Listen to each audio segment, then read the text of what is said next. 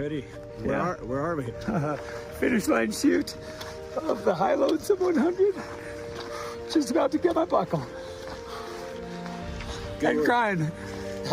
Good work, dude. Thank you, brother. We did it.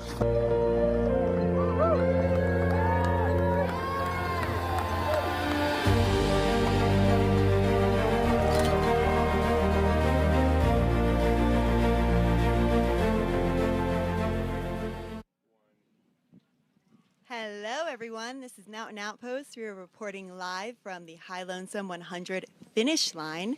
These are the last 7 hours of the High Lonesome 100, and we are gearing up for that golden hour. So we call this kind of the golden hours, where the majority of those runners are going to be coming in from a long 2 days in the mountains.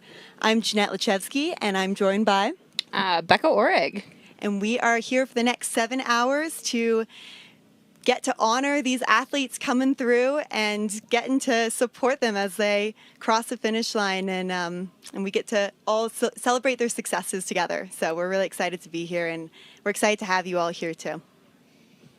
I like to call it a big party in the mountains. Truly. Yeah, like today, in some ways I think of today as and yesterday as one of the easiest days of running in some ways, right? Yeah. For a lot of these athletes, they're juggling families, they're juggling, jobs, most of them, a million other things, and somehow the training has to fit in there. Yeah, and they have had a whole day now that life just revolves around running. Yeah, I mean, you know that really well too, because if you wouldn't mind giving a little bit of background of your experience with High Lonesome, and you have a family as well, so you know what it feels like to have your family out there supporting you with little kids, and just a little bit of background on that. Yeah, it's just like a big celebration, which is kind of cool. Like I said, it's the day where everything revolves around running instead of the other way around. I've done High Lonesome twice, finished both times. I'm a mom of two. My kids are 5 and 7, Wade and Val. Little shout out. Think they're enjoying watching Mom on TV. I'm getting a little extra TV time today. I mean, and I live in Nathrop, so I'm like 4 hours from the course. I run on this regularly. I actually paced Celinda Heinel last night. It's just a beautiful course. So, and you've done it before too, right? What was your... Yeah, I did it back in 2024, and I was one of the golden hour finishers, which is really cool to be part of. And I was joined by my whole family and some of my best friends. So it was about 10 or 11 of us finishing together, which was a super cool experience. And that's something really special about the High Lonesome, is that when you get toward the end of the race, you actually can have as many people as you want running you into that finish line. And it's always really special and also interesting to see who decides to go through the finish line themselves and have their crew kind of part ways and go down either side to greet them at the end. And then who says, no, we're all in this together. Let's all go through the finish line together so that we can And it's celebrate. Super emotional. Totally. Like every time I run 100 miles, it always surprises me how emotional I get at the end. I see my husband, who supports me day in and day out with all of my crazy endeavors and is my crew chief extraordinaire, and he supports me for the day and puts everything else aside. And I think for a lot of these runners too, it's like you see that and you see all the people that helped you get to where you are, and it's a really emotional feeling getting to that finish line. So it's really cool to see a lot of these runners. I mean, at this point now, they've been running through a lot of heat of the day. I don't know what the temperature is out here. I think my car said it was 80. Something like that. Which up here it's warm. And oddly enough, it's not windy. It's always windy here. So we got another runner coming in. Looks like... Yes, we do. Woo, woo! Woo, woo! All right, we got Jennifer Mon coming into the finish line. This is her first 100-miler. Woohoo! And she's got 2 of her pacers. Yeah, and she picked this race because it's locally in her own Colorado mountain backyard. Yeah, she just absolutely crushed it. And you know that she has spent over 30 hours now. Thank you. 30 hours now in the mountains, battling the weather, battling her own demons, nutrition strategy. And she's finishing with a smile on her face. She claims she's a night ninja. I believe that. Yeah. All right, we got another one coming in here. Looks like it's number 92. We got Heather Van Sickle. Yeah, Heather. With her pink hat, you can't miss her. And she's running because her dad inspired her to start ultras. Shout out to her kids, Autumn, Scarlett, and Luke, who are watching from home. I bet they're so proud of their mom to be finishing the High Lonesome one. She also has a supportive husband, Judd, and her training partners, John and Charlie, have been through it all with her. And they're going to be there at the finish line. So cool. Yeah, and as we were just talking about earlier, to your point, she talks about how balancing life as a mom of 3, working full-time, and then still training for a 100-miler is just this opportunity. She sees it as a way for her to push herself mentally and physically. And I can only imagine what that must feel like. But for you, you could probably speak to that. It's so cool to see other moms out there, you know? Like, I mean, yeah, it's a huge balancing act. And, I think it's great for kids to see that, like, mom can do hard things. And, mom is pretty cool. I think it's really awesome. And the dedication it takes to wake up early, get your run in, and still make time for your family and your friends is just an incredible feat that It is a bit of a superpower, if you can juggle all that. All right, looks like we have now Carrie Stafford coming in. Yeah, Carrie! Go, Carrie! Woo! Woo-woo! She's running on Faith, Muscle Memory, and the Colorado Trail Magic. She's another mom, single mom who fought her way onto this start line and weightless. And it looks like she's maybe from Leadville. Yeah. I also love hearing that her mantra is, the answer is always food, and that's so true that a lot of these races are just big eating contests. It's how much you can get down and keep down is the key. My daughter is 5, and when I ran High Lonesome last year, I was asking her the day before, I'm like, Val, when it gets hard, what is something you think I should think about or do? And she's like, when it starts to feel hard, Mom, just eat something and just keep running. I'm like, that about sums it up. Better words could not have been spoken. Yeah. So we should put that on a t-shirt. That's fabulous. Yeah, and to Carrie's point about saying that the answer...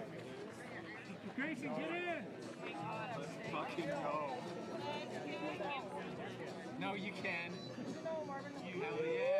Carrie, I hope you get not only that box of Lucky Charms, but a couple boxes. And hopefully she made some friends out there. Looks like that was her #1 priority for the day. So I think that's what's so special about the High Lonesome and 100 milers in general is that you do meet so many incredible people out there running, and you start to just hear these incredible stories that people will share. And I find a lot of times that we'll share more information about ourselves and more stories than with these strangers. The training plan is over. It's done. Actually, she said that she's... I took a banana and I feel Awesome. Oh my God, I love it.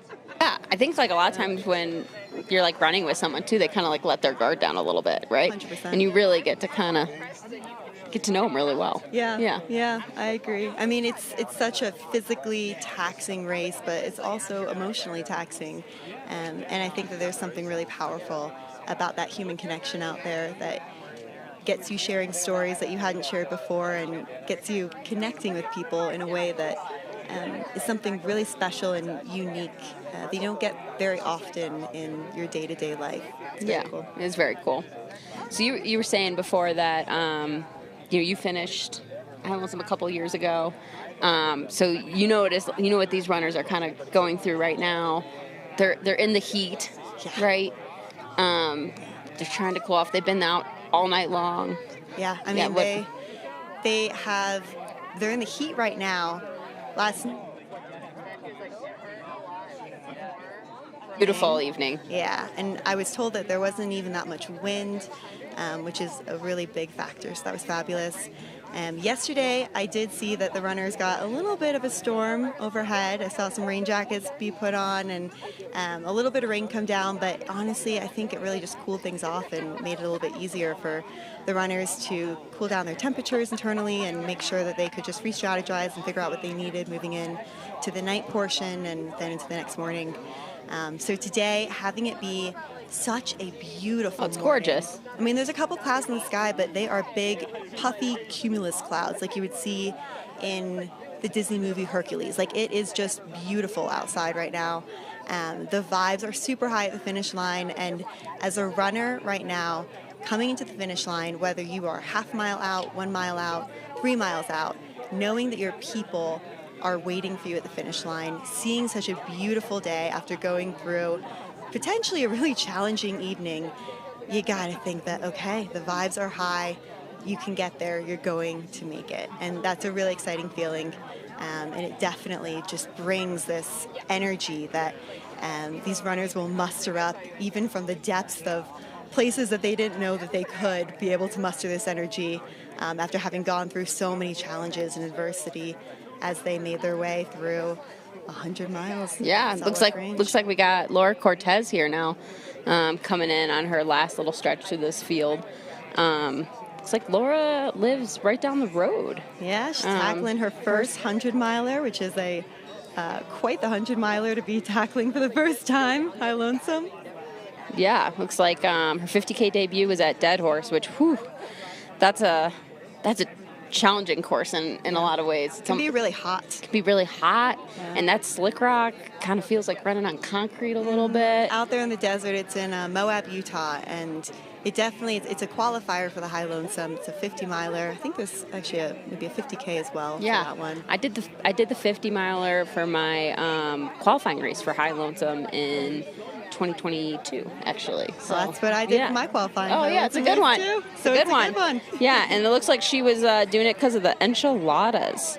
And she's not been playing an intensity game, just low to medium mileage, and whatever vert felt good. So yeah, so we're seeing Laura coming right now, and it looks like a couple of her people are starting to walk over to cheer her on. Sounds like her coach is Sammy. Sammy's out in Golden. I think Sammy's got a couple of athletes running today. She does. Yeah, Sammy's got a couple of athletes. Special shout out to Robbie for his calm dad energy. He's part of her crew, and he's been fabulous. Alan, who's been keeping momentum and aid station efficiency for her. Colton, who's helped her from blanks to the finish line. Yeah, Laura!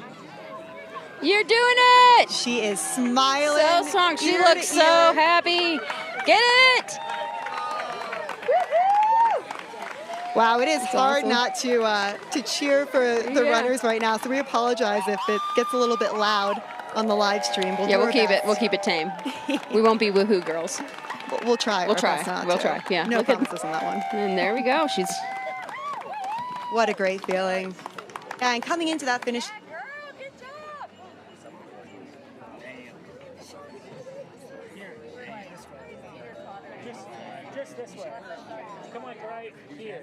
How Caleb does it. He's like seemingly everywhere all at once, and then he's at the finish line for every runner that finishes, which I think is getting harder and harder as the front runners get faster and faster. Yeah, and that's one thing really special about how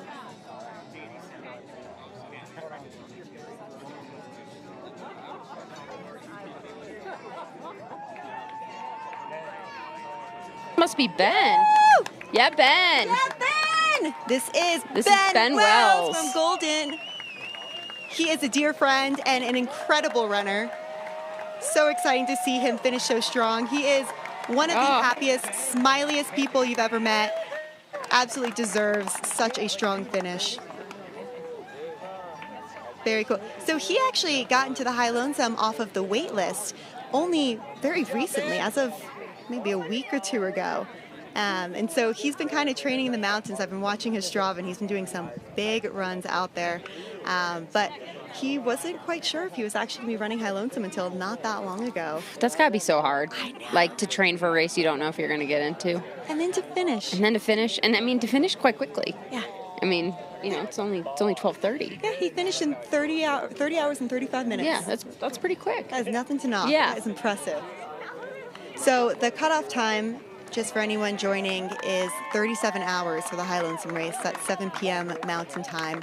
Racers all started at 6 a.m. yesterday Mountain Time and have been making their way through 5. Got a runner coming in with a huge pack. I assume that's all for one runner. Looks like there's about 7 of them coming in with.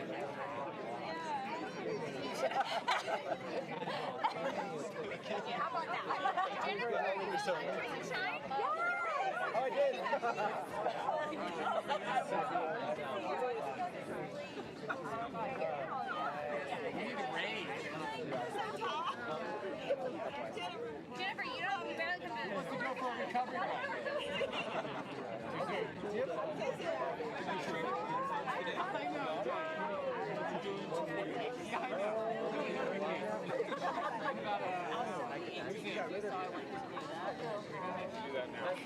Maybe that's Brian in front and Summer with the big squad, it looks like. Looks like we've got both of them coming Yeah, in. looks like they're coming in close. Summer with.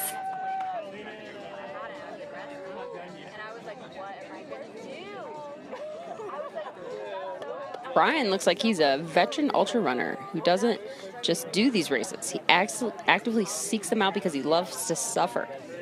I think a lot of us can attest to Yeah. that.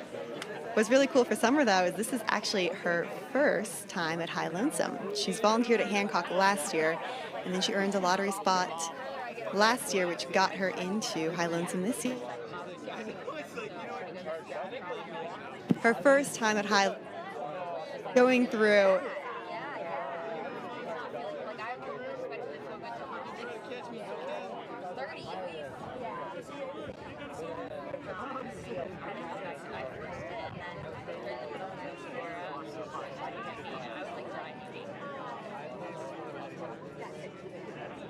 Brian is a flatlander from Iowa.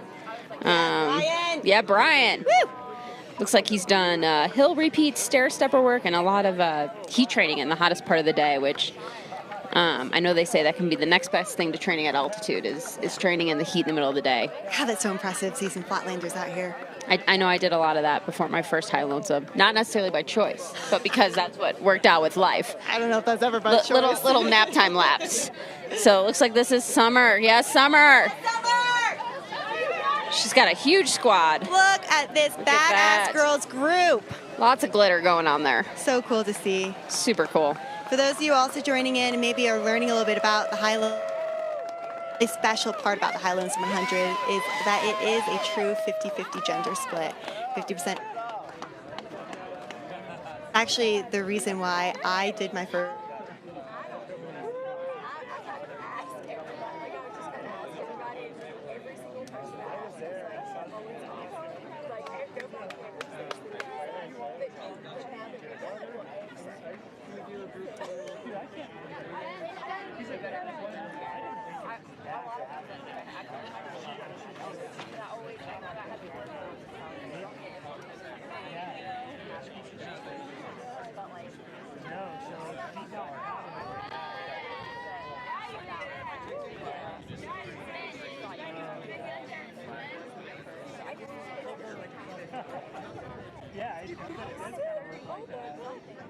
Linda and I were talking about it last night, actually, when we were running together, and it's super cool just to see other women lifting up women. Yeah. And as also, too, both of us have daughters.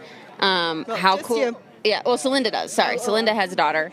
And just like how cool it is for our daughters to see that, to special. see other women lifting up women and pushing each other in a positive and supportive way to get the best out of themselves, which is really cool. And really neat that this race has the 50-50 split. You know, Yeah. brings good competition. It makes, I think, the race a lot more accessible.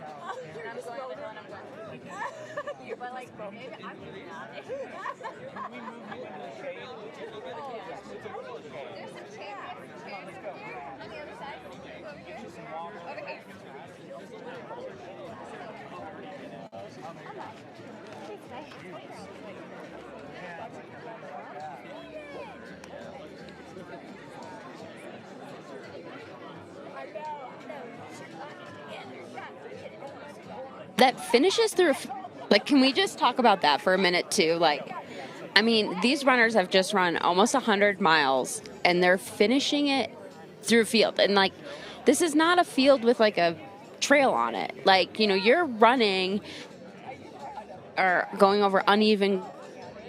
It is a hard way to finish. I don't know what it was like for you, but I was like, man, this is tough. And you'll see when the runners come in, it looks pretty flat. I mean, as you can see in the camera, it looks like a flat field, but when you've been out there for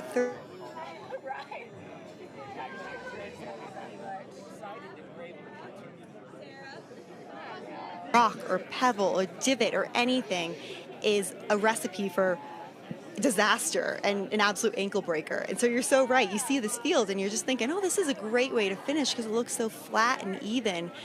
It's anything but easy. Anything but easy. Yeah. But if it was easy, everyone would do it, right? It's true. So.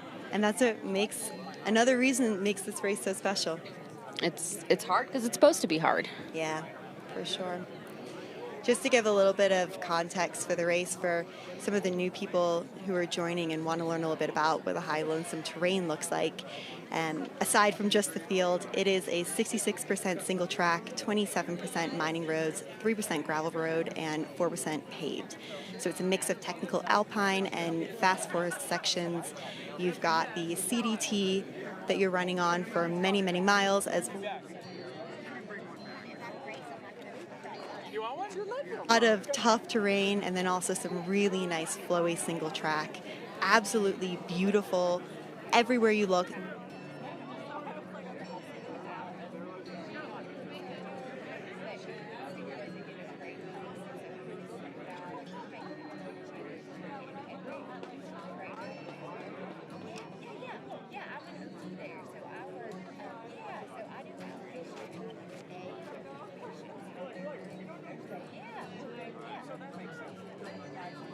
The course is like pretty heavily front loaded on the vertical gain piece, but I think a lot of people underestimate the Colorado Trail. Like there is nothing easy about the Colorado Trail, you know, basically from the moment that you get, you know, past Fooses.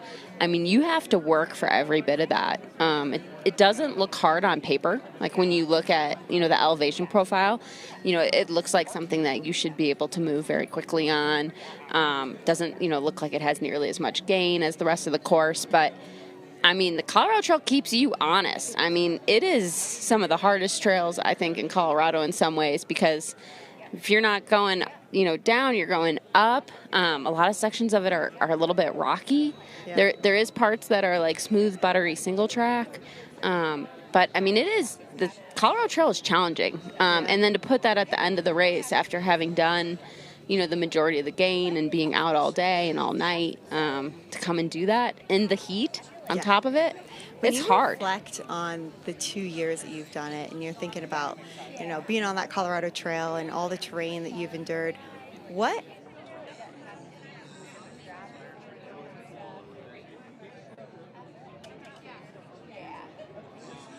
I actually think it's the Colorado Trail for me. I was wondering. Yeah, like that is, I mean, for me, I've done it 2 years, and I don't know if I'll be back again or not. I think we'll see. We'll see. I do kind of feel like I have yet to put the whole thing together.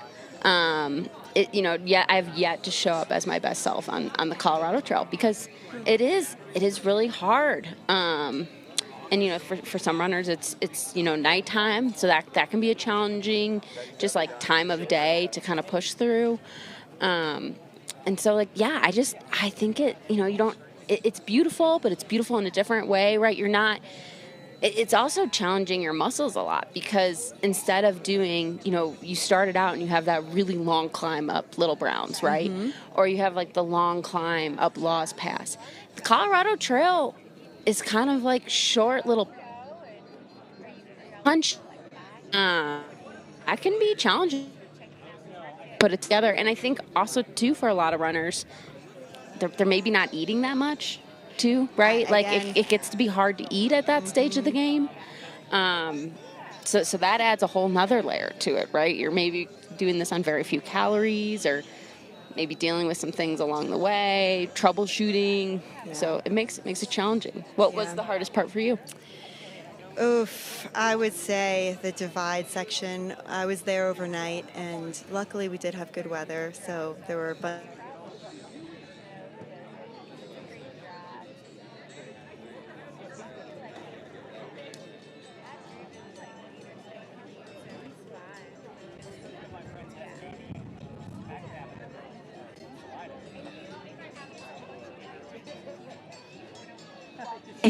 I just kept thinking that's such a gorgeous, I wonder what that constellation is. And I turned to my pacer and I'm pointed to my pacer, and my pacer looks and kind of furrows his eyebrows and looks back at me. Shout out to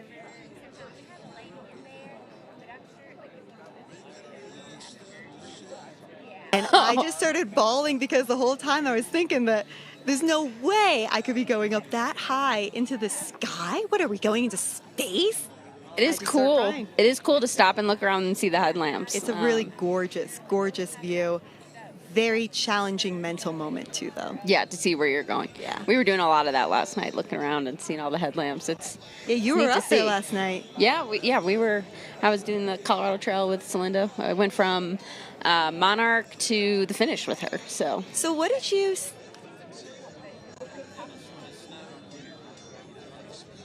tough moments of people sleeping on the side, doing a quick power nap, or what were you seeing out there? yeah, I mean, there was a lot of people we were seeing last night or early this morning that were kind of like stopped at aid station, nap. Like I mentioned, maybe having a hard time getting some calories down or keeping them down. It was a gorgeous night.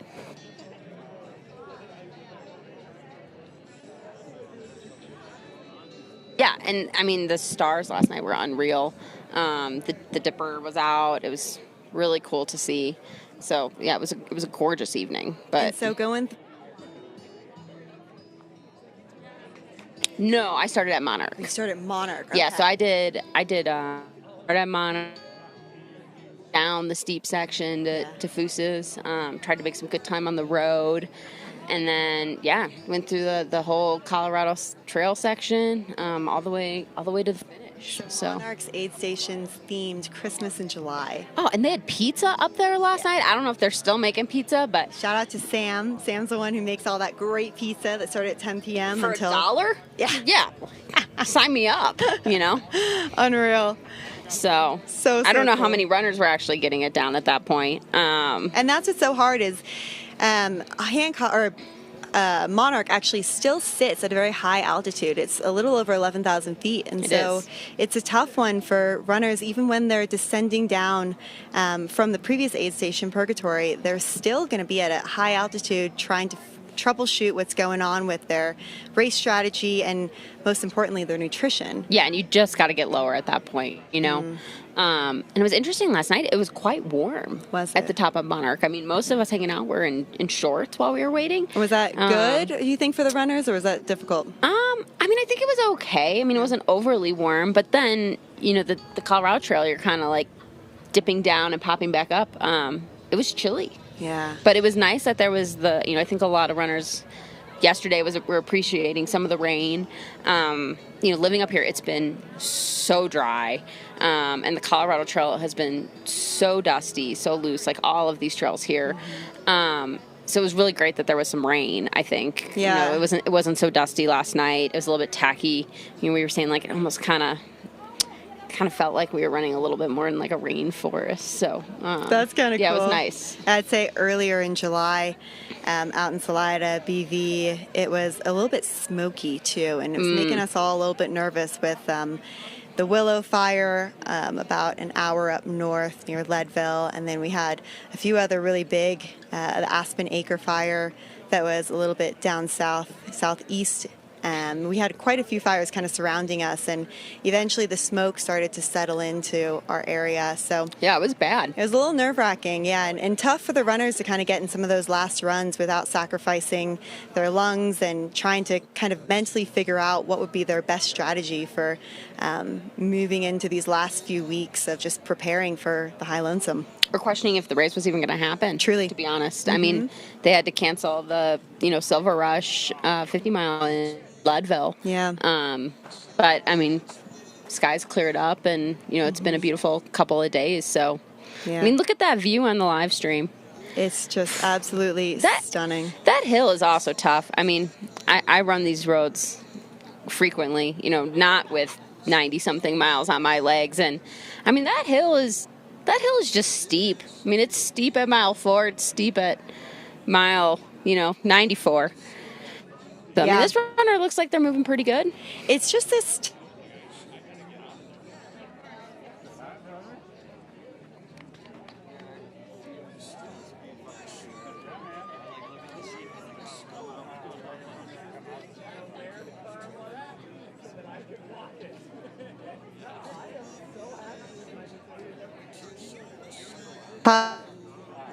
So to have Racer there all the difference, overall vibe.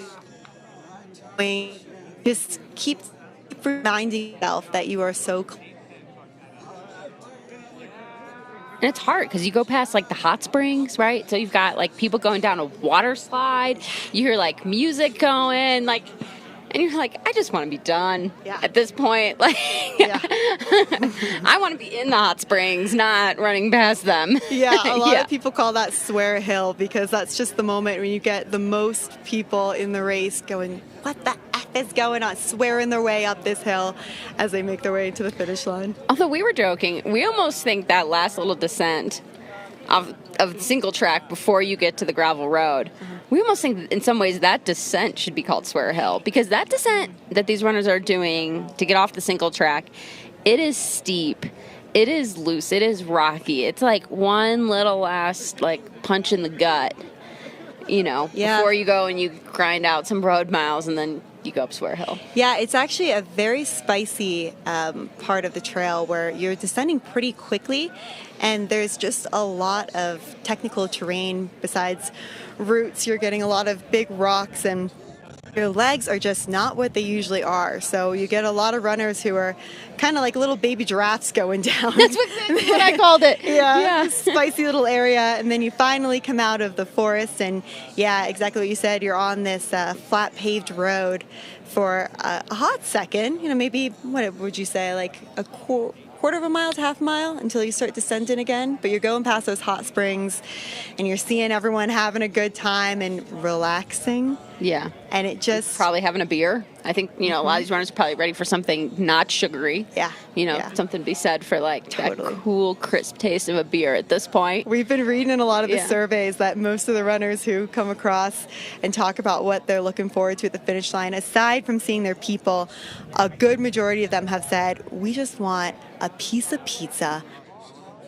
That's it. Yeah. That's all we're looking forward to. Or a burger and some French fries. Or burger, exactly. Burger and French fries. Just something that's not sugary, not a gel that you're slurping down. Just something substantial.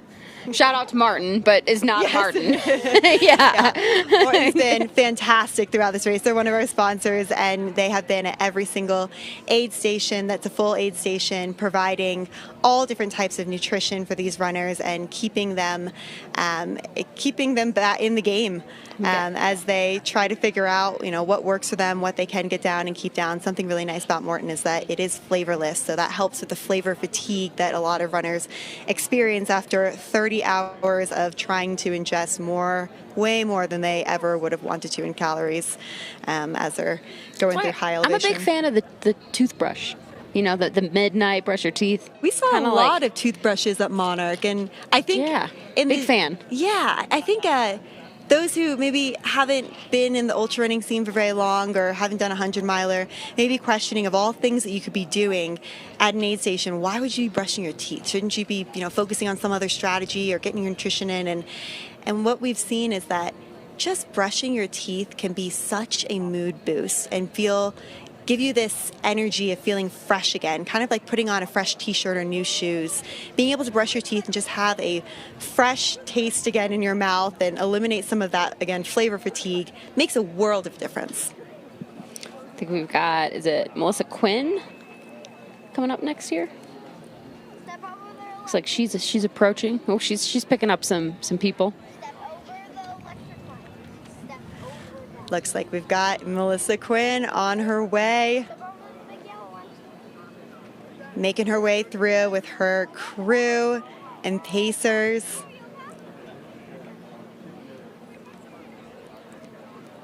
Looks like she'll be finishing just under 31 hours. Just shy of 31 hours. A very, very solid pace. She's got some young pacers bringing her into the finish line there, it looks like. Yeah, she's got a full army with her. And she's looking strong as she's coming across. Oh, you can hear their crew giggling a little bit and chatting it up, giving her a little bit of encouragement as she finishes. She's looking good. What an awesome, awesome moment. Yeah, Melissa! You did it! Go, Melissa! Woo! She's from the Pacific Northwest, and she is a very experienced ultra runner. So she knows how to climb. She knows this terrain really, really well. Super, super strong runner, and it shows today just how well prepared she was and how well she kept to her strategy and troubleshooted when she did face challenges. Nice job, Melissa Quinn, who I think goes by Missy.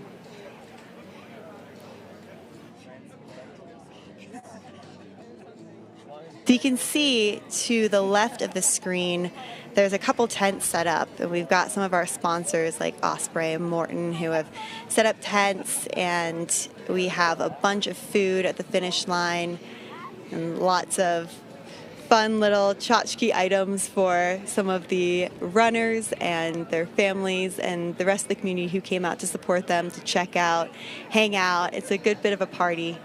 And I think usually, I don't know if they're doing it yet, but usually Laws is making some cocktails, right? Love that. Yeah. I think they are. Yeah, I know in the past they have, so. Yeah, Laws Whiskey is one of our sponsors.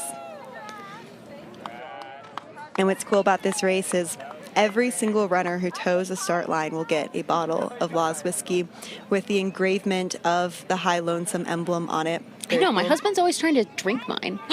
I'm like, you didn't run 100 miles. I still haven't opened mine. Really? Yeah. Oh, you gotta cheers with that. I know, it's been 2 years, and I just kind of keep it as like this award that sits. That's fair. That's up, fair. yeah. I might have a little tonight, actually. I think you should. Celebrate another year. Absolutely. In the books.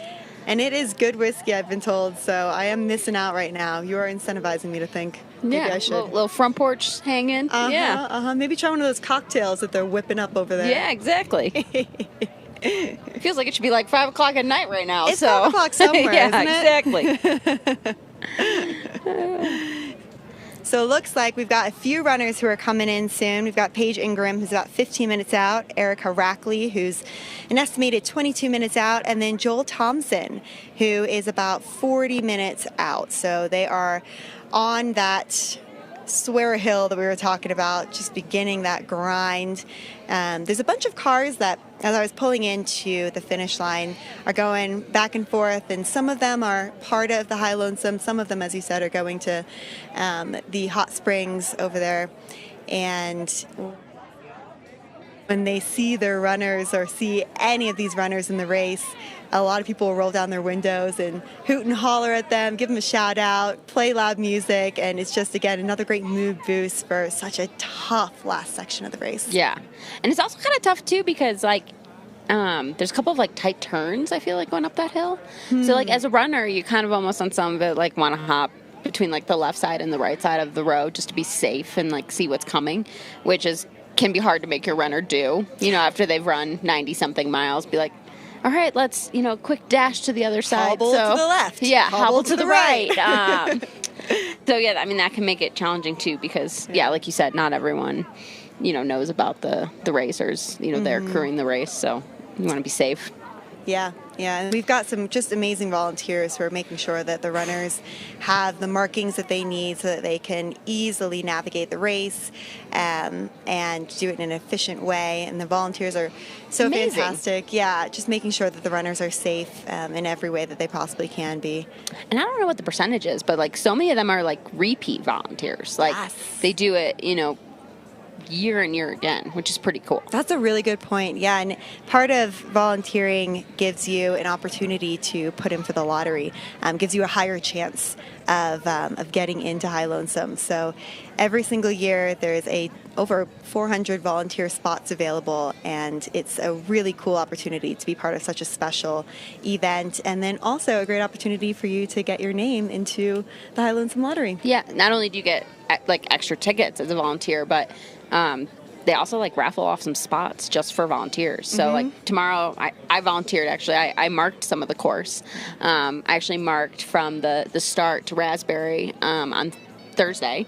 And, yeah, you get, like, extra tickets that or extra spots that they're going to raffle off tomorrow at, like, the volunteer breakfast. So I mean, some of these volunteers might know tomorrow if they're running High Lonesome 2027, which Imagine having a full year to train. Wild. You know, you don't have to wait till the lottery in, is it January that they do the lottery? You know, you don't have to wait till January to know if you're going to get in or not. Yeah. Which is, you know, a huge advantage, I think. Totally. Special shout out also to Death March running company, who has been hooking up a lot of volunteers with great swag. They are a really cool organization. Have you be part of this amazing event. You all have added so much flair and value to this event, and we're excited to have you for many more years to come. Yeah, they did really cool little bags for all the volunteers. Super cool. Yeah, super cool. My whole family was kind of eyeing it. You know, I came back and I'm like, no, I think I might be using that. That's mommy's. Yeah, exactly. So pretty cool that they do that for all the volunteers. So yeah, that is really special. There's a lot of great swag that gets passed around. All right, looks like we got another one. Paige Ingram, I think, is coming in, and this is her first 100-miler. And I think for a lot of runners, this is a first 100-miler, which is a tough first 100-miler. We had over 10 runners this year who are doing the High Lonesome 100-miler as their first 100-miler. Just so impressive, so cool. And she brought her whole crew from the Yukon to help her chase this dream. So, and her shout out is major love to her partner and 2 friends who traveled all the way from the Yukon to crew and pace her through the race. She's got serious support out there, which she really does. So cool to see. Yeah, and also Paige says that one of her big mantras is keep pushing. You've gone through worse things. So Paige, you're almost there. Keep pushing. You've gone through worse things. We're cheering you on. And her secret weapon, she wasn't willing to share it. She's holding it back. She said she had something special tucked away for when she needs it. So I love that. Curious if she had to use it and what that maybe was. Yeah, it'd be really interesting that or not. But either way, it looks like whether she did or didn't, she definitely figured it out. And she loves to fuel with pickles at these aid stations. So I hope that there's a big jar of pickles for her at this finish line because it is well deserved. Couldn't be me, but it's a great fueling snack, I know, because of all that extra salt and water.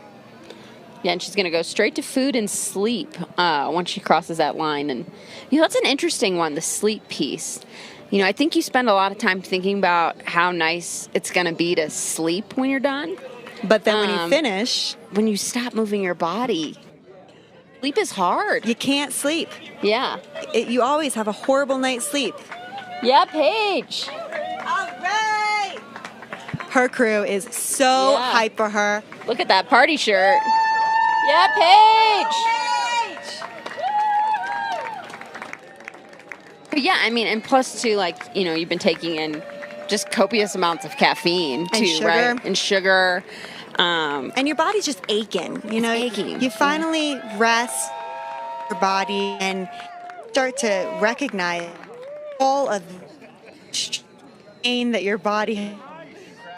I remember I used quivers on my legs that were just kind of pulsing almost from aching so badly, and it makes it so hard to sleep that first and even sometimes second night. Yeah, and you're like, you finish and you feel okay, and then I don't know about you, like at some point you get really cold too. It's like your body kind of like realizes what, you know, it's having like a hard time regulating a little bit. Yeah. So, you know, even though it's warm out, I think, you know, probably as we see some runners finish and around the, you know, finish line here, you'll see them kind of like wrapped up in blankets or wearing sweatshirts and stuff. Even though it's quite warm outside, it's just your body kind of figuring out what's going on. To that point too, I find a lot of runners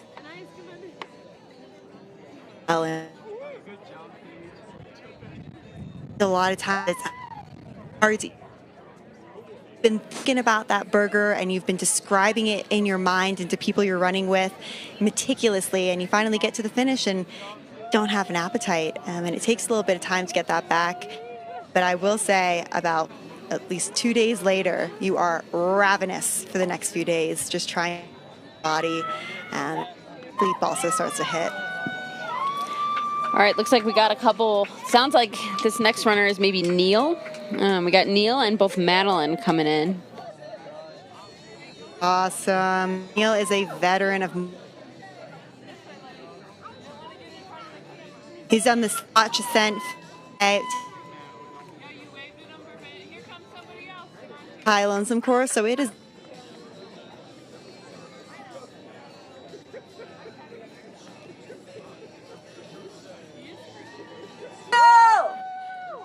So hard not to cheer for. They are smiling ear to ear. Friends and family recorded ridiculous stories for him to listen to during the race, including a 45-minute park recap that's guaranteed to make him laugh no matter how deep he goes. I'd love to see that. I wonder when he put that out too, and I also wonder if we can all get some copies. All right, I think this next runner coming.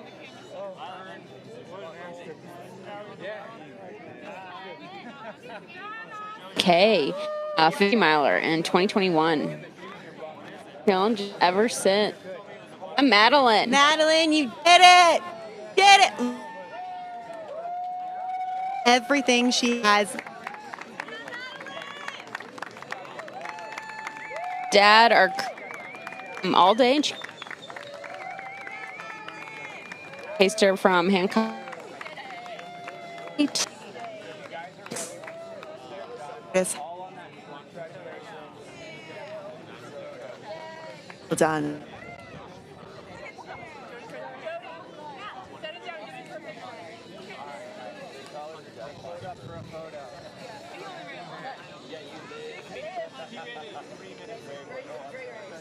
Here come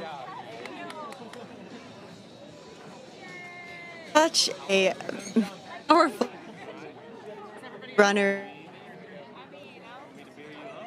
And look at that! Look at that crew there. Yeah, Yeah. She's got a lot of people out there supporting her. It's Finishing cool to see. in 31 hours. Congratulations! Huge accomplishment. Were you still running when you were coming through the last 2 times you finished High Lonesome? Yeah, through the field. Yeah, I mean, you have. I mean, in some ways, it's like, Yeah. you know, Your last hurrah, almost. it hurts whether you walk or it hurts whether you run. It's over sooner if you run. How about you? Yeah, I definitely was hobbling my way up that last little incline, but my gosh, when I saw those gates and met my whole crew and group of pacers, I just,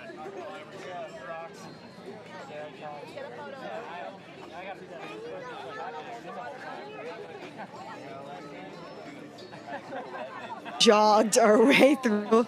Probably jogged than I walk around. Yeah, you're going somewhere, right? I was moving, yeah.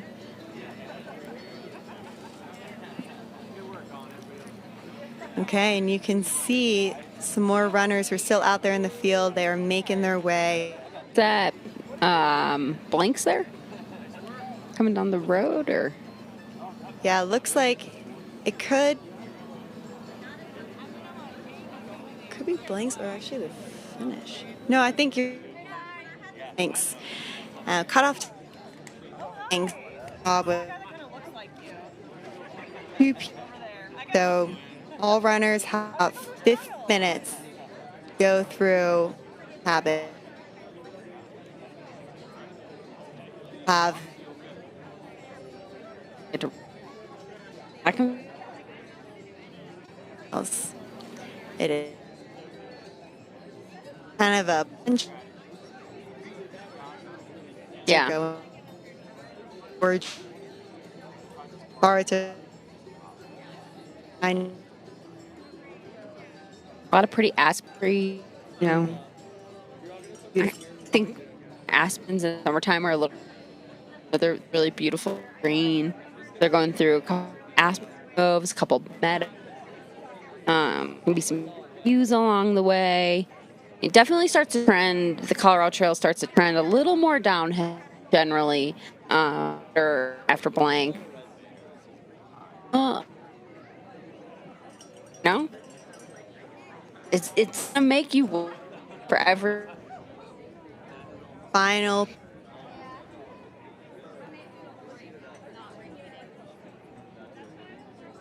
Just to give everyone a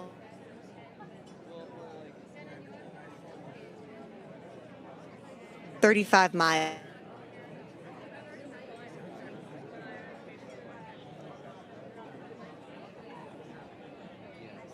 a lot of runners will actually. Oh, there's a lot. Yeah. You camped very close to the trail last. Oh, really? Yeah. I mean, we must have probably close to a dozen different spots where there was backpacker camp.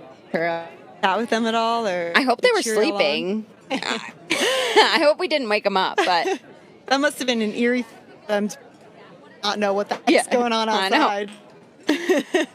200 runners, 250. I mean, just speaking a little bit to volunteers, too. I mean, these volunteers have been here since, last night, I think, is probably when they got there. A long time. Yeah, these runners have given up a lot of their time and energy to support these runners, or these volunteers.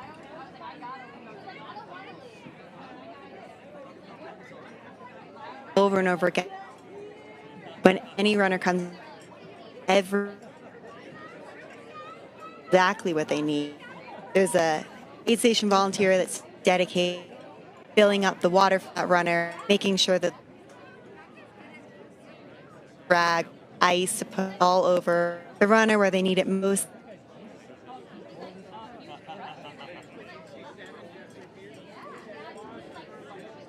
Runner back they need.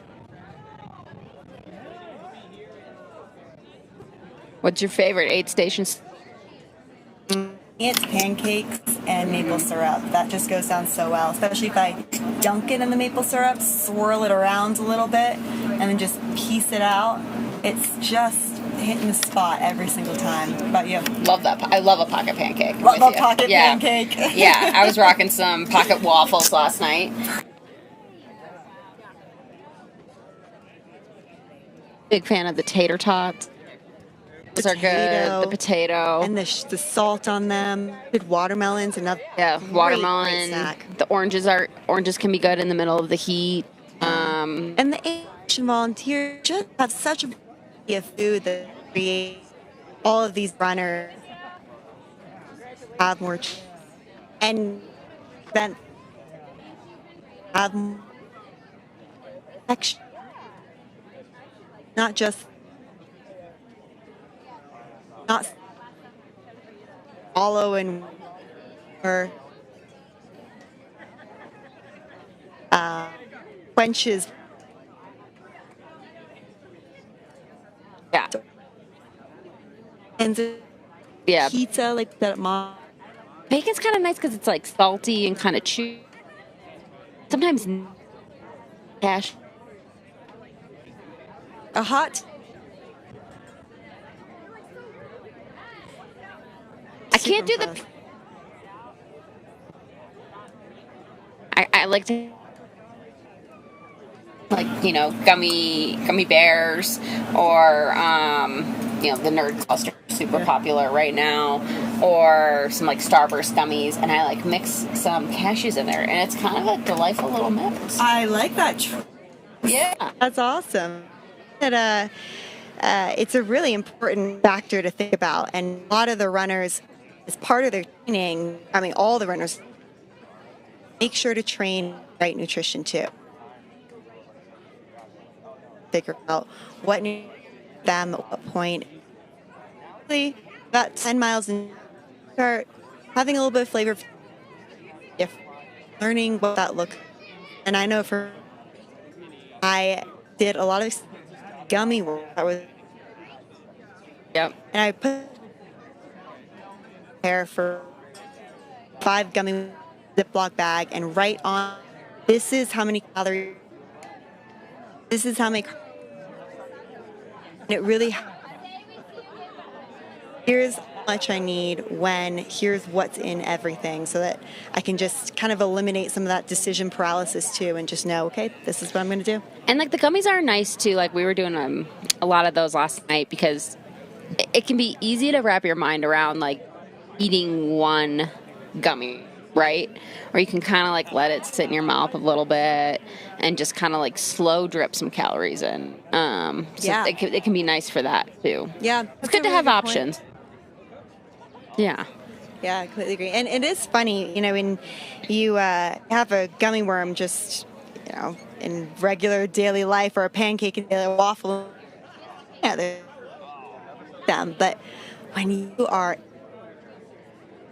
hot ass mouth so dry. Sometimes I don't know if they have them out. They'll have like popsicles, like that can be so good too. That is such a popsicles are ass. Yeah, they have a bunch of ice there at Blanks, keeping their runners cool, and pretty great. A lot of liquid nutrition too. If we're having a hard time, that's something a lot of. Yeah, I think the liquid calories too are helpful for when you're like up high, and it's hard for your body to process the food. So the liquid calories are great for that. I'd also that's kind of all you get in, or there's some ginger ale or Coca-Cola. Yeah, those are also fan favorites. Yeah, we saw at Monarch a ton, very bubbly. Sometimes that just kind of settles your stomach, like when you were a kid and you were salty crackers. Even when I was younger and sick, and that seemed to be what everyone did when you're running. That seems kind of the MO goes toward.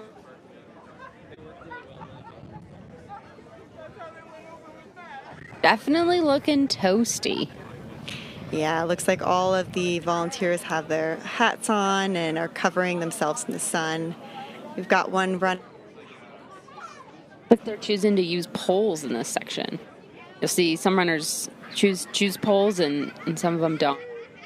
Personal choice. Yeah, there's only one when you can pick up poles in this race. Either start with poles, have the up the half buckets, where I ended up picking up my poles, unfortunately, because I didn't really take into consideration first of the happens. So it was such. Yeah. It can just help to like mix things up a little bit too, I also find sometimes too, like just like the tapping of the poles becomes like rhythmic. Yeah. So we were talking about that downhill right before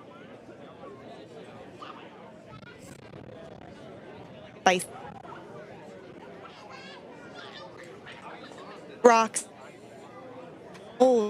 down. Actually,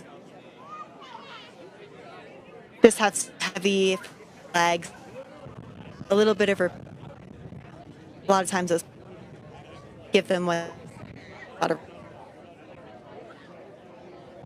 Like we've got the camera has here we go. I think gonna pop. Looks like Joel Tom. He's is miler after a journey being unable to climb stairs, becoming an mountain ultra, and he's doing it solo. No pacers to test. He's truly made. Wow, that's impressive. 6 years, countless miles, transformation.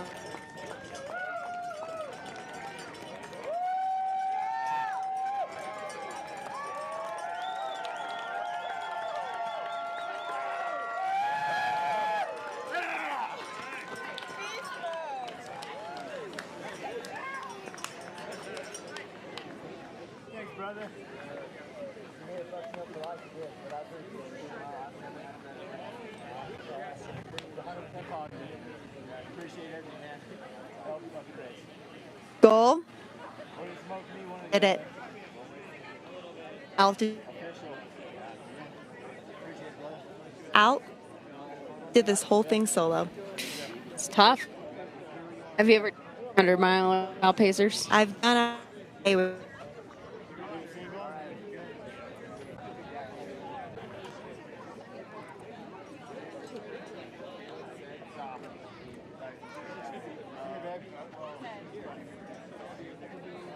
making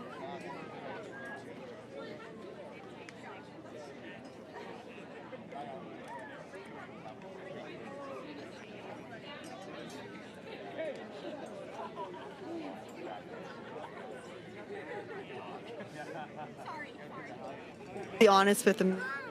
Hi, sweetie. Fine. How's it going?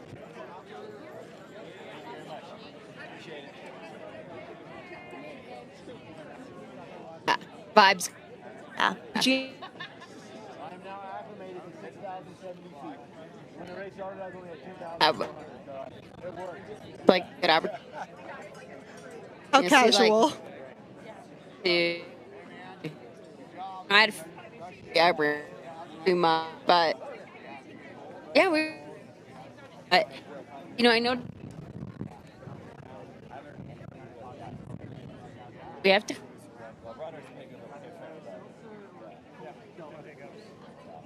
mean, I don't know what it. I mean, that can be hard too. It can begin to be. Don't have to. Yes. Of course. Of world out there, so a place to be. I said, morning. Sometimes salute. Oh yeah. Have it. Talk to things.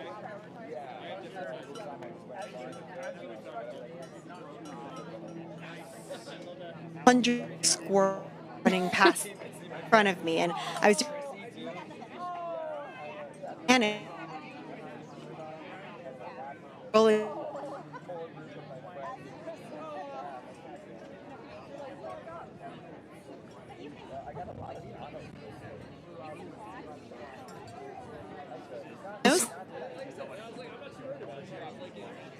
I realized I was losing it, and I think another to have a pacer with you. Or maybe you are crazy and there are not any squirrels out there, and maybe we just need a little 10-minute power nap. Or it could be helpful just to have like someone else's feet to follow. Quiet. Okay with those quiet kind of stuff. Maybe talking and just kind of like giving him.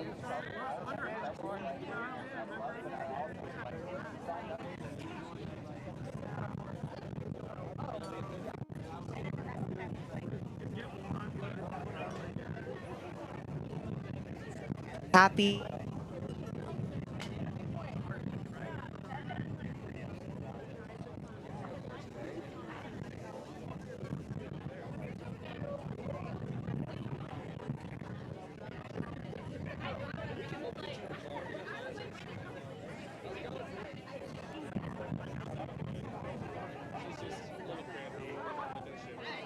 We don't know, but hopefully.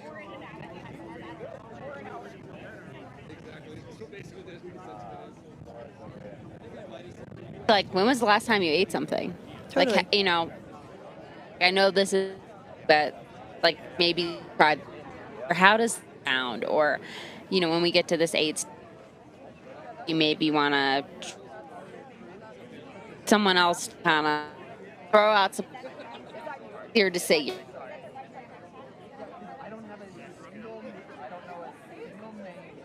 Not fuel too. Mm-hmm. And having a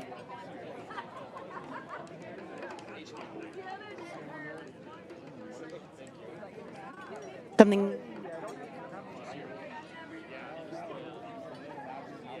back to salt juice.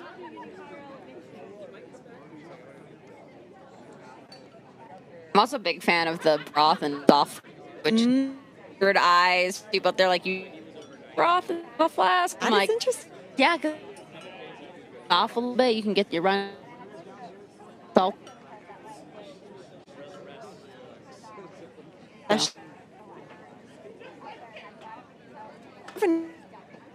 Yeah, Not just bunch.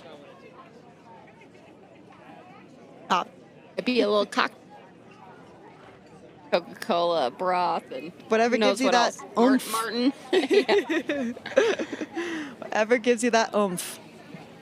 So it looks like we've got another runner coming in. We are 31 hours and 26 minutes into the High Lonesome 100 race. Cutoff time is 37 hours, and it is 1:26 p.m. Mountain Time right now. Yeah, and we'll be here till what, 7 o'clock? We'll be here 7 o'clock. Golden hour starts at 6 p.m. And It's Erica? Erica's approaching? Erica Rackley. I love how many of these runners filled up, by the way. So shout out to makes it a little bit more, approachable. It's Talk just about them. a great way to get on. Really cool.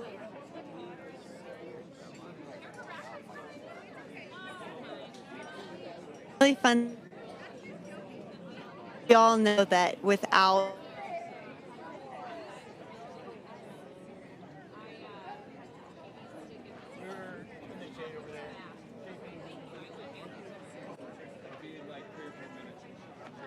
Awesome. I love that. Yeah, that's her secret weapon. That's her favorite. Pile up. There was great tater tots at Foose's last night. Cool. So, or not Foose's. So hopefully she had some of those. Well, y'all look out for Erica as she comes through, because this is racing 7 years now. 3 starts, 2 finishes. Half back. Race landscape.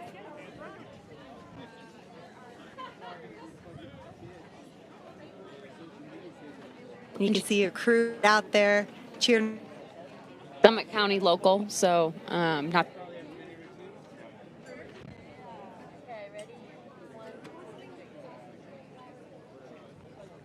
She's Stomach doing- issues have derailed her. Sounds like she's trained a lot. And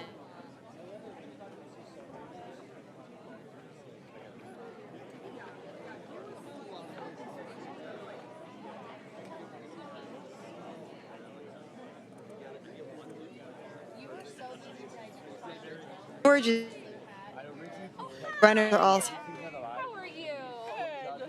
How are you? Oh, this is Kayla's. Okay, so that's great. I did not make this, but by her sister did. She is due any minute, so. did it. And here comes Erica into the finish line. Yeah, Erica. Looking so strong. Running, not walking, running her way into the finish line of the High Lonesome 100-mile race. An incredible feat, a true redemption story. Go, Erica. You deserve every second of this celebration. Congratulations.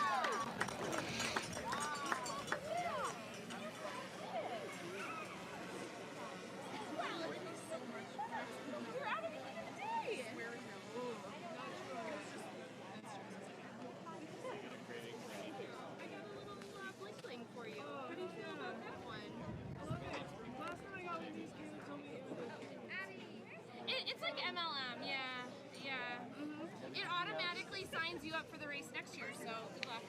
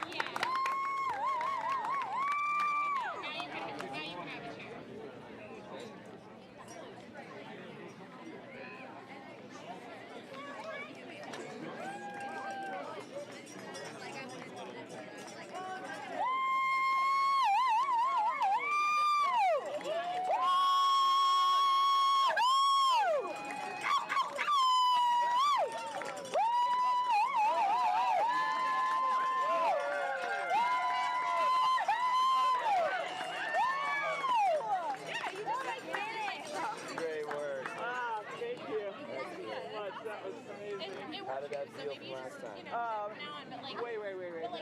that's good. So that like you get jazzed, you know, you get freaked out, but then it's like then you come down real quick. 31 hours. Like, out of everything. Cool, I got a chance to see time. Oh, that's cool. I didn't realize I got a special one. Every year. Coming back, yeah. 3, 4, 5. That's terrible. I talked to somebody at the beginning, John, I think was his name, who was on the side. So, okay, good. I'm feeling iffy about that. I don't sleep when I crew this race. She doesn't want me to You do should it. just start running it so that you can't crew it. No, it's one or the other. Somebody's running. That's amazing. Oh, yeah, if you get the 3 of us, that would be...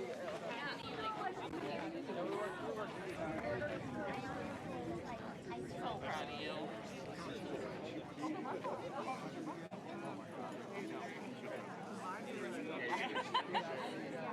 A lot to ask.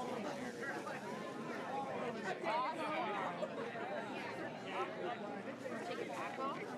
Yeah, it's like, I'll send it to you I have not sold one either. Rachel and Dad text, and they've been very demanding, so.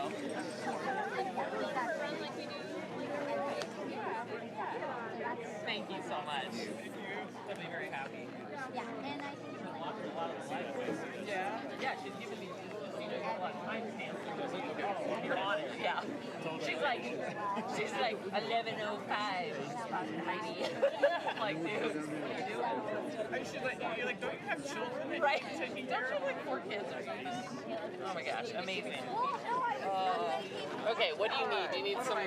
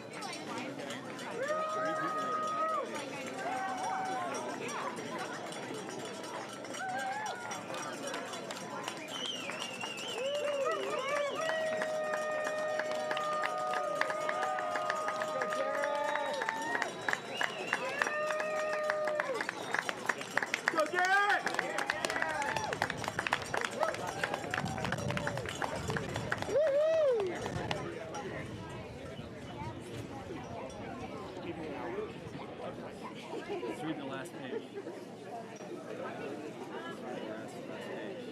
Mile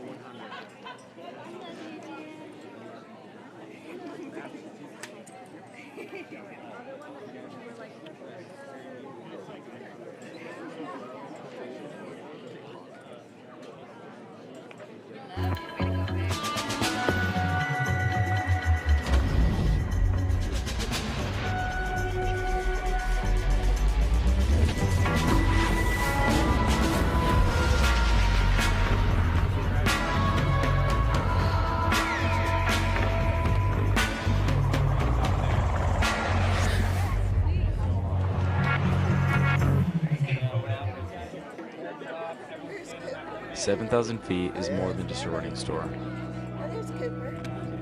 It's a place where community comes together. It's a place that invests in our future.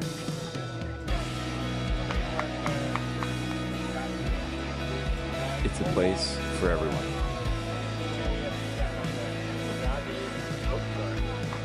"7,000 feet, more than just a running store." Check, mic check. Check. Most important part. Pecking.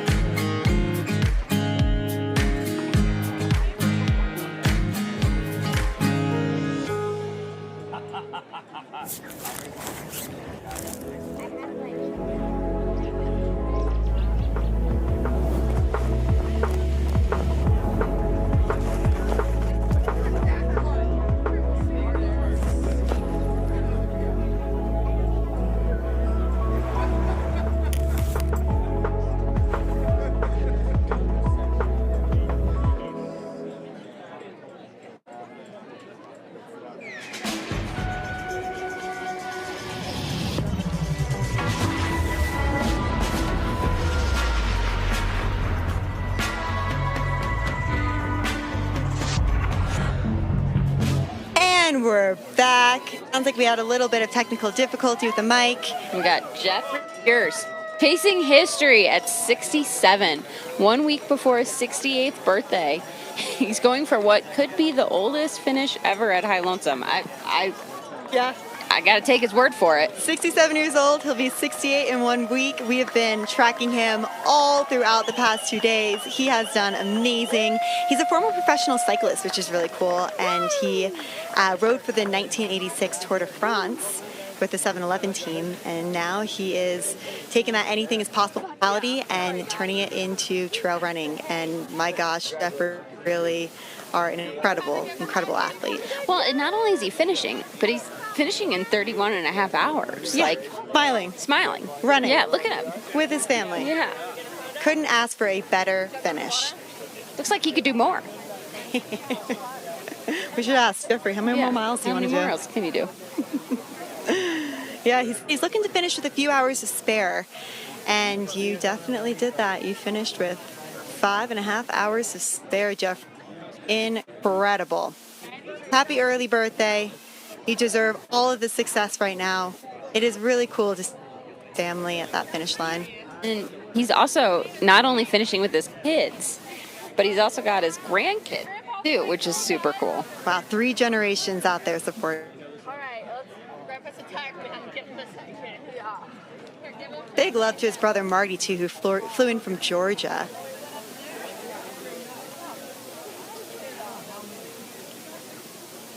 And then I don't know if he said this, but I want to make sure that we send some love to his dad, who's home in Colorado Springs and is probably watching on the live stream, going crazy, clapping and screaming and hooting and hollering. And so excited for Jeffrey's finish.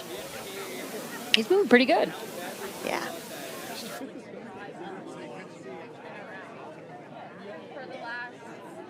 Sounds like we may be still experiencing a few technical difficulties.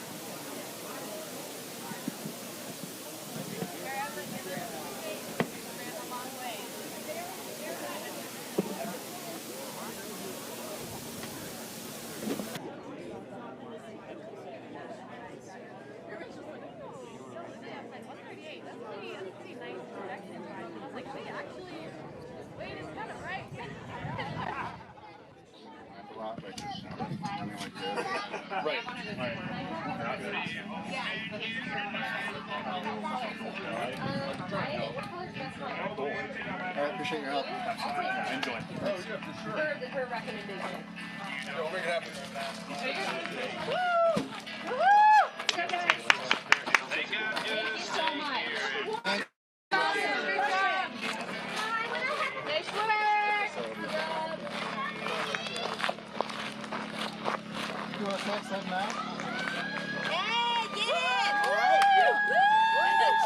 Get it! You got it! You got it!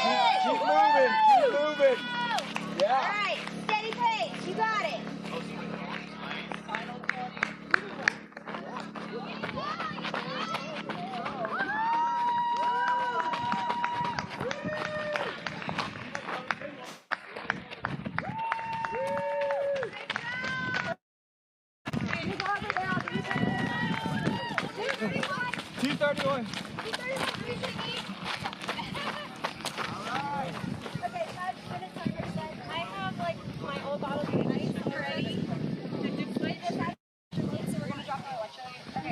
Over 100 miles, roughly 23,000 of elevation gain, crossing 5 alpine passes, running 27 miles on the Continental Divide Trail and 35 miles on the Colorado Trail. They've been traveling through historic Colorado mining communities like St. Elmo and Tin Cup. The highest point of this race is over 13,000 feet, while the average elevation is higher than many states' highest peaks. The cutoff time for this race is 37 hours, which is 7 p.m. Mountain Time, and we have been tracking them for the last 31 hours and 41 minutes, with the runners starting yesterday at 6 a.m. Mountain Time, Colorado.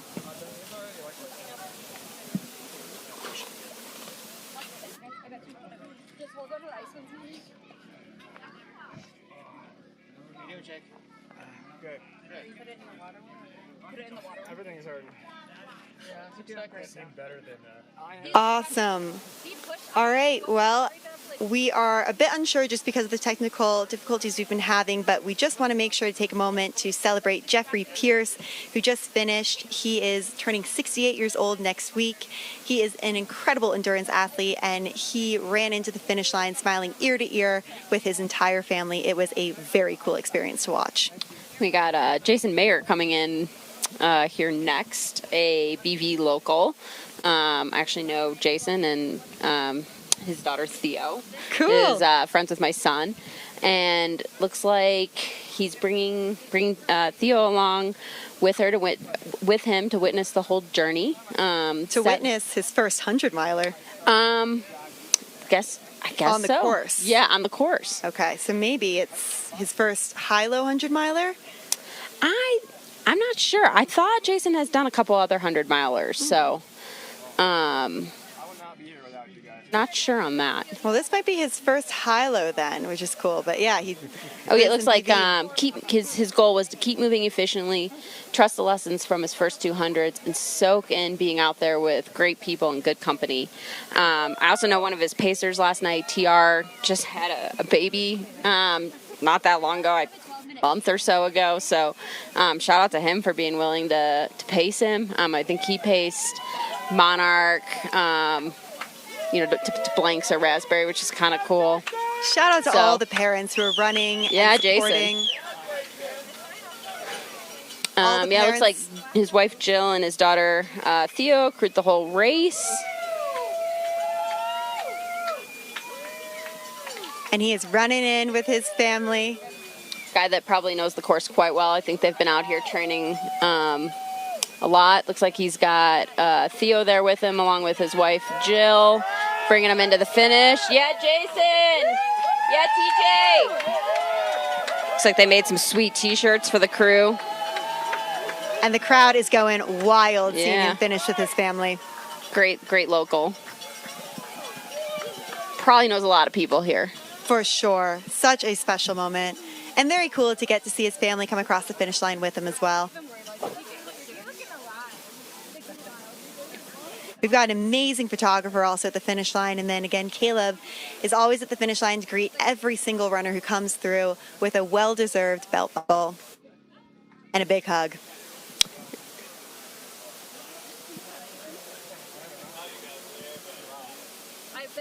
Just in case we tuned out for a moment, all the runners who toe the start line of the High Lonesome 100 will also be receiving Law's whiskey bottle with the engravement of the High Lonesome emblem on it too. It's very special.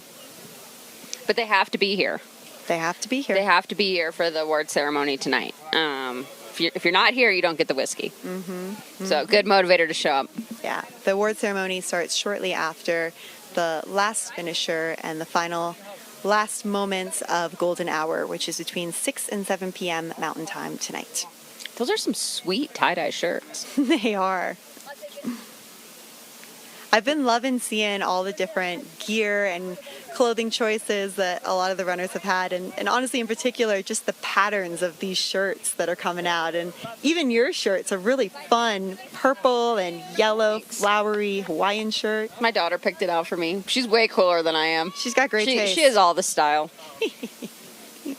I can't even pick out her own clothes. She's 5. I'm terrified for when she's 13.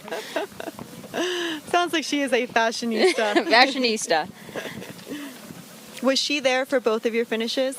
She was there for both of my finishes. Yeah, both of my kids were. So, and did they get to cool. run you into the finish line like we just saw with Jason? Yes, they did. They ran me in both times. Last year when I did it, my daughter was at a couple of the crew points. It was super fun. Very cool.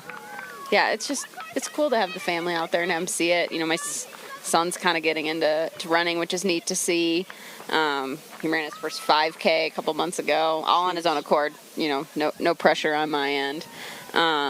So it's neat to see the kids kind of pick up on some different passions. It's also really cool to see the kids so involved in this entire experience. Yeah. You know, not just on the sidelines. Lots of kids out here. I mean, Yeah. Yeah, Very super heavily kid-friendly. involved. And also at the aid stations. I mean, we saw a couple different families with daughters and sons who are out there of all different ages, and they're going through a checklist, reading out what their mom or dad needs and making sure that they have the right amount of ice and nutrition. And these kids are doing a heck of a job supporting their parents. Yeah. I did. Last year, my daughter was pushing me out of the aid station at Hancock. She was like, "Go faster, run up that hill, Mom." I'm like, "Whew, come on, this is tough stuff." And honestly, that's exactly what your crew needs to be doing, especially Yeah. when you're getting towards some of those later aid stations when it is so easy to just want to sit there for a good while when you're so exhausted and you see your people, and the last thing you want to do is get up and have to leave. Yeah, it's tough. Yeah. So at this moment, we've got about 13 minutes As I say, left. I was just looking at the time. Looks like not a whole lot of time left to get through blanks there. So Yeah, so the cutoff time for blanks is at 2 p.m., which is in 13 minutes. This is that was a view of the Blanks aid station. And now we're getting a great picture of one of the runners coming in, starting to climb that nasty little hill into the finish line. We've been lovingly calling that Swear Hill because it's not a very fun hill to be going up after doing 23,000 feet of elevation gain in the past. fun fact: while you can't do the finish, at any other time other than the race, the arch does stay up all year. That is very fun. Right? Fun And fact. do you want to describe the arch to some of the live stream members? Yeah, who might not see it? I think Caleb made the arch back when the race first started, which is super cool. So it's been around since the beginning, and yeah, it stays up out in the field all year. Like if you're kind of running past on the road, you can see the arch, which is kind of neat, inspiring to think about when you're putting in some training days. Yeah, so. this big, cool wooden arch that says High Lones 100 miler or High Lones 100 on it, and it's this just really cool representation of the race. And yeah, I think Caleb did make it. He's very handy. He's actually building his own house too, which is very cool. I think they built. They're done. Be finished Yeah, with it no, as of this they year. moved in. Yeah, so very So cool. Got another runner coming in here, Stan Connors. He's a veteran ultra runner making his High Lonesome debut after 3 years chasing the lottery.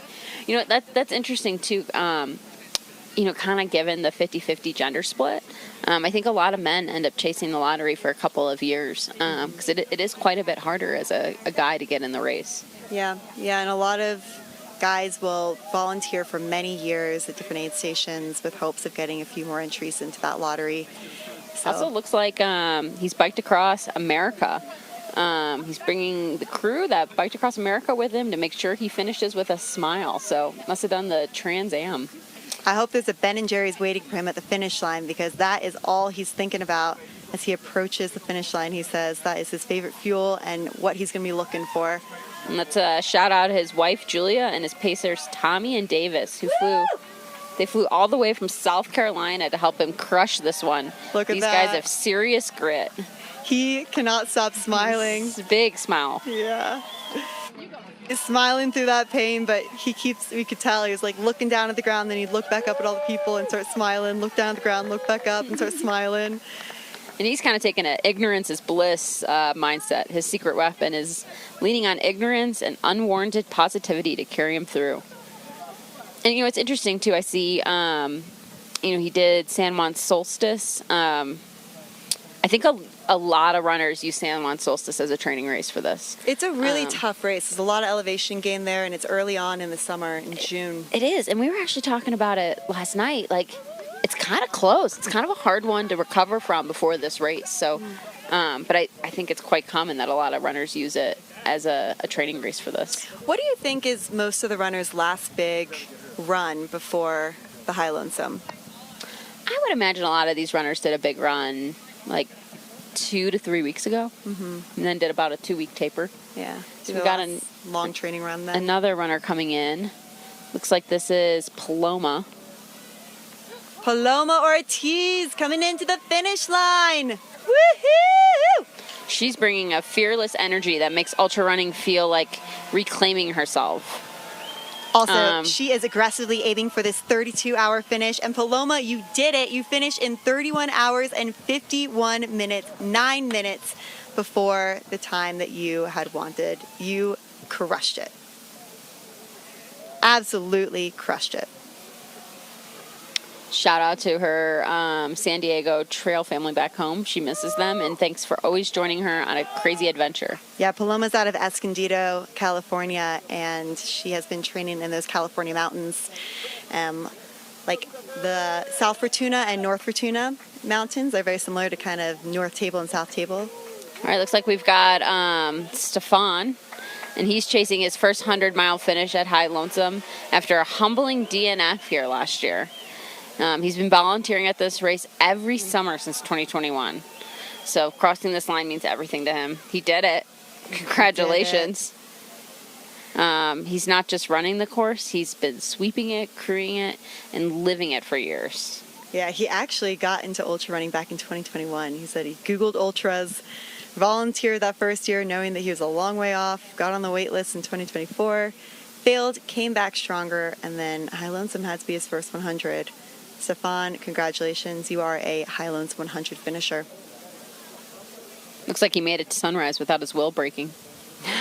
That was his goal. Or so. maybe his will broke and but he still finished. Patched it back together. Yeah. Or his Pacers row from Hancock to Monarch helped him get by. Or maybe Rye from Monarch to Blanks. Or even Chris from Blanks to the finish. Question was, can he make it to sunrise without his will breaking? Or will he charge into Saturday? I think he charged into Saturday. Charged into Saturday, full steam ahead with a big smile on his face, and he ran through that finish line. So there he is. Pretty happy there. Yeah, with his whole well-deserved whole group. I mean, this is hard. You know? I mean, it's hard. No, I mean, everything probably hurts. Yeah. Not for the faint of heart. I think, too, as you're watching these runners come through the finish line, a lot of people are thinking, how the heck are they still running? And it is kind of a crazy thing when you're running these long distances for this long a time, 31 hours and 53 minutes at the moment. These runners have been out there overnight and have gone through tons of different challenges. It's a weird feeling, but when you get into ultra running, a lot of people will tell you that there'll be a lot of moments when you are at your lowest and you don't know how you're going to come back from it, and you don't know if you can go any further. Even one step is difficult. And people always tell you, give it 20 minutes, give it 30 minutes, and you'll feel different, we promise. And it's true. It's a weird thing, but you do. And, like, you know it's going to happen. I mean, there's probably some people it doesn't happen to, maybe, but you are going to hit low points. You are going to hit challenges. And you know that going into it. And I think that's why a lot of people sign up for these, is because they want to see who they are when they're faced with those challenges and low points, right? Like, and so you mentally try to prepare yourself for when that moment comes, because you know it's coming. You know it's going to be hard. But, like, what version of yourself is going to show up when it's hard? Exactly. I think looking at that version of yourself, exactly what you're saying. Do you like that version of yourself? Yeah, really trying to understand what that looks like when you're in those dark places. It's just a really humbling, also rewarding experience, and an experience that you can then ripple effect into so many other places in your life that help to just give you what you need as you're going through some of these other challenges in life that, maybe in the past you didn't know if you could overcome. But I think ultra running and really testing yourself and figuring out what you're made of gives you these incredible opportunities to find yourself. And what an opportunity to be able to choose hard. It's an opportunity to choose something hard. Yeah. It's a real privilege to get the opportunity to be part of this amazing event with so many, over 400 volunteers this year. Incredible communities, crew members, pacers, families, so many people out here dedicating their weekend, but not just this weekend, dedicating so much of their time to helping these runners prepare. And these runners have been training for months, over 8 months, some of them. Yeah, early mornings while juggling jobs, maybe late nights, maybe midday runs, maybe breaking it up into multiple runs. So many different ways that these runners have trained and prepared for this moment. Yeah, especially for some of these runners who are parents, where, for example, Sophia Jones, she was bib number 130. She's a mom of 2, a dietitian, a business owner, and she frequently had to wake up at 3 or 4 in the morning so that she could get in these long runs before her children woke up. Time of the day. Yeah. I mean, like that, 3 to 4:30 a.m. is a hard time of day to be awake. Yep. And then there's some runners out there right now that are postpartum of 8 months, and Yeah. they're out there running 100 miles. It's amazing what the body can do. It is. Very cool. Pretty cool. Yeah. And then you get a lot of dads to be out there right now. First-time fathers. Shout out to Noah Sandoval, bib number 132. He was preparing to become a first-time father while training for High Lonesome. You know, I think for like those first-time parents too, it can be really inspiring to see like other parents with young kids out there doing it, because I think there can be a lot of that mentality of once you have kids, you know, your best adventure days are behind you, and like your best athletic performances, especially as a woman, you think are maybe behind you. And I think so many parents, moms and dads, are proving that that is very false. Yeah. You know, many of them are coming back way faster, way stronger than they were before kids. And I think it's really cool to see, you know, especially as for a lot of these parents to be. Yeah. I think that is just so cool. I couldn't agree more. And I keep looking at the sky. I don't know. Do you think it's going to rain today? I think we've got a few hours. I mean, honestly, you're seeing a lot of really beautiful blue, and then again, just a bunch of big, Yeah. fluffy cumulus clouds. So I think a lot of runners are hoping it's going to rain. I think so too. Typically, I'm good. Thank you. Yeah. typically around this time of year, we'll start to get an afternoon rainstorm for maybe 30 minutes to 45 minutes, and then it'll pass. In previous High Lonesome finishes around golden hour, we did get a lot of cloud movement and some big cloud coverage that brought in a little bit of a storm, but then dissipated just as quickly as it came in. I would say we're sitting here at the finish line taking a look at the sky as we're waiting for runners to come in, and there's definitely a good number of clouds, but they look like nice clouds, if you will. So far, so good. Yeah, so I think But that a little it should rain hold wouldn't off. hurt either. We wouldn't hate it. Yeah. That's for sure. It is warm. Yeah, for sure. To give you all a little bit of context for some of the runners that have come through, some demographics about them, there is a 48-year age range. The youngest runner this year was 19 years old. That was Odessa. And the oldest runner we just saw come through not that long ago, that's Jeffrey, 67 years old. We actually had 8 runners who were over the age of 60 this year. Which is pretty cool to see that, again, it doesn't matter what your background is, what your age is, where you're from, everyone has a shot of finishing. Yeah, I mean, we were also even commenting last night, I mean, looking at some of the top women's finishers, how many of them are over 40 or approaching 40, you know, which is impressive to see how many were in the top positions that were, you know, not in their 20s or early 30s. Yeah, So. and it makes you kind of think about, you know, experience I think there's versus something age. to be said for that. Yeah. And, you know, which one, or, you know, what are the benefits of both? And being older comes with a lot more experience of knowing your body. Being younger comes with a lot more energy and time even sometimes to train for these races. And I think leveraging what those skills are and what those benefits are for your race is such a big, important factor in your strategy. Yeah, super important. Also, we've got over 9 international runners this year. We had some from New Zealand, Japan. We had 3 from the United Kingdom, and then 1 from Canada, Yukon area. Yeah, she finished not too long ago. She finished not too long ago. Yeah. John Davis was going for his 9th most finishes for the High Lonesome. And then we had closely followed behind for going for the number 8th finish, Jim Skeldig. And the farthest international traveler was Dan Miller from New Zealand. So shout out to Dan. We had quite a few flatlanders from Kansas and Texas. We had about 3 from Kansas, and then we had 5 from Texas.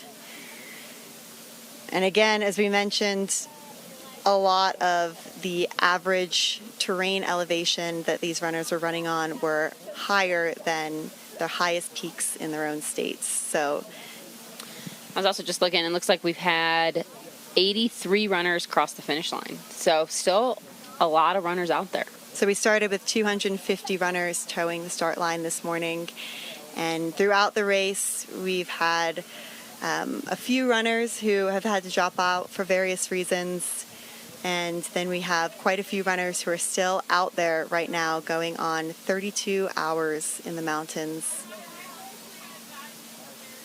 So at this time, any runner who hasn't made it into Blank's cabin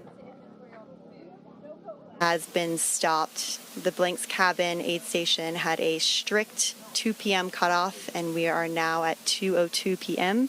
So any of the finishers who are going to be going through the finish line today are going to be past Blank's, which is at mile 83.4, making their way to Raspberry Gulch at mile 92.7. And there's a cutoff at Raspberry, right? There is a cutoff at Raspberry, and that'll be at 4:45 p.m. today, with the finish cutoff today at the finish line where we're sitting at live being 7 p.m. today. Looks like we got another runner coming up here soon. She's coming over the hill. She's gonna have plenty of time on that cutoff time, that 37 hours. Yeah, and coming over that hill feels like a mountain, let's just say. Yeah. So this is Lindsay. She's chasing her first 100-miler after Leadville lit a fire in her. She's bringing glitter, grit, and an army of people who believe in her to High Lonesome finish line. Did you see a lot of glitter out there on the course last night? So much glitter. I got glittered. I love that. I got glittered. I'm so happy. Yeah. It is. It makes it fun. She's a working mom of 2, under 4, and she's the EVP of a 100-person company who squeezed 3 months of coach training into a life of early mornings and late nights. It's a narrative we've been hearing from so many of these amazing, amazing runners. And her mantra when things get hard is, I chose this, I want this, I am brave, big, capable, and strong. That's and a Lindsay, good mantra. Yeah.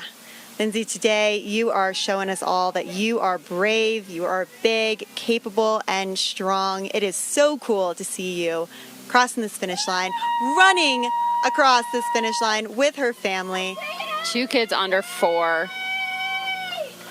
Early mornings, late nights. I mean, I bet she enjoyed her party through the mountains, you know? A little solo mom time. Yeah, 32 hours of not having to answer mom. Yeah, Lindsay. Go, Lindsay! You did it. Running through the finish line with her 2 children. Crushing it. Looks like she's finishing with a good attitude. And she's beating that cutoff by many minutes, so. We've got Mallory and Mo, who ran her into the finish line. Her 2 adorable kids. I wonder if the kids have glitter. I bet they do. I bet they do. They look like they were girls, so I bet they do. That they've got glitter and stickers. Looks like she trained a lot on the course too. Did you train a lot on the course when you did the race? It's a good question. I did train a good portion on the course, except for the Monarch or Hancock to Monarch section, which was the section that I was most worried about, to be honest. And I knew that I would be at that section through the night. I was nervous about the storms in that area, especially being at such high altitude and being pretty exposed for such a long time. I was particularly nervous about lightning and doing everything I could to research what to do when you are faced with lightning at high altitude. You ditch your poles and then you crouch in a fetal position, and you try to have as little of your body touching the ground, but there's only so much you can do. Yeah, and there's nothing up there. There's nothing. You're up the there. tallest thing up there. Yeah. And in previous years, there have been some really bad storms that have rolled through, and in one year even, we actually had to pause the race and hold individuals at aid stations to make sure that they were safe. So. Yeah. I mean, that can be a hard section of the course to preview, too. It is. Unless, you have someone that's, willing to set up a shuttle for you. It's remote. It's remote. Yeah. It's really out there. I led a group, Women of the Sawatch is a local group, and we did kind of a women's and women's ally, I guess you could call it, run, and we previewed part of that part of the course a couple weeks ago, which was super fun. Yeah. To get out there with a bunch of women. I mean, we had a huge group for that. Yeah. And it was great to meet a bunch of these ladies that are doing the race. What's cool about that too is a lot of the majority of the mid-pack runners see that part at nighttime. So they're not getting those So cool. expansive views like you all were able to get. Yeah, it's beautiful up there. I mean, So, it's almost a shame it's at night because it's so beautiful. Yeah. So it was like really fun to get out there and see it during the day and just kind of see how everyone's training was going and lift each other up. Yeah, so part of the required gear and mandatory pieces of the High Lonesome race is to have a Corsair card, which is a search and rescue card for Colorado, and that's just a precaution measure for the runners because that particular stretch of the race is such a remote area that if there were to be an event that happened, it would be pretty difficult for search and rescue to get in there and get you out of there. So Hancock Aid Station at mile 49.3, that halfway point, is kind of one of those wellness checks that a lot of runners will go into the aid station, make sure that they are mentally and physically ready to self-support themselves through a couple hours in a really remote terrain. Yeah, because it's really hard to drop at Lost Wonder. Yeah, they really try to make all the runners move through Lost Wonder Hut. And it is a sticky part in the race because you are climbing a lot, descending a lot, and then you're getting ready to climb a much bigger head wall after you do leave Lost Wonder Hut. So a lot of the runners are kind of getting in that pain cave piece at Lost Wonder Hut, and it's amazing how the volunteers do such a good job of encouraging the runners to just move their way through Lost Wonder Hut as quick as they can. But I have seen runners at Lost Wonder Hut taking naps, eating some weird food. I know that they say don't go in the hut. Yeah. Did you go in the hut? No, I didn't go in the hut. Yeah, don't go in the hut is what they say because you might not come out. You might not come and out. Supposedly they make really good pizza. I have yet to try it in the race. I've heard that too. Seems like a bold move, but I've heard the pizza can be really good. Yeah, I also remember that's probably the worst porta potty I had seen throughout the whole race. That was the one where everyone was not doing so hot and desperately needed their time in the porta potty. So that was a rough section, but also just an absolutely gorgeous section. So again, so cool that you and the women of the Wasatch. Yeah, women of the Sawatch. There is a women of the Wasatch out in Utah, and the women of the Sawatch. Yeah. And you were able to get to see such a gorgeous part of that course. I would love to go back and see it. I actually don't think I've seen it. Yeah, you can kind of like shuttle it if you like park a car. Like there's kind of like a trailhead, below Monarch. You can go park a car at and run it, and then a lot of people shuttle it with somebody. Backpack that area. Yeah. And we'll actually stay at that cabin along the course.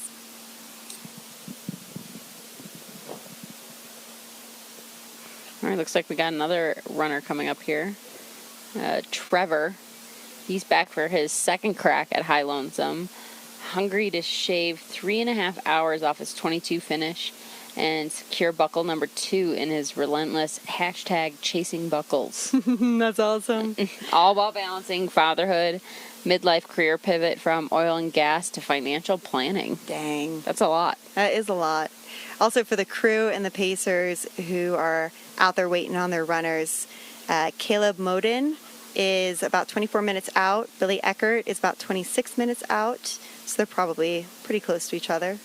And then Christopher Eveland is 37 minutes out. So if anyone is watching and is a family member or a friend of one of those runners, get ready because they're about to come through the finish line. Trevor's got some sweet orange shorts that make him easy to spot. Also, Trevor is running solo into the finish line, no pacer.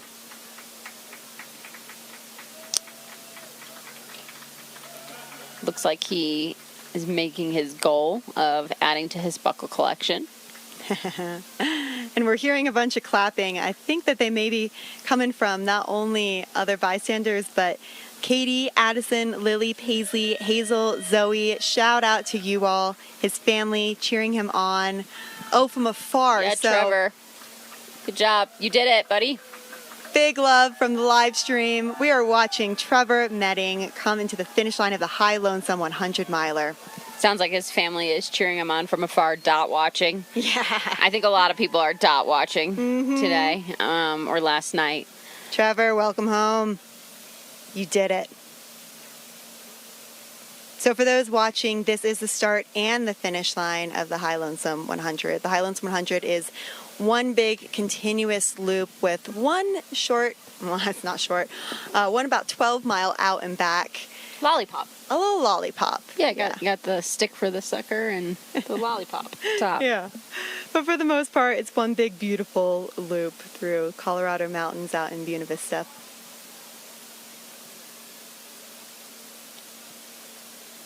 Trevor's mantra that he was living up to coming through the finish line was smile or you're doing it wrong. Because at the end of the day, he does this for fun.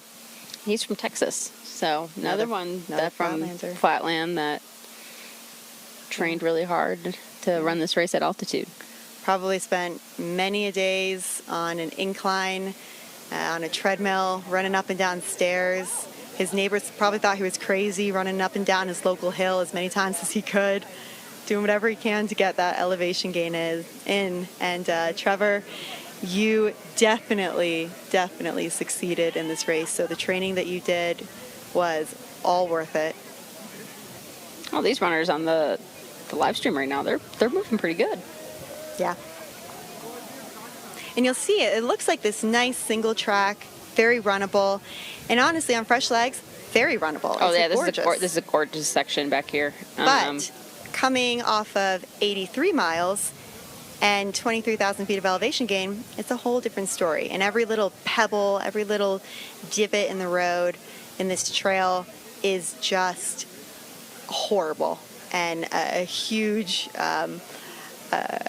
undertaking to get past. So it's really very cool to see these runners moving through this so quickly and so well. They look really fresh. Yeah, these guys are. This runner looks like they're sprinting. And a lot of that can be chalked up to great strategy, even better nutrition, and probably an awesome pacer who's doing everything he can to keep his spirits high. Or she. So right now they are coming through the last 15 miles of the High Lonesome 100. And they'll soon... 15 miles till glory. 15 miles till glory on the Colorado Trail. They'll do this last little descent that we were talking about a little earlier onto paved road. And then they have about, let's say, a mile on that paved road with a little bit of a sneaky hill at the end. And then you've got this open field where everyone's greeting you and cheering for you as you make your way through the High Lonesome finish line. I love this section that they're showing right now of the course. It's just so beautiful. Yeah, it is really, really nice. It looks pretty dry out there. So dry.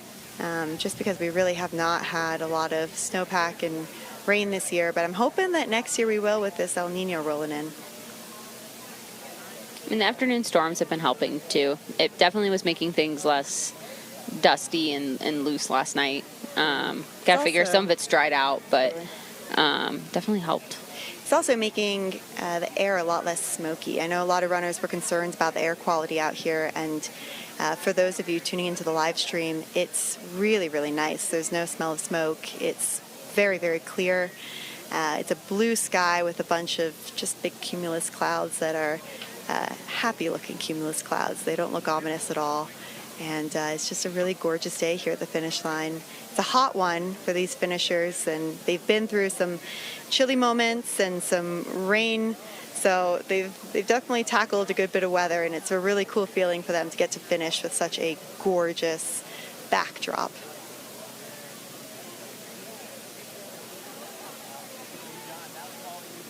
Do you run the CT often? No, I really haven't run much more of the CT than what the High Lonesome 100-miler offered, but I think that'd be a really cool bucket lister. And I know that a lot of the runners out here actually became ultra runners because they were former hikers of the CDT or the Appalachian Trail or the PCT, and then they just started realizing, okay, I can cover more ground if I just pick up the pace a bit. Yeah. And then you start getting these ultra runners who are absolutely crushing it. What about you? Yeah. I mean, I run a lot of this section of the CT, just because it's accessible for me. And I've done like various other sections, but yeah, I think it would be cool to do the whole thing. Yeah, definitely a good Colorado bucket list. Yeah. And so many of the sections are just absolutely gorgeous. It goes through So amazing pretty. terrain.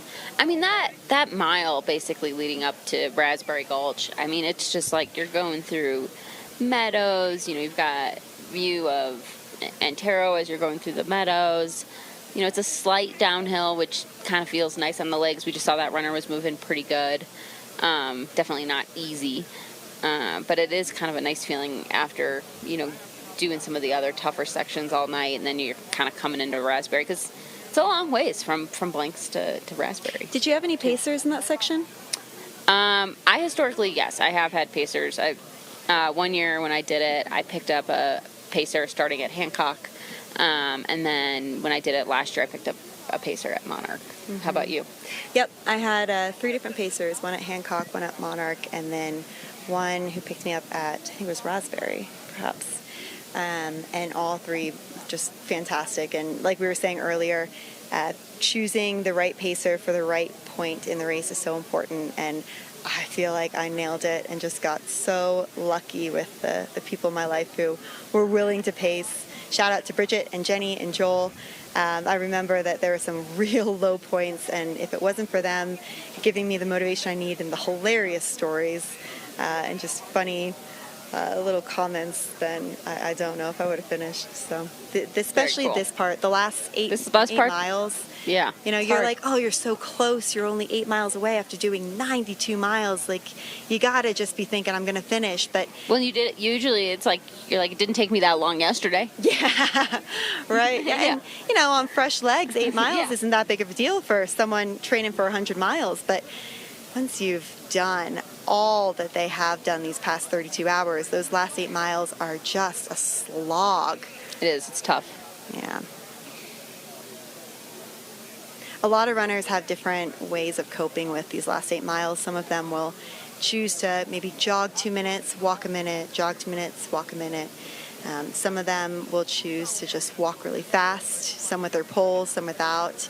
It's definitely a little bit of a mixed bag, and it's just whatever you can do to keep moving forward. A lot of these mantras that we're seeing from the runner surveys have been 1 step forward, or just keep swimming, or you know, you've done harder things, just take 1 more step. Yep. Just keep moving. Yeah. At some point, it just becomes a game of just keep moving forward. Yeah. Caleb calls that the death march. The death march, yep. But you know what? As long as you're moving in a forward direction, you're making time. Yeah. And you're making your way closer toward that finish line. A little survival trot. Yeah, survival trot. Exactly. Yep. So we are 32 hours and 19 minutes now into the High Lonesome 100 race of 2026. A little less than, what, 5 more hours to go? A little less than 5 more hours. Mm-hmm. Yeah, the cutoff time for the High Lonesome 100 miler is at 7 p.m. tonight, or this evening. And so we've got a little less than 5 hours to go, about 4 hours and 40 minutes. So these runners that are going through Raspberry, you know, here soon or just recently went through it, they're finishing. Like, they're finishing. They're going to make it to the finish. Yeah, the cutoff at Raspberry is at 4:45 p.m. and any runner who is looking for a finish today will be either on their way toward Raspberry or they will be past Raspberry, to your point, heading to the finish.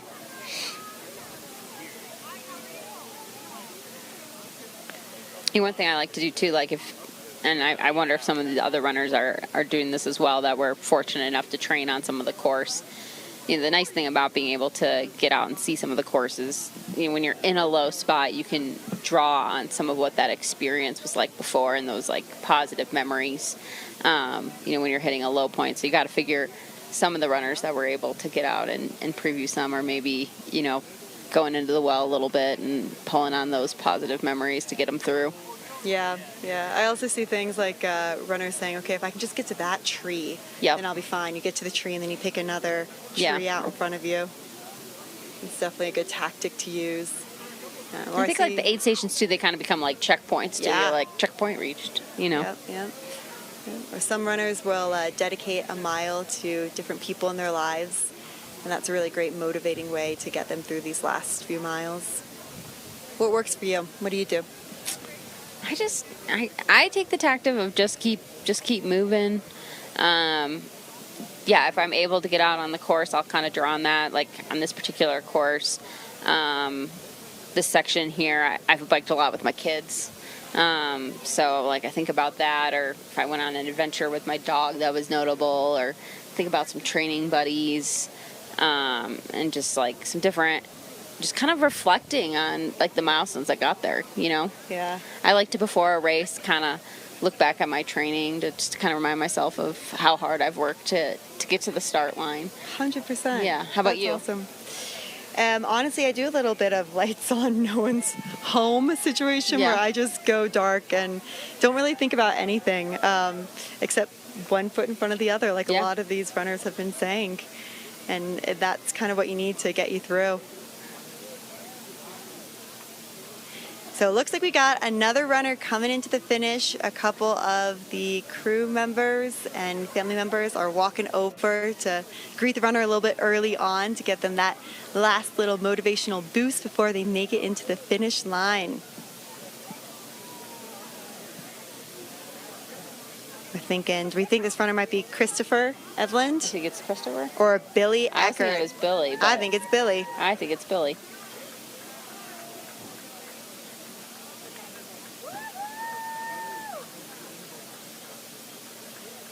All right, Billy. He is a Colorado native from Denver, Colorado. About 2 hours from here. Yeah, about 2 hours. 30-year-old male finisher, Yeah, Billy. and he is our 87th finisher. He's moving good. Looks like he's also a dad. Big smiles. Big smiles for the fam. Out here to Oh, cheer him on. man. Look at that little cutie. Oh, he's running in with his wife and child. What a cool moment for him. So special. Super. I don't know how he's carrying that kid right Oh, now it brings after me to being tears. out for 32 hours. Truly. It just brings me to tears to see these families coming across the finish line because you know that they're all in this together. Yeah. I mean, there's so much dedication that all of them have put in for this race to be possible. And no rest for the weary because, you know, mom's been momming for 32 hours. So, Shout out to Mom. yeah. You did it, Billy. Way to go. Time to go back to dad mode now, I guess, huh? What a special moment for that family. So cool. Look at them. That's awesome. And a big hug from Caleb. He's going to eventually give him his well-deserved belt buckle. It's a very, very cool belt buckle. Do you do anything with your buckle? Ooh, I was hoping you weren't going to say anything. I have it displayed. I've worn it one time when I was announcing the high-low lottery last year. Super cool. That was cool. But honestly, I don't wear belts very often. I feel like living out in Colorado, I'm in running gear so much that Fair. shorts and a t-shirt and maybe some leggings, but Yeah, leggings and a belt buckle, that might not work doesn't so well. look as good. Yeah. Yeah, it doesn't really work. What about you? Yeah, same. I've worn it like a couple of times, but not, yeah. It's kind of like a trophy, you know? I Yeah, like to it's on a display it. shelf. Yeah. Yeah, I like to put it, front and center in my, when people walk into the house, they just see it right there. They know who lives in this house. And they know you run 100 Yeah, miles. champion lives Yeah. in this house. It is a very cool buckle, though. Yeah. I will say, like, it's very thoughtfully designed. It's definitely one of the cooler ones. Yeah. Yeah. So, well worth running 100 miles for. Absolutely. Yeah, belt buckle and Law's whiskey. We've also seen some, you were mentioning that you have run and biked with your dog on the Colorado Trail a good bit, which is a good bit of this course.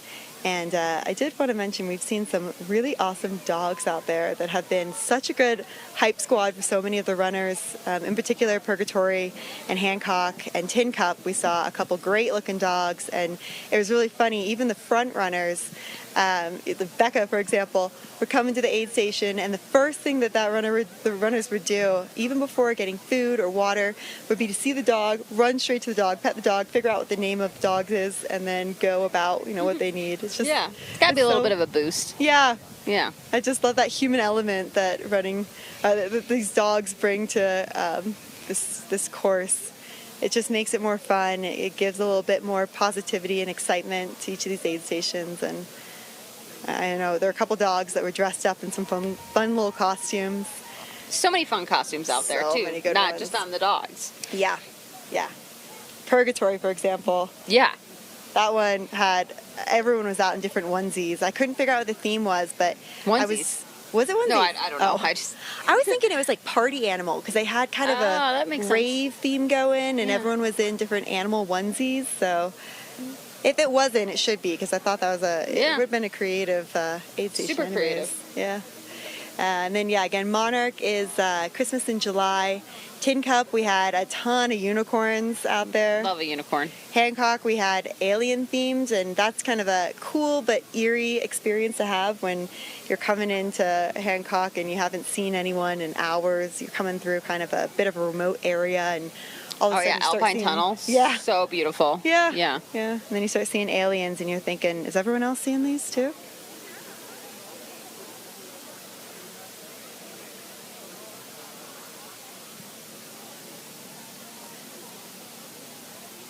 So this is a cool drone shot of the course. I think it's raspberry, right?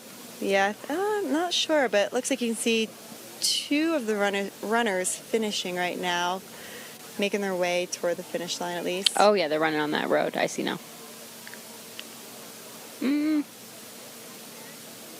It's hard to tell. I think that might be raspberry or the finish. Hard to say. It's Kayla. She is 33rd woman. Yeah, it looks like we've got Kayla approaching the chute, coming into the finish line. That'll be the finish line. Yeah, she's making her way up that gnarly little hill, paved hill that opens up into this gorgeous field where everyone's hanging out, waiting for her to finish. And again, Time to join the party. Come to join the party. Finish line party. Yeah. I mean, this is going to be the place to be. Totally. Yeah. We've talked a little bit about this field, and it looks pretty flat, but there are definitely a lot of little tufts of grass and areas that can be really difficult for a runner who has been running for 32 hours now. There's some challenging terrain. I think this is a party that's worth running 100 miles to get to. Absolutely. Yeah. It looks like Kayla is joined by her pacers and crew, and they are all cheering for her right now. I'm hearing a lot of just happy exclamations and comments being shared. She looks psyched. Some cowbells coming in to the finish line. Woo! Another BV local. Kayla Maurten, she is a High Lonesome 100 finisher of 2026. Congratulations.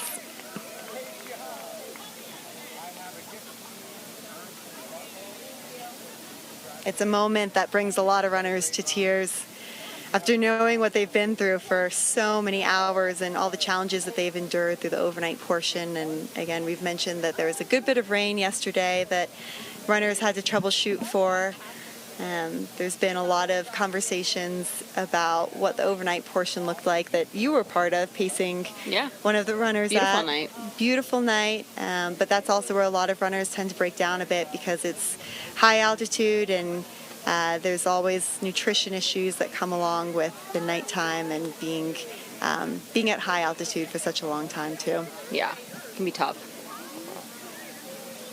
So crossing that finish line is just such a sweet victory, and it just not only makes the runners emotional, but every single time I see people come through this finish line, it just tears me up too. It's a really, really impactful, cool place to be, and it's really special that we get to be here honoring these runners and representing them as they come through the chute to get their belt buckle.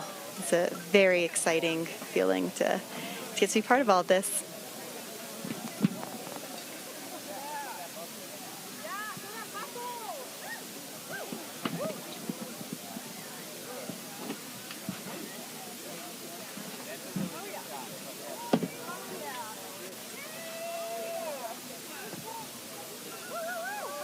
For any of the crew or pacers who are waiting for their runners to come through, just an update, Christopher Evelyn is about 16 minutes out Ella Crowley is about 28 minutes out, and Sarah Meyer is about 42 minutes out.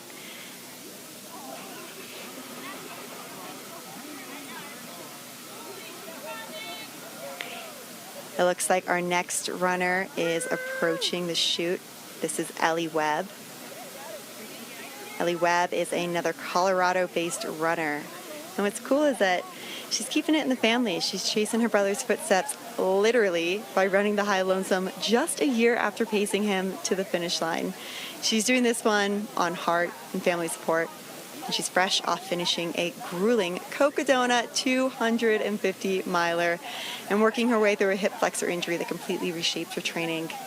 It is incredible to watch these runners bounce back so quickly, and extra kudos to Ellie, who is powering through this hip flexor injury and running into the finish line right now. It is just the coolest thing to see.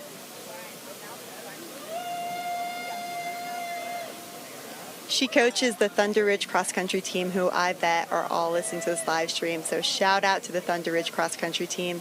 You have an awesome coach. And she is about to be a High Lonesome 100 finisher for 2026. Her brother Matt there is pacing her. After almost doing 100 miles with her at Cocodona. So they're both running on some tired legs. Oh, what a cool finish. Go Ellie, go Matt! Coming into the finish line, smiling.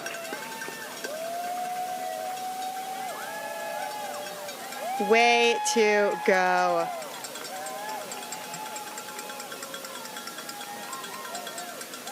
Sounds like her brother has just been her rock for training for High Lonesome. Not only pacing her, but also being there for her as she works through strategy and nutrition, explaining to her how important the power of calories are to solve almost any race low, which I think so many people can attest to. When people are in a low point, a really great way to help them out is just give them a gummy worm. Her goal was just a healthy finish. She's using this race to figure out where her fitness actually sits and whether her injury rehab is working the way that it should. And Ellie, I think that we can all agree that your injury rehab is working.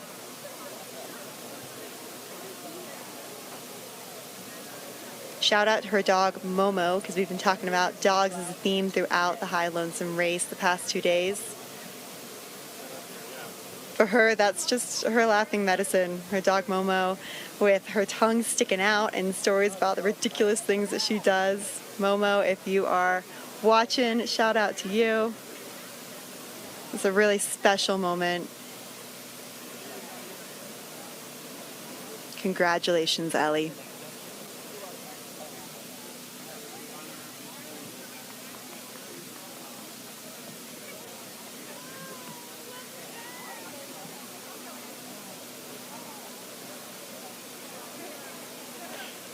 Ellie is 31, based out of Denver, Colorado. Finishing in 32 hours, 33 minutes, and 17 seconds.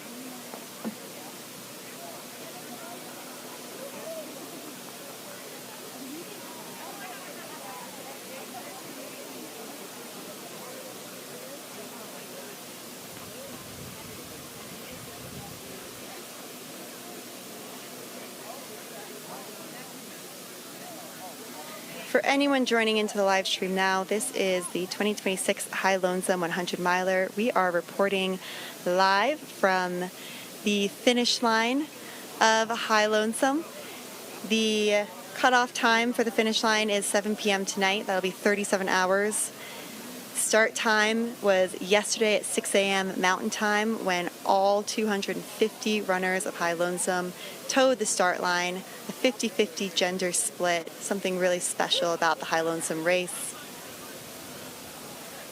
Most of these runners are going to be coming through the finish line between the hours of 30 and 37, so this is a really cool couple hours where we're just going to see how the grit and endurance and power of these runners is overtaking them and fueling them toward the finish line.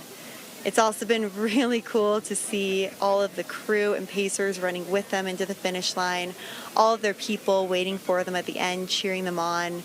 We've seen a couple fathers and mothers who have run in with their children and their spouses. It's been a really, really special day and a really memorable one for each one of these runners and everyone involved. I'd like to take a moment to give a big thank you to all the volunteers, over 400 volunteers this year at High Lonesome, all of the crew, all of the community who have come out here to help support these runners. We couldn't do it without you all, and it's just such a cool experience to get to have with you all as we start to roll into some of the last hours of the High Lonesome 100 Mile of 2026. At the moment, we've got Sarah Meyer approaching, Ellie Crowley approaching, and Sophia Dent, a huge group. Woo! Look at all those women. 3 badass women, pacers and crew. Everyone's going wild. Woo! Looks like we got another BV local. Someone from Illinois, someone from Nashville. Look at those squads. Very, very cool. So Ellie Crowley just finished. She is chasing her second 100 miler at High Lonesome after falling in love with Alpine adventures in Ouray, or at Ouray last year. So this isn't her first rodeo, and she absolutely crushed it. We also had Sophia Dent, who just went through, and this is her first 100 miler after watching her close friend Julie finish the High Lonesome last year. 34 women, looks like, right? 34 women have finished. Yeah, 34.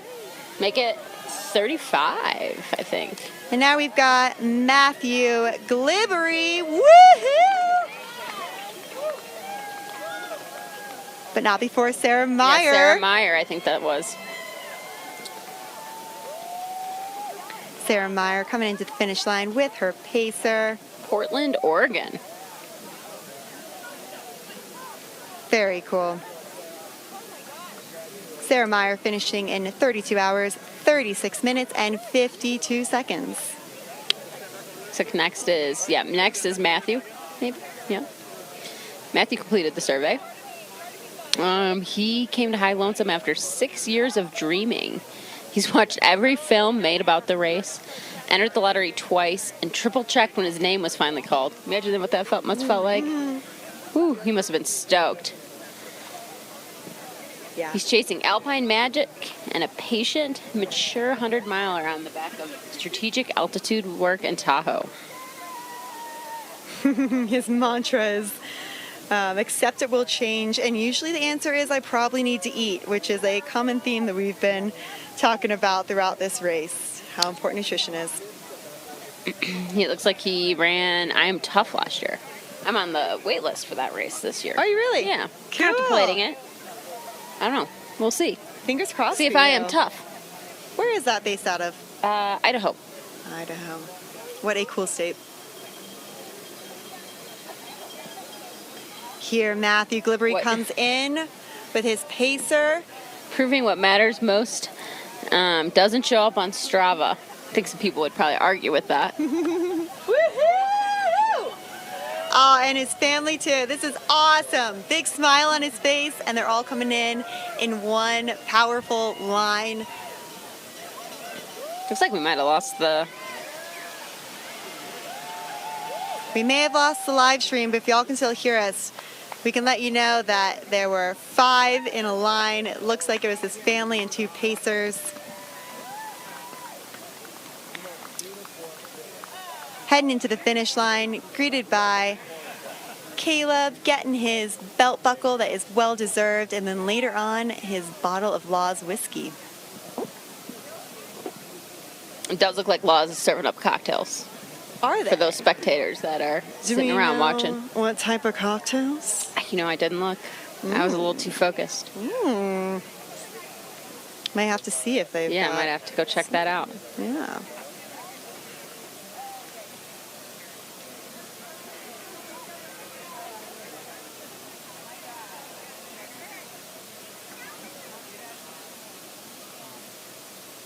While we're waiting for our next runner to come through, I'd like to give a big shout out to some of our sponsors, including Law's Whiskey. Sounds like you can go get some cocktails at their tent if you're out here at the finish line. Some refreshing bevies might just be what you need as you're waiting for these runners to come through. Altra, which is the official shoe of High Lonesome 100. They make the finest running shoes on the market. Osprey. For over 50 years, Osprey's been helping people get into the mountains to find their adventure. And what an adventure these past 32 hours have been, soon to be 37 hours for these 250 runners. Maurten. Ever since Maurten took the endurance world by a storm, they've been helping athletes reach their goals through a science-driven approach to nutrition. Their products encapsulated high concentrations of carbohydrates in hydrogel to reduce GI issues and provide rapid energy. Plus, there is no added flavors, preservatives, or colors. Just natural ingredients and clean energy that will help you every step of the way. So at these aid stations, runners have been able to get Maurten gels, drink mixes, and solids at all of the aid stations. It's been very cool. Looks like there's some questions in the chat. What time is cutoff to Raspberry 2?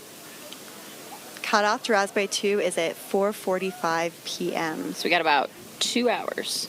And Raspberry 2 is at mile 80 or at mile 92.7. So they'll have 7.3 miles to the finish line once they pass by Raspberry Gulch. They'll be coming through on the Colorado Trail, which is a nice, flowy, single-track dirt trail. A couple little punchy climbs here and there. And then they'll descend down into a road when they'll be on pavement and run that pavement, in this hot sun for a little bit till they do a little punchy climb and then get back into that field where the finish line and the start of the races. Looks like while we can't see the live stream, it does look like the live stream is on the finish line. Awesome. So I think everyone else can see it. It's just, we're just in the dark. Happy days. Yeah. Happy days. The finish line where we're at right now sits at 8,500 feet. Just to give some context for where these runners are coming into, which is a fantastic thing for the runners because they have been battling some high altitude. Some of these aid stations have been at 11,000 feet, quite a few of them actually, in the middle of the race. We had a couple aid stations that were almost at 1,200 feet, and the highest point in the race was at 13,100 feet. These runners have done over 23,500 feet of elevation gain in this single 2-day stretch. So much climbing. Yeah, 32-hour stretch. So much climbing. Yes. Yeah. They're all tough. Yeah. Yeah. Looks like we're kind of panning over the beautiful finish line area. That's got to be a beautiful sight for runners to see. They know that they're homebound. Mm-hmm. They're starting to... Looks like we got a couple coming in here, coming up the road, so we might have a few more finishers to add to that list. What do you think they're thinking about right now? Sitting. I think they're thinking about sitting in a chair. So, one of those runners could be Christopher Evelyn, who's about 2 minutes out. Odessa Mayor Lorca, who is our youngest runner. She's 19 years old. She's about 32 minutes out. And then Amanda Bonney, who is about 34 minutes out. It's impressive. Yeah. I mean, were you thinking about running 100 miles at that age? No way. Yeah, it wasn't even on my radar. I wasn't even thinking about running a 5K at that age. Yeah. It's very cool to see when people get into ultra running and what that why is and what the story is behind getting into ultra running. And I find that a lot of people share that throughout this race when they are kind of in some of those pain caves and partnering up with some of the other runners. All right, looks like maybe the next runner coming in is Nick Chamberlain.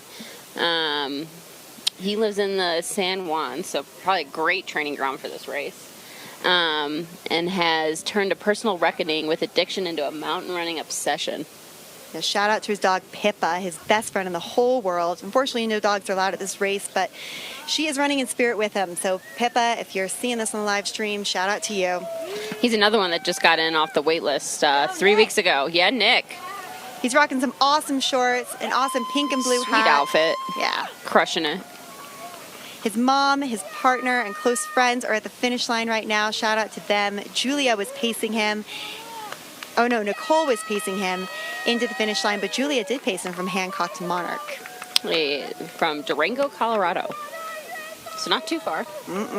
Great training ground, like you said. Great place to train. And pretty similar, topography, kind of like a high alpine desert there as well. Yeah. All right. Looks like we've got Esteban Maldonado. Oh my God, sprinting his way to the finish. Sprinting to the finish, yeah. Unbelievable finish. Morvada, Colorado, 26-year-old male, finishing in 32 hours, 45 minutes, and 14 seconds. 94th overall. Amazing. Top 100. Wow. So cool. Yeah. I mean, we're not even at the middle. We're not even through the middle yet. We still have so many runners to cheer through the finish here today. Oh gosh, that was so exciting to see. I mean, that mojo that he had, the energy that he had to get up that hill, cross through this field, and the field it is a bit of time before you reach that finish line. Good couple hundred yards. That was an epic finish. Way to go, Esteban. All right, approaching into the chute, we've got Amanda Bonney and Christopher Eveland.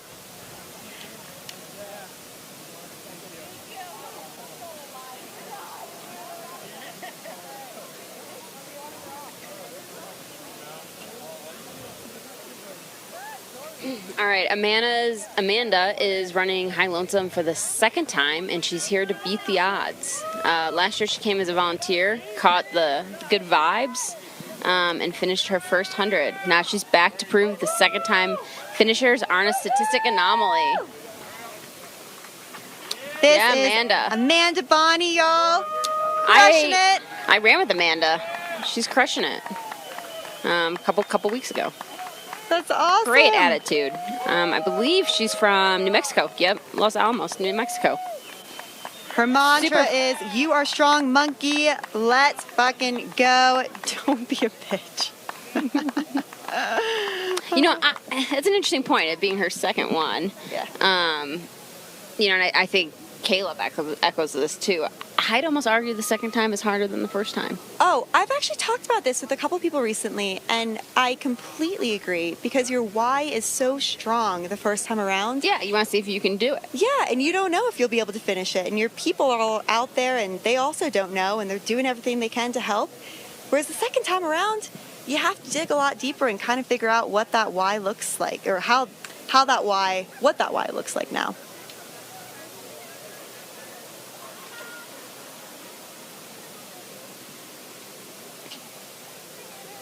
Looks like we've got Christopher Eveland approaching into the chute. Back at High Lonesome for his third attempt. And he's bringing his whole family.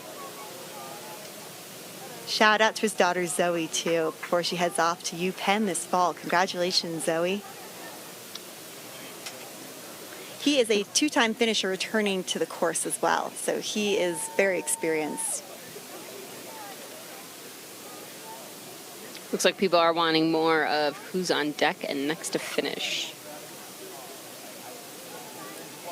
So on deck, we've got Odessa Mallorca, who's 27 minutes out, Daniel McDougall, 37 minutes out, and Teresa Nielsen, who's 40 minutes out. Those are the three to look out for right now. Coming into the chute, Christopher Eveland with his son Sebastian, who's been pacing him since Raspberry onward, and his daughter Zoe. Before she goes to UPenn this fall. Woohoo! Yeah, Christopher. You did it! Unbelievable finish. He was hoping that his meniscus held up through the climb out of Hancock and the final push. His mantra when things get hard is simple: keep going, or trudge with his kids after Raspberry 2. I love it. His wife Christy is at the finish line, hopefully with a payday bar and some candy, because that is his favorite fuel, and he says he's easy to feed out there. Crushing it. Congrats, Christopher. You are a High Lonesome 100-miler finisher of 2026 for the third time. And it looks like coming up next is Odessa. She's chasing her first 100-miler after spending 5 years conquering Colorado's 14ers and falling in love with the community from the crew line. Now she's ready to run it herself, and looks like she ran it herself. Yeah. 19 years old from Roanoke, Virginia. Welcome to the finish line, Odessa Maya Lorca. Her secret weapon was pickle tacos. Do you think that's supposed to be pickle kama tacos, or is that pickle You know what? tacos? I've seen some weird things out there. I would not be surprised if it was a pickle wrapped in A tortilla. I mean, why not? Why not? Her secret weapon is also her family plus a pickle taco. She knew Hancock to Monarch is the hardest section, and she was eyeing Christmas in July at Monarch as her first major checkpoint to reach in one piece. She's Looks about like to be 97th overall. Yep, final checkpoint in one piece. Yo, Des. Go, Odessa! Woo! Nice job. Congratulations. Way to go! Unbelievably strong finish. So strong. So cool. She's got to be so proud of herself and just so relieved to go get to sit down and soak up all of that success. So pumped. Oh.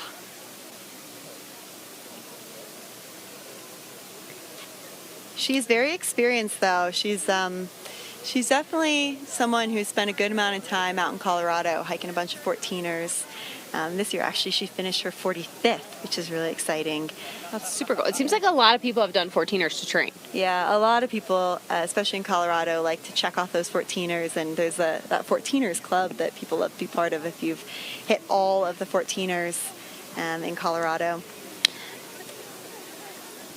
I always kind of like to do is like a training piece, I guess, is I'll do Albert and Massive as like a combo. Yeah. 14ers. And I think a lot of runners combine those before as a preparation for High Lonesome. What's the average, like, estimated distance and elevation gain for that? I think the distance is, I don't know, I want to say it's like right around 30, and it's about 10K. And would you say that's your longest run when you train for these 100 milers? I'd say, yeah. I mean, I think for a lot of these runners, probably their longest run is about 30 miles, would be my guess, unless they've done, a longer training race. Yeah. I think that's kind of, unless someone's done like a 50 mile or 100K training race. I think as far as like solo self-supported things go, most of them are doing 30 miles. I think I hear a lot of times that many runners will opt out of doing really long distances past 30 miles, like you were mentioning, and instead really focus on doing more back-to-back long distances. Mm-hmm. And they find a lot more success if they were to do, 2 back-to-back long runs, whether that be like a 15-miler and a 20-miler, or maybe a 30-miler and a 10-miler, to really practice what it feels like to run on those tired legs and figure out what type of nutrition works for you when you're not feeling your best that second day. Sometimes I'll eat dinner and then go for a run. Oh, gosh. Just I know a lot of people really struggle do a little to stomach training. Uh-huh. Yeah, they say you got to train your gut, It's great. Just like the rest of your training. But it is a real thing. You really do need to train your gut to be able to take on food, especially at that high altitude. And you had said earlier about heat training versus altitude, they kind of go hand in hand, and a lot of those flatlanders will do heat training as a good way to kind of practice combating altitude, because there is a lot to be said about the correlation between training in the heat and working on nutrition and fuel in that heat when your body's not feeling 100%, versus being at altitude and trying that nutrition out. Yeah. All plays into it. All plays a role. So many small little factors that go into a good day, and you can put in all this training and all this hard work, and sometimes you just have a bad day, and that's just how ultra running goes. I know. It's the crazy part. It just might not all come together. Yeah. It's tough. It's brutal. It's a tough sport. Beautifully brutal. And such a sweet feeling when you do just have one of those awesome days where all of your training has paid off. You've navigated the challenges, your strategy has worked, your nutrition was right. It is just an epic feeling. like we've got a little bit for our next runners.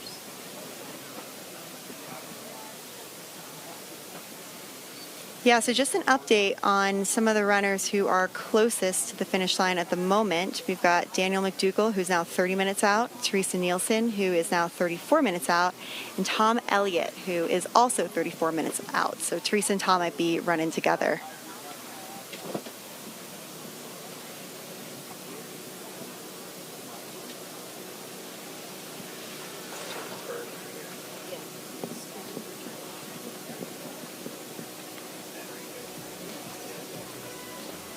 Some more of our sponsors I'd like to shout out while we have a moment is 7K Feet Running Company. They are based in Salida, Colorado, and they are an awesome running company. Definitely go check them out if you are in the BV area or Salida. They have everything a runner needs, and they have a great shoe selection, including Altra, who is one of our sponsors as well. I think one of the things I love about 7,000 feet is you can tell that they're all runners. Like sometimes you'll go into a running store and it's not thoughtfully curated, and it maybe doesn't necessarily have what you're looking for as a runner. I mean, everything in 7,000 feet is thoughtfully curated. They're all super knowledgeable. It's everything you want in a running store, and they really are a cornerstone of the community. They do tons of community events. Really awesome spot. Yeah, they're so passionate about what they do, and they have, to your point, so many great events, including run clubs on, I think it's Wednesdays. They do multiple. And Mondays, and also and Fridays. Friday yeah. mornings, yeah. And then the women's one, I think, on Saturday morning, so lots of... Tons of opportunities to get involved. They put on some really great events, and they're just a fun time. I mean, even going into the store, they will chat you up, and you'll learn so much about upcoming races and just race strategy and anything you'd ever want to know about running. They're a fabulous group of people.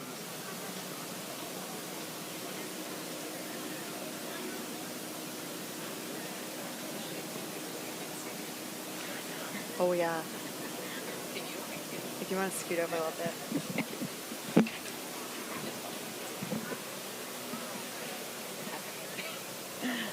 Also, special shout out to Andrew, who's the owner of 7K Feet Running Company.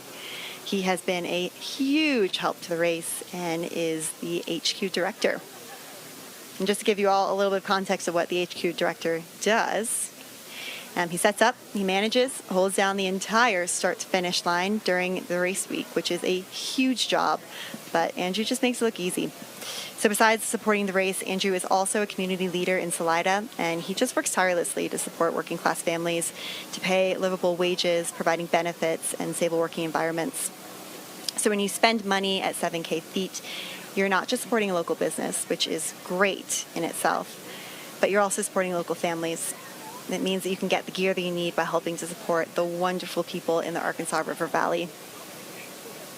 So again, if you haven't made it over there, please do.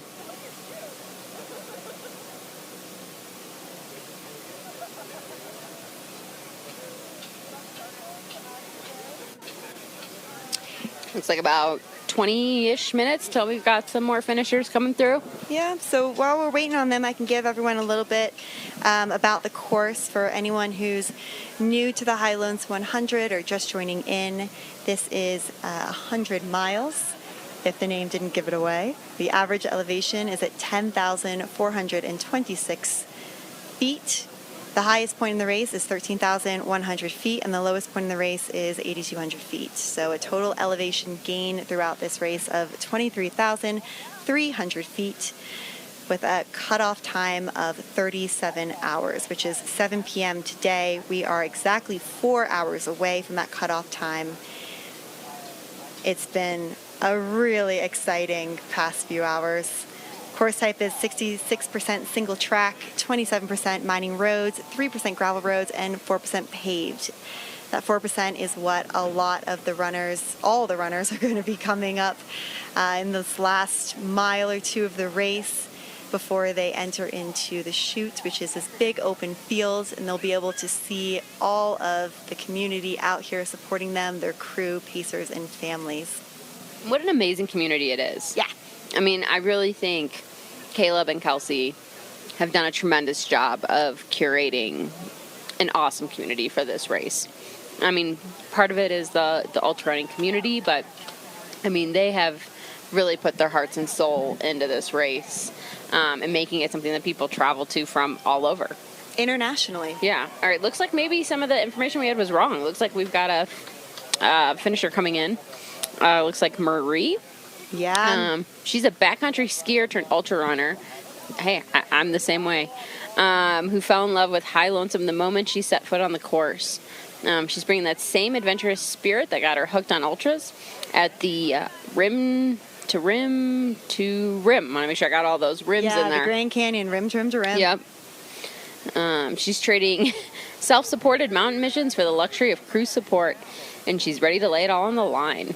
Sounds like she laid it all out there. Yeah, and she absolutely crushed it. Well done, Marie Van Zandt. And she was also drawn to the 50-50 split.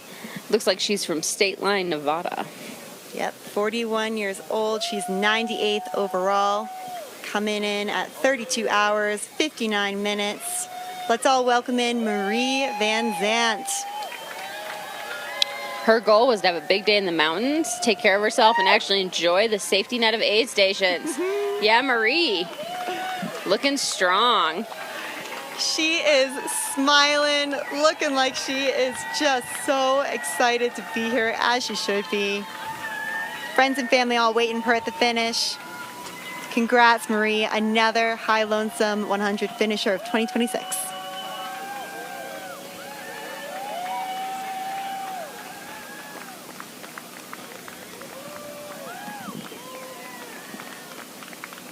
Still a gorgeous day. Slight breeze.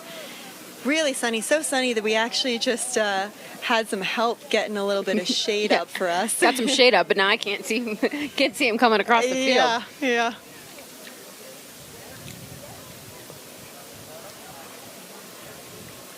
The finish line's getting a little bit busier. We're getting some crowds coming in from. I mean, it's about to be an exciting couple hours here. Yeah.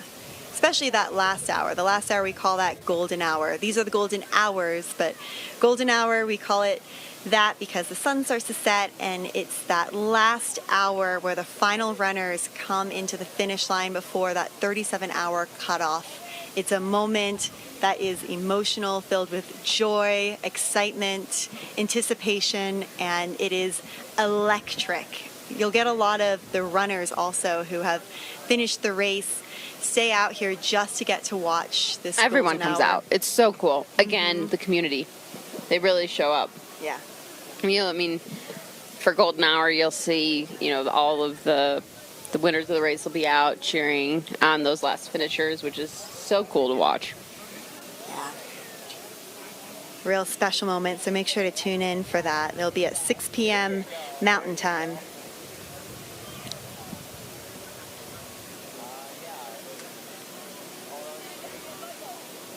It's like a nice finish line celebration for her. She looks stoked. Taking her cool picture with Princeton in the background. For anyone who is supporting Daniel McDougall, he is 22 minutes out. Teresa Nielsen is now 25 minutes out. And Tom Elliott is 26 minutes out.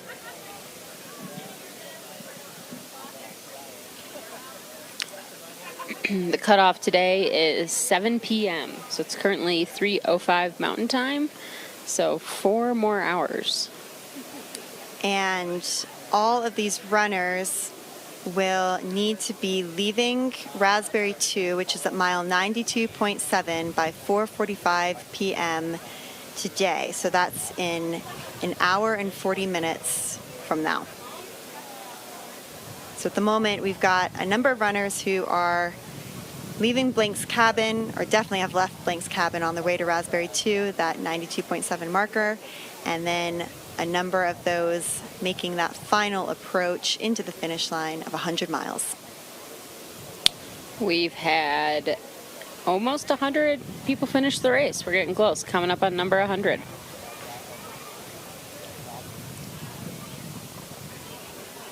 Still about another, let's see here, 80, still about another 80 out there. 80 runners still out there. 80 runners out there. Got a lot of shout outs for Junko in Denver, Colorado. I know she's part of the BP Run Co. squad. It looks like we've got 2 runners in the Raspberry aid station at the moment. Hannah Dono from Park City, Utah, and then Ivy Crockett from Albuquerque, New Mexico. So they are at mile 92.7, and once they leave, they will be making their way toward the finish. Looks like we got some people asking to move on from the finish to maybe see some Raspberry 2.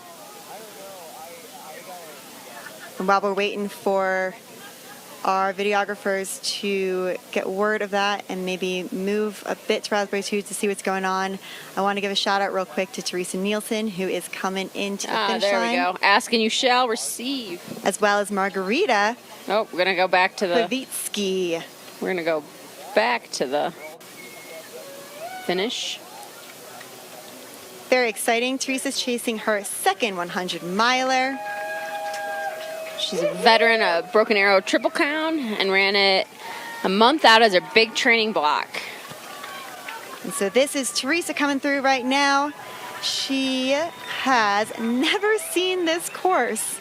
Wow. Yeah. Unlike Margarita, who just came through, she was out here for 2.5 weeks before the race training. Yeah.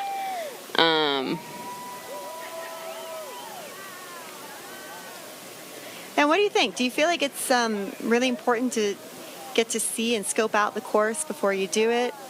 Or I think it could go either way, you know? Yeah. I mean, I think it's helpful. I think there's definitely like an advantage to knowing what climbs are up ahead and being able to pace yourself. But then there's also the mentality of ignorance is kind of bliss. You know, you don't know what's coming. What do you think? yeah, I think some people like that surprise a little bit, especially because it's such a gorgeous course that Beautiful. a lot of people maybe use that as kind of a like a little secret weapon for them to be able to get their mind off of, you know, maybe the pain cave that they're in or whatever it might be, by not seeing the course, so that they get to experience it all for the first time, and that's a really magical moment for them. And then I think you see quite a few runners who do everything they can to get out and see as much of the course as possible so that they can account for, you know, any of the variables and try to control what they can, and just understand what the terrain looks like, what they're going to be running on, and just get a good feel for what they're going to need when as they work on their strategy. Yeah. So you see it both ways for sure. Or to see some of the more, like some of the beautiful sections of the course that'll be dark too. Yeah. Like to your point earlier, it can be nice to get out and just to actually see the course because it's gorgeous. Yeah. And I mean, the course is so nice. It is worth seeing twice. Yeah. All right, we've All right. got, it looks like Megan Tattersall, who's approaching right now with a huge crew. Her friends have pushed her to dream bigger, which is what landed her here. And she's bringing her whole village to the finish line, from her twin sister to her three-legged training partner, Iggy, back home in Jackson. Shout out to Iggy. She's got a awesome crew with her, Megan does. Iggy's watching from home. Awesome crew with her who are wearing these big, bright yellow hats. They're so happy. She's from Alberta. Very cool. First thing she's going to do when she finishes snuggle with Iggy and find a river to jump in. I'd be up to jump in a river. Woo! Love the hats. Oh, Wow. the energy is so big here. She is smiling ear to ear. What a well-coordinated crew. Yeah. Shout out to her grandpa, who just turned 88 this week and couldn't be here in person, but we know he is watching and cheering her on from afar. He must be so proud of her. Welcome Megan home, who is one of our 2026 High Lonesome 100 finishers. Yeah, love the hats and the shirts. She probably had no problem finding her crew at the aid stations. Which is honestly so key, It is. especially when it starts to get a little bit busier. There was another crew that was the Froggy crew, and they all wore little frog outfits that just, again, made it really easy for them to find the aid stations. All right, looks like we've got Daniel McDougall coming in next. He's a 3-time lottery hopeful who finally earned his shot at High Lonesome. Looks like he's going to complete it. He brought a lot of uphill power and mountain earned legs to the course. He's been dreaming about this for years. It's a lot of time to think and prepare for this one. He's trained on nearly every section to prepare. Again, thinks his secret weapon is his uphill legs. He power climbs hard and has spent training weekends camping in the mountains with his spouse, stacking the vertical whenever he could squeeze in, despite grueling travel schedules and shifting work hours. Another one that's awesome. kind of juggling it all. Truly. I mean, all these runners out here are juggling families, friends, work, hobbies, so much, trips, and all the things in between. And to see them come through this finish line and see all their hard work pay off is just pure magic. Yep. Shout out to his dad, who thinks he's nuts. But Dad's rooting for him every mile, so supportive dad. And his spouse for crewing, who's also an ultra runner, and her support has been invaluable. That's awesome. I remember my parents also thought that I was totally nuts for doing this. I still think they probably think that. They just keep it to themselves now. And he's from Inglewood, Colorado, so also not too far away, just outside of Denver. Should be coming right through here soon. Getting that buckle. Yeah, so cool. 3rd year in the lottery. So he was just saying he feels real lucky to be getting in again. Volunteered at Hancock last year, which is the alien aid station, and he's saying that he was the guy in the silver outfit. So if any of y'all went through Hancock and saw a guy in all silver, silver outfit, that was Daniel. So he knows how hard the volunteers work because he's been a volunteer himself, and that's a really special thing too. I think in some ways volunteering might be harder than running the race. Yeah, tough on both sides. Yeah. All right, here he comes. Here he comes, running through the chute. Tell there's definitely more people out there cheering on. Yeah, it's getting busier, and it'll continue to get busier as 6 o'clock approaches.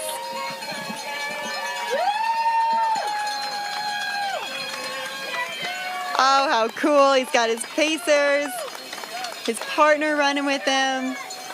So cool.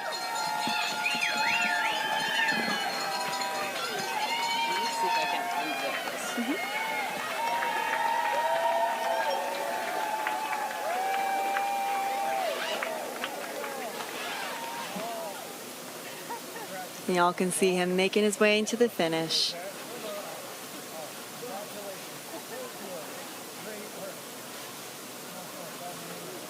Let's all remember he was out there for 33 hours. So while we all had breakfast, lunch, dinner, went to sleep, had breakfast again, he's been out there in the mountains going through cold weather, rain, all the way to the finish to receive his well-deserved belt buckle.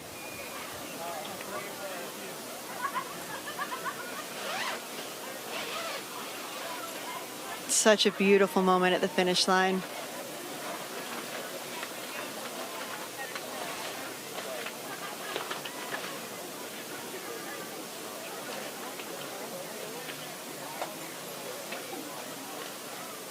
Do you help? But is it flooding too much sun? No, I think actually it's perfect for you. That's a good idea. Is that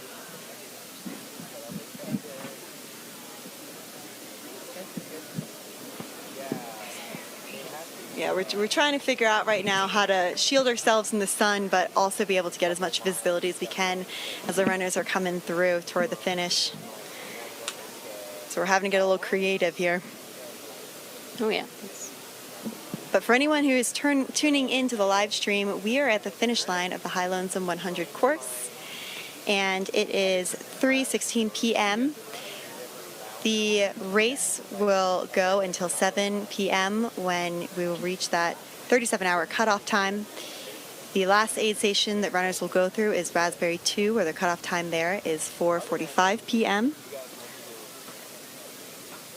Did you have a big crew when you did it? I've noticed there's been a lot of big crews. Yeah, there have been, and it's fun to see the crews really take to a theme or just go all out for it. I definitely had an awesome crew. I had my family with me, my mom, dad, and sister, and then a couple of my best friends too, who were pacers, crew members, and they were incredible. They just went above and beyond to make sure that I had everything I needed and helped me with that strategy piece, made sure that I had the right nutrition, and were just the best pacers and crew members that I could ever ask for.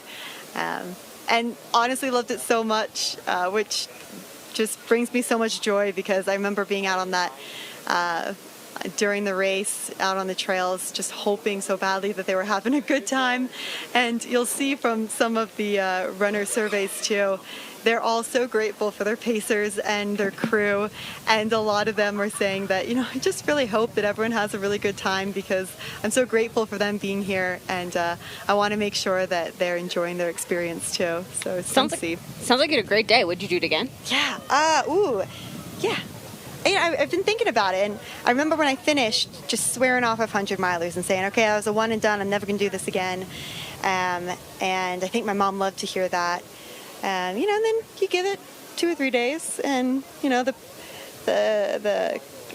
pain wears off a little bit, and you're a little less achy, and you just start to find yourself Googling. Yeah, I know, making bad late night decisions. Mm-hmm. Yeah. So I don't know. I know you're 2-time for High Lonesome, and you know, being here today and all of yesterday, and just again getting to witness and be part of this magic again, it does make you start to think about whether you'd like to put in for the lottery or not. What about you? I don't know.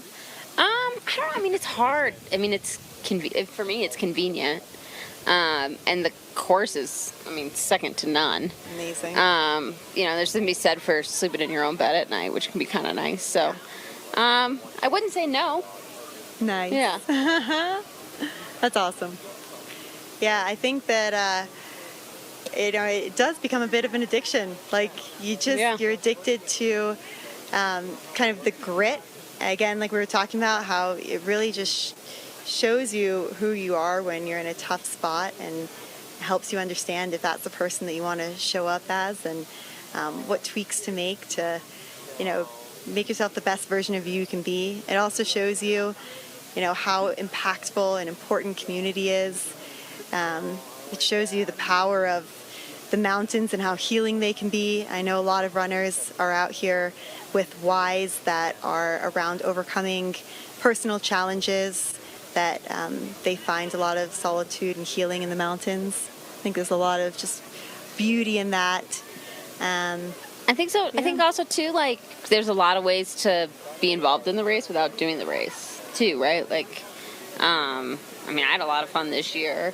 Doing some volunteering and crewing and pacing. So, I mean, you know, that's also a fun option, too, instead of having to go run 100 miles. So if you were going to volunteer again and you were going to work at an aid station, which one do you think you'd want to be part of? It's a good question. They're all great. You know, my kids really want us to, like, take over as a family Raspberry 2. Cool. They seem to have all kinds of ideas about how they're going to fill water bottles and cheer on all the runners. So the org family hype is for Raspberry, I think, because everyone knows it really well. But I think if I was to have my pick, I think Hancock could be interesting. Because, you know, Hancock in some ways has kind of been, like, dubbed, you know, Carnage Central, right? I mean, a lot of runners come in there looking really rough. And I think having good aid station support there is key to getting some runners, you know, out and moving and continuing on the course. So I think that aid station could be really fun as well. No, I couldn't agree more. I think Hancock would be an absolute blast for sure. And it's such a much needed aid station. Speaking of those who have considered running High Lonesome again and then actually pulled trigger for it, we've got Tom Elliott, who is coming down the chute for his 10th 1,000 miles. 100 There miler. we go. We got the 1,000-mile guy. 1,000 miles He went racing. did 9 and went for the 10th. His 10th 100 miler. 4 years in the lottery, finally got the call. It's making the race personal. A rugged grassroots event in Colorado high country where he visits his parents in Salida several times a year. He lives in West Texas, so he's been doing some different things to train for this race. Builds his fitness through consistent mileage, stair steppers, incline treadmill, and sauna. Also, no crew, no pacers, just him solo out there with his family pulling him into the finish. And let's also shout out those early morning training partners. Yeah. Those other people that maybe also have a little screw loose, that are willing to get up and put in the miles. Yeah.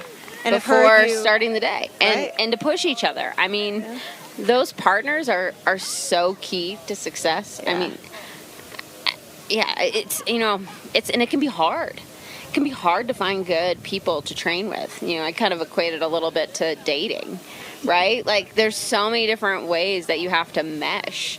If you're going to spend 4 hours with somebody in the mountains, or even just doing a shorter run with somebody, you really have to find a personality you mesh with, someone that's similar pace. Are you going to push each other?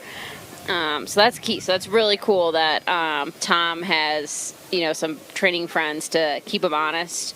Make sure you don't hit that snooze button. Ooh. Someone who's willing That can be to, far too easy. Yeah. Especially, you ever try to train for a race in November, December, Oh, yeah. without good training partners? Ooh, it's tough. It's dark.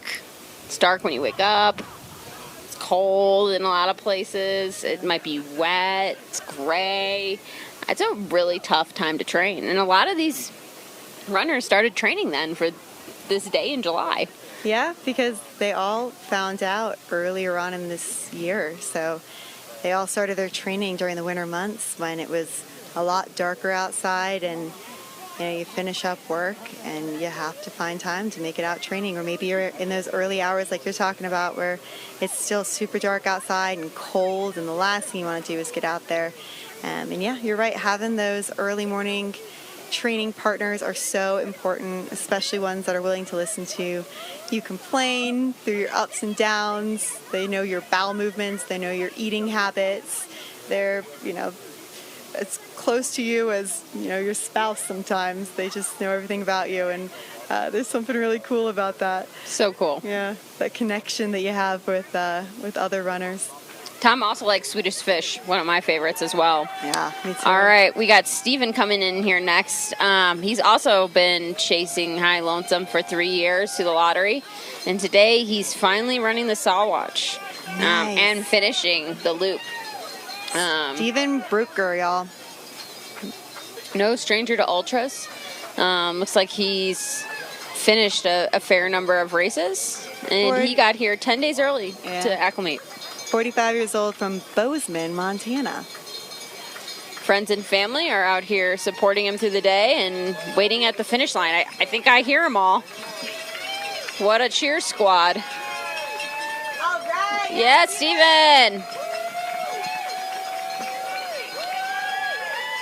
And there we go. We see more family members joining in for the runner to cross the finish line. His pacer is smiling ear to ear. So stoked for him to finish. It's so cool to see everyone else celebrating everyone's successes. It's just Super cool. Something so human and magical about that. I know I've used the word magical a few times, but there really sometimes isn't another word when you're out here observing such a amazing experience.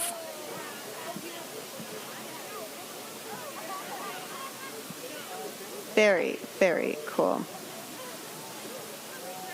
He's also someone that I imagine probably woke up early in the morning to get in those training runs, and Bozeman, Montana is a tough place to wake up early for in those winter months. Yeah. It looks like he focuses on building a foundation of consistency and standard training practices that he genuinely enjoys. And I think that's also the case for a lot of these runners. It'd be interesting to know, like, you know, I really enjoy the training piece. Like, for me, the training is almost as fulfilling as running the race itself. And I think, you know, if you're going to take on a 100-mile race, you have to enjoy the training part as well, because, I mean, it can be a grind. Yeah. A lot of people say that the race is actually the reward. Yes. And the hard part is all the training leading up to it. It's been interesting. I haven't seen many athletes here in their survey mentioning anything about any strength training. Are you someone that subscribes to strength training? Yeah, I think that's a really good point when you think about those long training runs and what that strategy looks like for the runners over these couple months heading into High Lonesome. I know a lot of runners, especially some of the front pack, are putting in at least 2 days a week of training, and that is something that feels really important to me, because having those strong muscles just allows you to be able to power forward, and especially with those really, really steep ascents. But I also think just cross-training in general, getting in your swims or bike rides or whatever that might look like. And as a mom, maybe that's just chasing your kids around and picking up toys and picking them up. And, you know, that could be cross-training in itself. But I do think that there's so much value in doing other things in the mix as you work on putting together your training plan for running. What about you? I'm a big believer in strength training, 100%. I probably live 3 days a week in the wintertime, less when the volume goes up in the summer months, but I think it helps build a lot of fatigue resistance, builds a lot of durability, helps with, you know, preventing injuries. I've gotten sucked into this muscular endurance thing that's kind of going around. So I've been doing that like once a week, which, like, whew, for not being much, like, it can make your legs quite sore. Oh, totally. So yeah, I think it's super important, and I mean, it can look all different ways depending on what's available, you know, to you and where you are. Yeah, and there's so many ways that people do cross training, but that is a really key factor in training, because I think a lot of times, if maybe you're not part of the ultra running community and haven't done many ultras, the first thing that you'd think is maybe that these individuals for training are going out and doing 50-mile runs, you know, on once a week or something, and putting in just a crazy amount of mileage. And while that might be true for some of the runners, they're also making sure to balance that out with getting enough nutrition in, and then cross-training in these various different ways. And there's so many different ways you can do that, but that strength training piece is just so key to preventing injury specifically. And I think a lot of runners have started to learn that over the years, that, you know, in order to make sure that you have the endurance that you need and the durability that you need to do some of these crazy 100-mile runs with so much gain, it's just so critical to really listen to your body and make sure you do the strength training to prevent those future injuries. I also think the strength training can be like a great thing to do too, like if the mountains aren't readily accessible to you. Like if you live in a flat land, you know, flatter area, you know, doing a lot of like deadlifts and things can help build those mountain legs without actually, you know, being in the mountains. Yeah. And a lot of runners too are adding in other different areas to help them with some of their recovery, like saunas and cold plunges. Yeah, I've seen a lot of people that have been doing heat training. In these surveys, which that's become big. Makes a big difference. Yeah. So there's so many ways that these runners are. I just run at noon. The poor man's heat training. I mean, honestly, out here. Yeah. Truly. And also that kind of helps with weather training too, because you never know if you're going to get a random rainstorm. Yeah. Or hail. Mental training as well. Training. Yeah. So true. And yeah, the nutrition plays a big part in it too. I mean, not only is it the nutrition during the race, but it's how are these athletes choosing to recover after those hard back-to-back efforts. You know, are they making sure they get enough sleep, as well as, are they giving their bodies the right nutrients that they need to accurately like rebuild and recover after those hard efforts, so they can continue to push. Yeah, absolutely. That's a lot. Okay, we got a couple more. We've got two approaching right now. We've got Carol Northrup and Jenna Carr. And then just for anyone who is watching and looking for their runner, Eric Grubbs is 26 minutes out, Ashley Itherbin is 30 minutes out, and Vince Rogers is about 38 minutes out. All right, looks like, oh, geez. Denna is running back-to-back 100-milers. She just ran a Mountain 100 days ago. Oh, my God. And she's here at High Lonesome chasing a sub-36-hour finish on the course she's never seen. Oh, my goodness. That's the second one we've seen. I would love to know, it doesn't say on here which other 100-miler she did. She did some Franklin Mountain repeats, grinding steep up and downhill sections, and then backed it all up with the full Mountain 100 the week before. Her husband is here crewing her to the finish line. That 100-miler she ran could have been Hard Rock. Yeah, it said less than a week. Yeah, I guess, yeah, could have been Hard Rock. All right, then we got Carol coming through.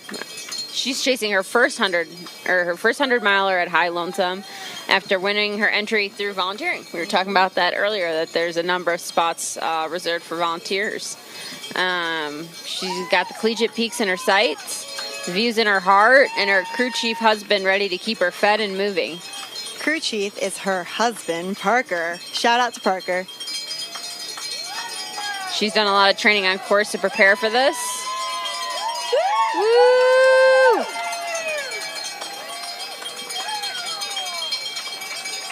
She is sporting a Death March Running Company hat, which is one of our sponsors of the High Lonesome.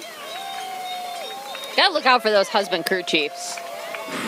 Mine's tough. Tough love, yeah. Oh man, well, and he's also like very organized, which is, I mean, I'm gonna probably get it. It's what you want, right? Yeah. Careful It's what you definitely. say. I know. I gotta watch what I say. You definitely want someone. You definitely, whoever you pick for your crew chief, like, want them to be organized. You want them to be meticulous. You kind of almost want them to be a little bit pushy, right? Like, kind of saying like, this is what you need at an aid station. My husband goes so far as to make PowerPoints before a race. Oh no, I'm not kidding. And we do a crew call a couple days before the race, and he presents his PowerPoint to the group. You know With what? all the critical points for the race. I giggle, but I only giggle because I actually relate to him so much.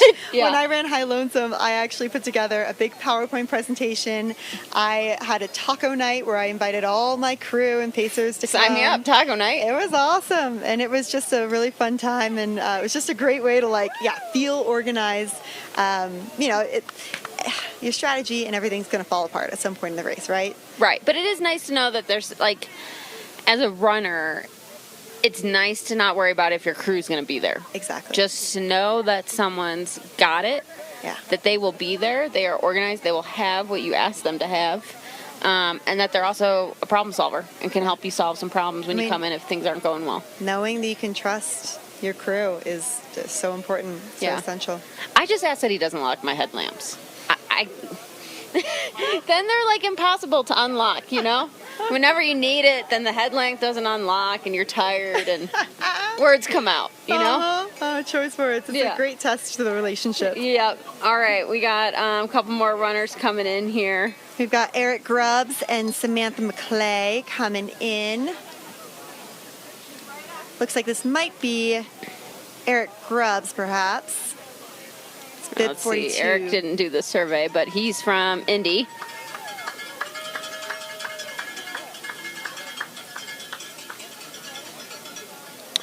And Samantha is also running her first 100-miler, and she's doing it in the mountains she calls home. Nice. Inspired by a friend's grit and fueled by a community that's become her people. Again, that community.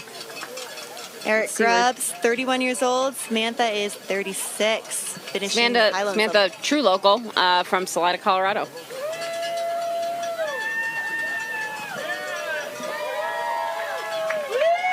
Woo woo! You did it. The crowd is picking up. It is getting louder and louder over there. We're hearing quite a lot of cowbells, and it's looking like a good time.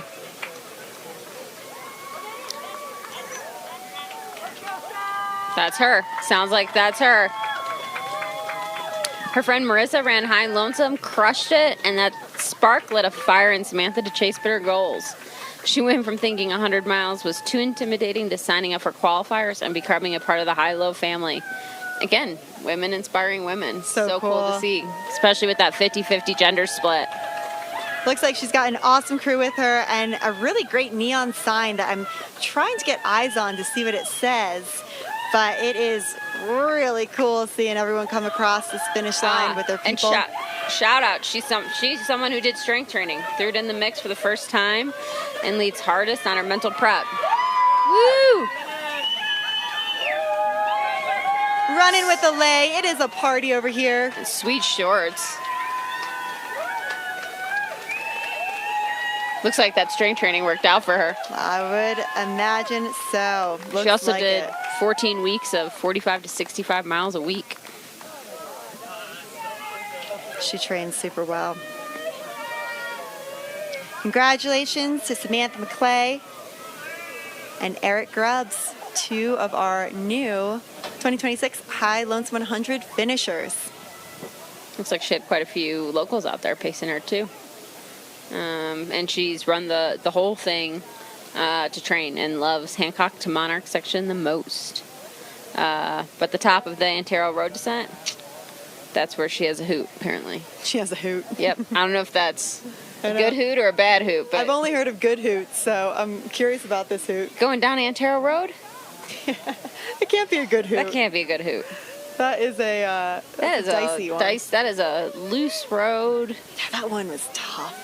Yeah, it's tough. And then if you've got the 4x4s coming up too. It's not super runnable from what I remember. Like you're running, but you're trying to navigate as well as you can without falling and twisting an ankle. Because to your point, like you just said, there's loose rock, but it's like crunchy, big loose rock. And then you hit the point, you get down the Antero Road and, you hit that road grind from, Alpine to St. Elmo.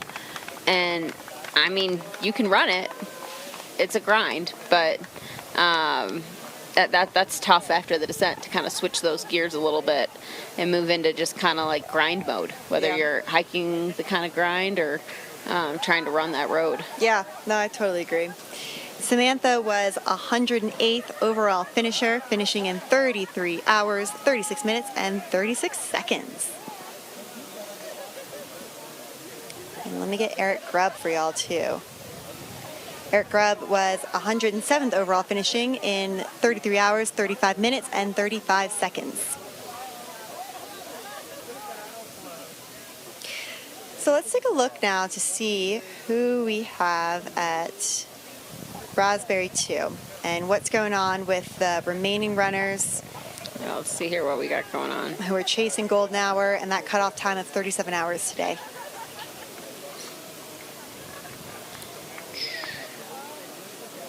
So we started with 250 runners today. We've got 108 that have come through now. Yeah, got some more coming up here.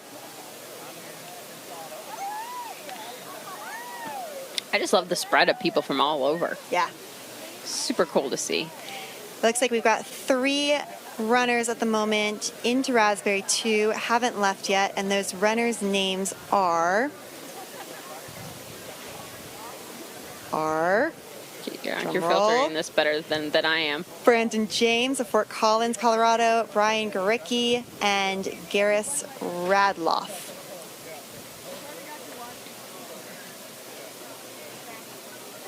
And I'd argue, being out here for this long, I think it's harder than running it fast. Yeah, I always have said that. Yeah. I'm always the most impressed by the last finishers because they've been out there grinding it out, troubleshooting, and it's been over 30 plus hours of them out there on the course through all the weather elements. And right now, again, we've mentioned before, it's blue skies. There's definitely a good amount of cloud coverage rolling in, so we may, honestly, kind of fingers crossed, get a little bit of a sprinkling that would cool things down a bit. But it has been pretty hot this morning leading into this afternoon, being 3:40 p.m. Mountain Time. So maybe it would be good to get a little bit of rain here. But yeah, we've got quite a few runners who are still out there on the course. and are making their way through the last 15 or so miles of the High Lonesome 100. Got what, about another hour before Raspberry 2 closes down? Yes. Yep.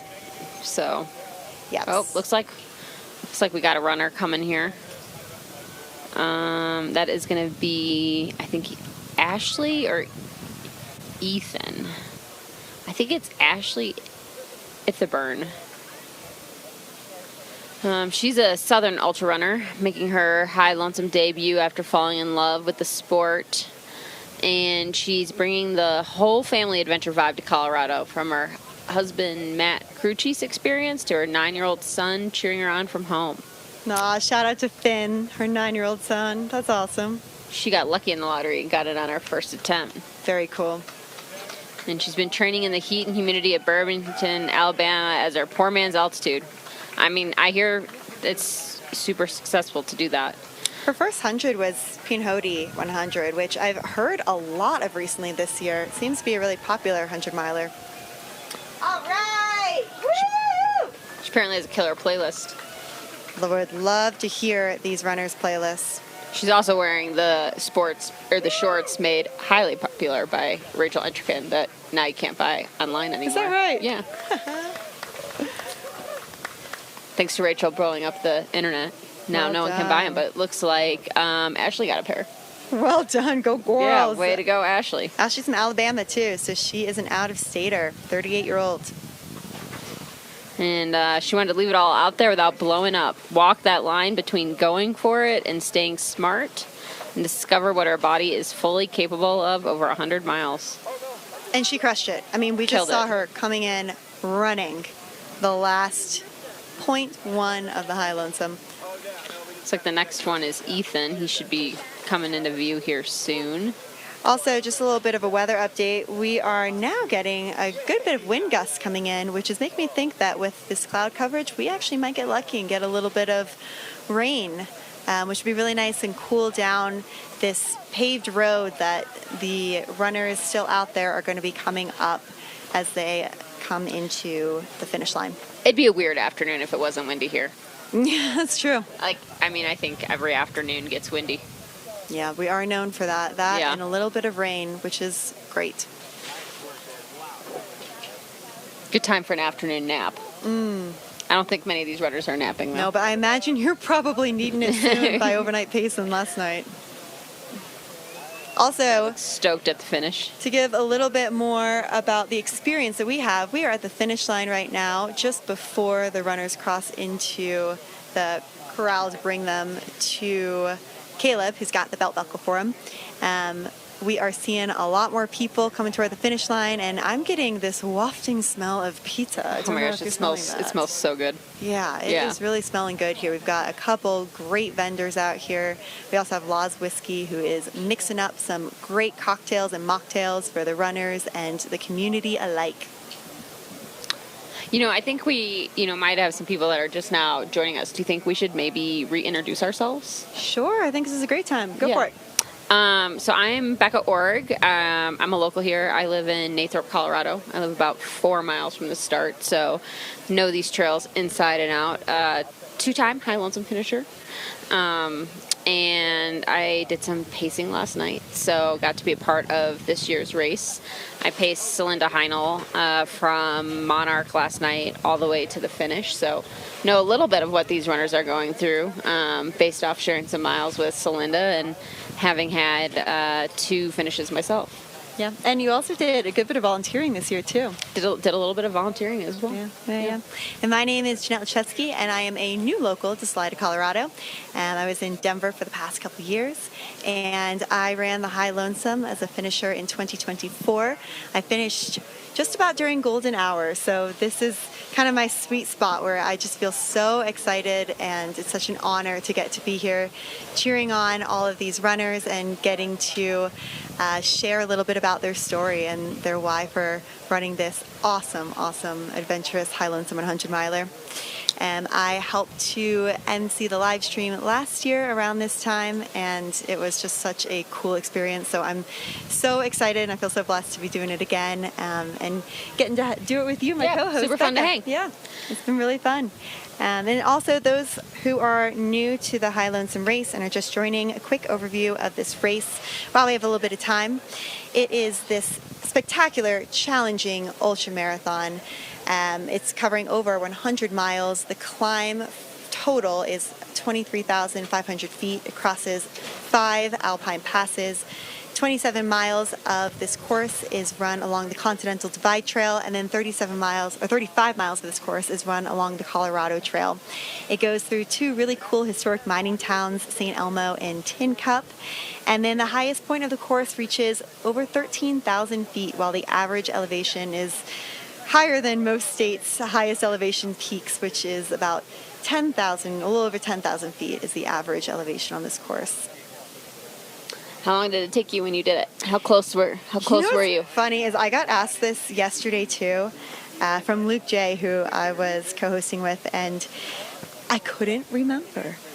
And I was sitting there saying, oh, I think something around maybe like 33 and anyways, when I got off later that night and was looking at everyone's pace and checking everyone out, I remembered that question and went back to go look, and I finished in about 35 hours, a little over 35 hours. So truly one of the golden hour finishes. Yeah, you had probably a lot of people cheering you in. That's awesome. Really, really special, super cool. And again, just as a reminder for everyone, golden hour is that last hour before the cutoff of 37 hours of the High Lonesome finish. So it is a really exciting, emotional moment. I definitely cried when I crossed the finish line, just remembering all that I had gone through, and physically and mentally too. So, what about yourself? Definitely getting their full money's worth. I got my full money's worth for sure. Yeah, every last cent. Yeah, I just wanted to spend a little more time on the course because I figured I'm paying for this, so why not spend some more time at the aid stations? Get what you pay for. Yeah, I spent a hot minute at Hancock. I think I was there for over 45 minutes, but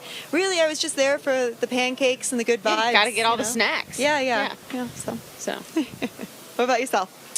The first year I did it, I was second place and finished just over, or right about 25 hours. So, yeah, and then last year, second time being a little bit harder, I was, I think, just under 26. I was 5th. Cool. So. What's really cool about the two of us right now is that we can kind of talk about the juxtaposition of what it looked like at different points within the race, because for you there were some moments, some aid stations you got to see in daylight that I saw at sunset or maybe the next day, the next morning. Yeah, and they probably had better snacks by the time you came through too. They may have restocked and gotten some better snacks for sure. Yeah, the pizza was out at Monarch by the time I got in, so that was exciting. That is exciting. Yeah, and I remember I think maybe it was like just before the sun was starting to rise, so it was super late at night, but it was an absolute party. And everywhere I rolled into, every aid station was such a party with all the runners who have come through, and it was very cool. All right, so our tent's getting a little bit more windy. We apologize if you're hearing some background noise.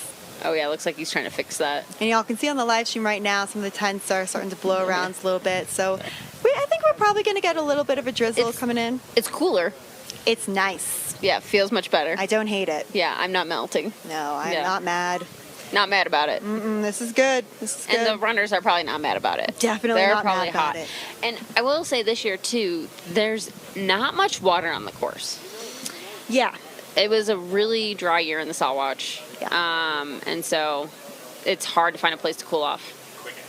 Yeah, it was actually such low water in the course that Caleb had asked if we could have a few people go out and scout for some of those water sources along the course, because we knew it was going to be a hot one for this race this year, and we wanted to make sure that we could do everything that we could to ensure that the runners had as much visibility to get the aid that they need as much as possible. So yeah, it was definitely a drier year this year, way less stream crossings, which, could be good or bad, depending on no water up Little Browns. No water, no.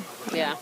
So shortly, we're going to cut over to a bit of an ad break while we have a lull in the runners coming in. But just before we do that, I want to give everyone an update of some of the runners that we're seeing coming in toward the finish line or that are close. So Vince Rogers is 18 minutes out, Jamie Dawes is about 19 minutes out, and John Brady is around 33 minutes out. So if you are a family member, friend, crew, pacer for one of those runners, that's just a little bit of information as you start to get excited and get ready to cheer them into the finish line. Also, 3 other runners that I want to mention. Oh, I think they've actually already come through. Yeah, I think it's.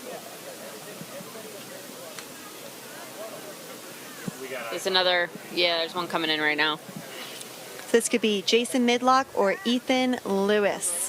And as we get closer and see the bib number, we'll be able to tell you all and give you guys a little bit of background.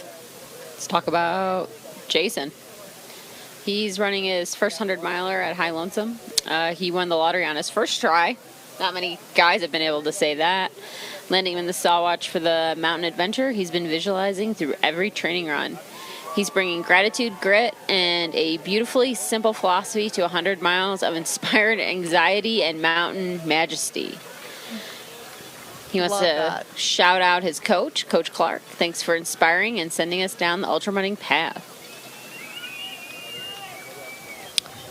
He's done some heat training. He leaned into high humidity and sauna sessions to prepare his body for the mountains and built motivation by visualizing the Sawatch on every run. He's hoping to learn something about himself in these next 100 miles. Welcome, Jason. Yeah, is that Jason or is it Ethan? Let's see. Oh, can't see that number. Yeah.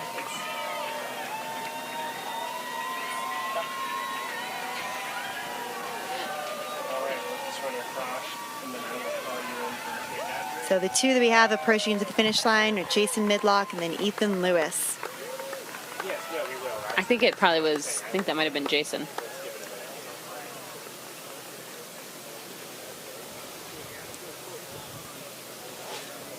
Oh, Jason is from Joliet, Illinois. Not too far from where I grew up. Not a whole lot of mountain running in Joliet, Illinois. Yeah, so that was Jason. A lot of country roads. Yeah. Square miles. Square miles for days. Yep. Jason was... I think we're going to pop over to an ad break now.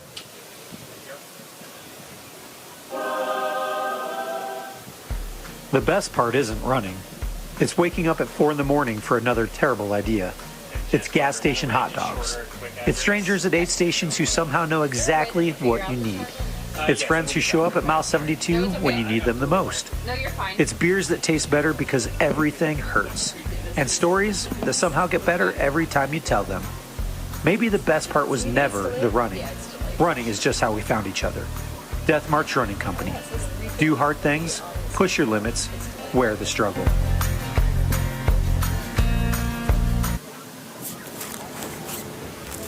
Really cool advertisements. They are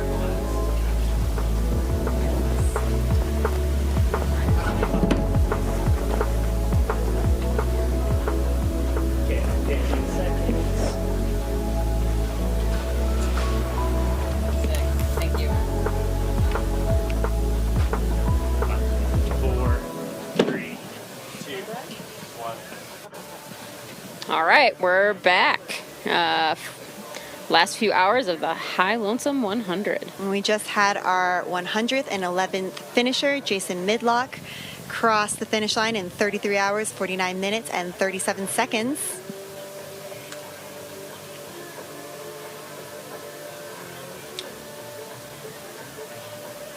Someone who trained in the flatlands for mountainous race. Yeah, you're saying Impressive. There's a lot of county roads out there. A lot of county roads. Yeah, I grew up not too far from Joliet. I like to think I built my mental fortitude there by being able to see for miles in the distance. Just farm and cows and a lot of that. And there's a great crushed gravel path that kind of connects some paths that runs out of Joliet through some of like the neighboring communities. It's a old rail line.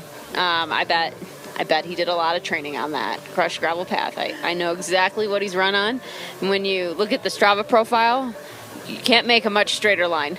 So when you start getting tired out there and you're looking around, do you cow count, or what are you doing? Sometimes there's cows. Sometimes it goes through like a nature preserve area with like buffaloes. Sometimes you'll see the buffalo. Mostly, it's just hot. That's some really humid, really great mental training, Yeah. I imagine. Yes, I bet he did a lot of that. Maybe if he was lucky, he went over to Frankfurt and did some of the old plank trail. Got a little paved path in. So we've got a few runners who are closing into the finish line. Vince Rogers, about 13 minutes out. Jamie Dawes, who's about 14 minutes out. And John Brady, who is about 28 minutes out. And then we've got a few that are coming into the finish line very shortly. Yeah, Morgan Murphy and Brett Wilson. Yep. Let's see where they're from.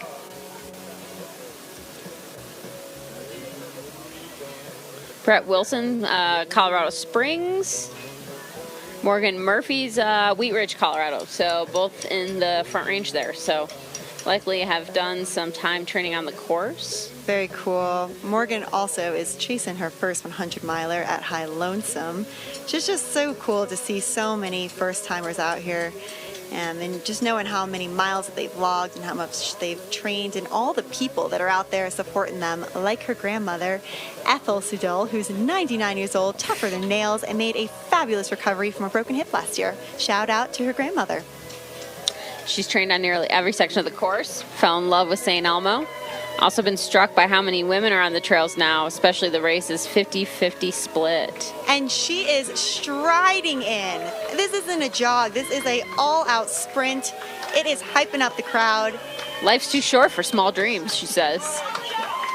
She wants to finish with a smile. Woo!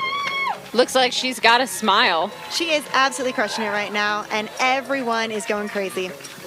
Congratulations. Her favorite fuel is Fig Newtons. Congratulations, Morgan Murphy. You are a High Lonesome 100 finisher. Okay. This next one we got here, is that going to be Brett Wilson?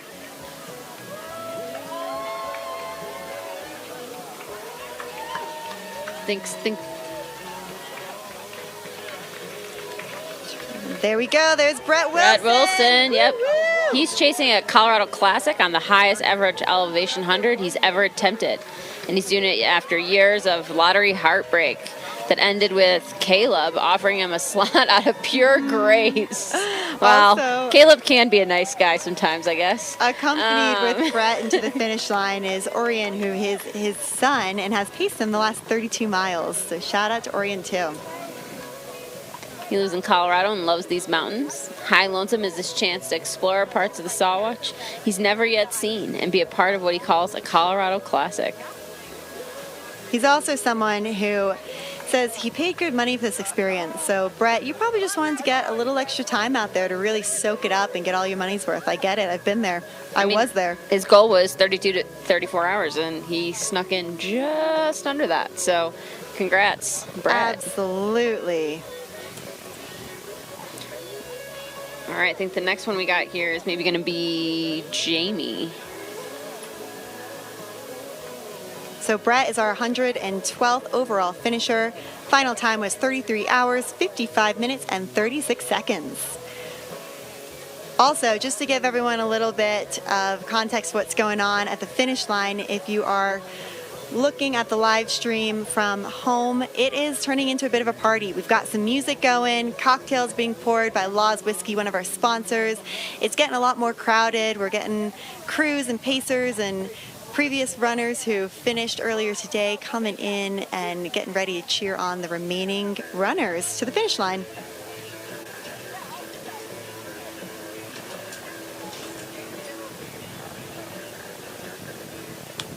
All right, looks like we should be seeing Jamie here soon. She's a veteran ultra runner who fell in love with the distance at Skyline to Sea and keeps coming back to races that challenge her. This is her second attempt at High and Lonesome. Looks like she's going to get the finish. Cool. And then also for Others who are waiting on their runners, Vince Rogers is about 9 minutes out, John Brady is about 24 minutes out, and Leslie Della Monica is about 29 minutes out. So it's Jamie coming in here now. She's also done some heat training. She's been training in the sauna to prepare for the later miles, which she knows will test her, despite what the elevation chart suggests. So see? Looks easy on paper. Yeah, Jamie. Go, Jamie! Woo! She's got a big smile on her face. Yeah, and she's she crushing it. Looks real strong. She was hoping to enjoy the race and run significantly faster than her 2024 time, with Antero as the section she's most looking forward to. So now we've got Noah very close behind. He is running High Lonesome for the first time, and he will be a finisher of the High Lonesome.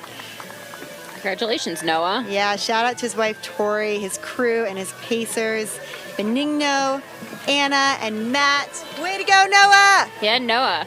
And he's stoked on the 50-50 gender split.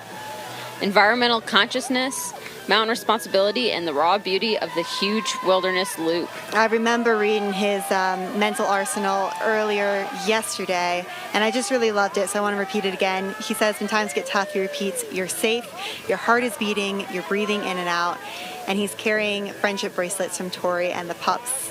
He has his Hamilton soundtrack ready that I'm sure he's used throughout the night. Oh, he's so emotional. Yeah, and he is... Oh, what a huge accomplishment. A High Lonesome 2026 finisher. Amazing. It's so powerful to just see what these runners have overcome in their personal life, in their running life, to get to this finish line. It's so meaningful. That belt buckle isn't just a piece of metal, but it's a representation of everything that these runners have endured in their life, all the challenges that they've gone through to get to this moment here, and it is a special and emotional moment. All right, we got, what, 45 more minutes before Raspberries close for business? Yeah, so we are 34 hours into the High Lonesome race, and the cutoff time for the High Lonesome is 37 hours. And yes, we are about 43 minutes out from the cutoff time of Raspberry Aid Station, which is the last aid station before making your way into the finish line. Raspberry Aid Station is at mile 92.7, and then the runners have another 7.3 miles until the finish line. All right, we got another runner coming in. Looks like Leslie. She's been chasing High Lonesome for her persistence and grassroots spirit. And after beating the lottery odds to land on the wait list, another waitlister, she's finally here, ready to prove to herself that at her young age, she can still do this without breaking herself. How old is Leslie? Nice. Also, I think that might have been sarcasm. Oh, shout out to Leslie's daughter Alice too, who's been unable to make the last couple of hundreds because of work, but Leslie is carrying her across these miles. Leslie is 60. Nice. So yes, that was young with quotations. Love it. One of the 8 60-plus runners today. Just goes to show you that age is just a number. And it looks like her husband Bruce is crewing her. Shout Also, out to those husbands. Looks like Leslie's going to be coming in with her pacer Lynn, who has been running with her since Monarch, which was up about mile 68. What's really cool about Lynn and that Leslie loves is just that Lynn is this bossy and basically, bossy pants who claims that pacing segment the moment, she heard Leslie was waitlisted. So it sounds like as soon as Leslie got in, Lynn jumped in and said, I'm gonna pace you if a Monarch on. So cool. It's so special to just see pals supporting each other and being there for each other, friends and family alike. There's no way these runners could have done it without them. So special shout out to Lynn helping Leslie make her way across this finish line. She said the views and the whiskey along the way are the bonus. You think she was doing whiskey along the way? It's possible. I want to hang out with Lynn. I've seen everything. 60, running 100 miles, drinking whiskey along the way. I've seen it. How do I become her? Yeah. Looking so strong. So strong. Approaching the finish line, 34 hours and 5 minutes. What a solid finish. Okay, looks like coming up next is going to be Chris Lloyd. Ooh, she did it. Amazing. Getting that hug from Caleb. Okay, we're getting some intel that John Brady is about 18 minutes out, Anita Stoker is about 38 minutes out, and Ivy Crockett is about 50 minutes out.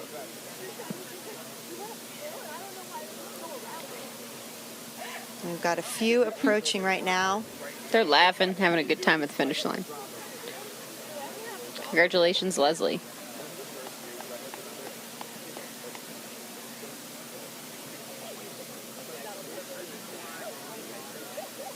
I wish I was able to hear what they're saying out there. Yeah, what is Caleb saying? It'd be fun Caption to get that. a little audio on that.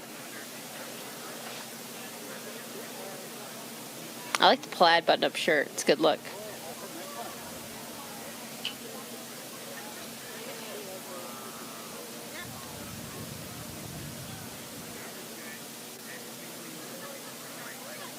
You can't help but just smile when you see these runners crossing the finish line.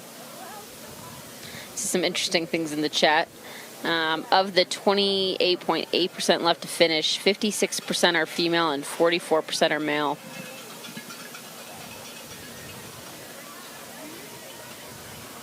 It's almost a pretty even split. Yeah. Okay, y'all, here we have Vince Rogers making his way. Chris Lloyd.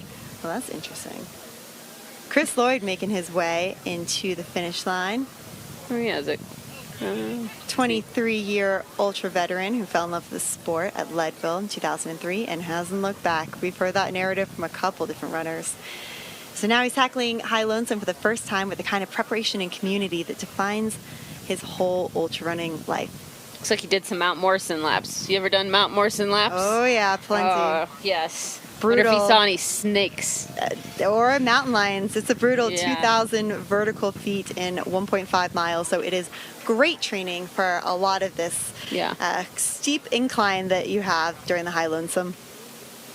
I like to kind of go up and then go down the road a little bit to where you got to turn around and then go back up the road. It is a and back down. Yeah. solid run.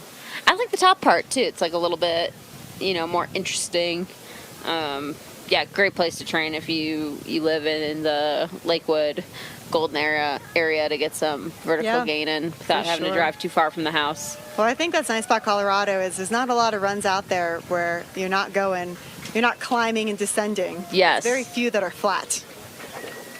He loves the preparation and the unknown. He approached this simply. Oh, looks like he's got a tiny tot. So exciting. So exciting. Let's call out his 4 children.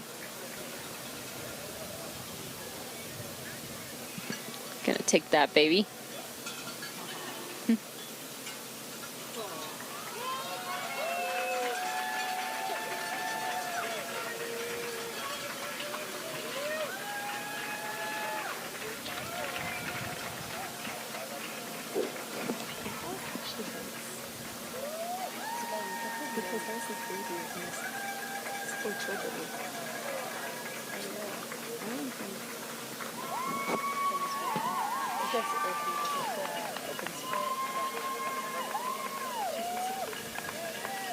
Yeah, so for those in the chat and those listening on the live stream, I think we have a little bit of a technical error, and it looks like that was actually Vince Rogers who was coming through. Not to be confused with Chris Lloyd, who we've spent a good bit of time hyping up and talking about. We'd love to see Vince Rogers' survey too, so we can hype him up too, but it looks like from what we could tell, he was in great spirits. His family was with him as he crossed the finish line, and it was an epic finish, so congratulations to Vince Rogers. And most importantly, he didn't drop the baby. Yes, that is definitely important. Yes.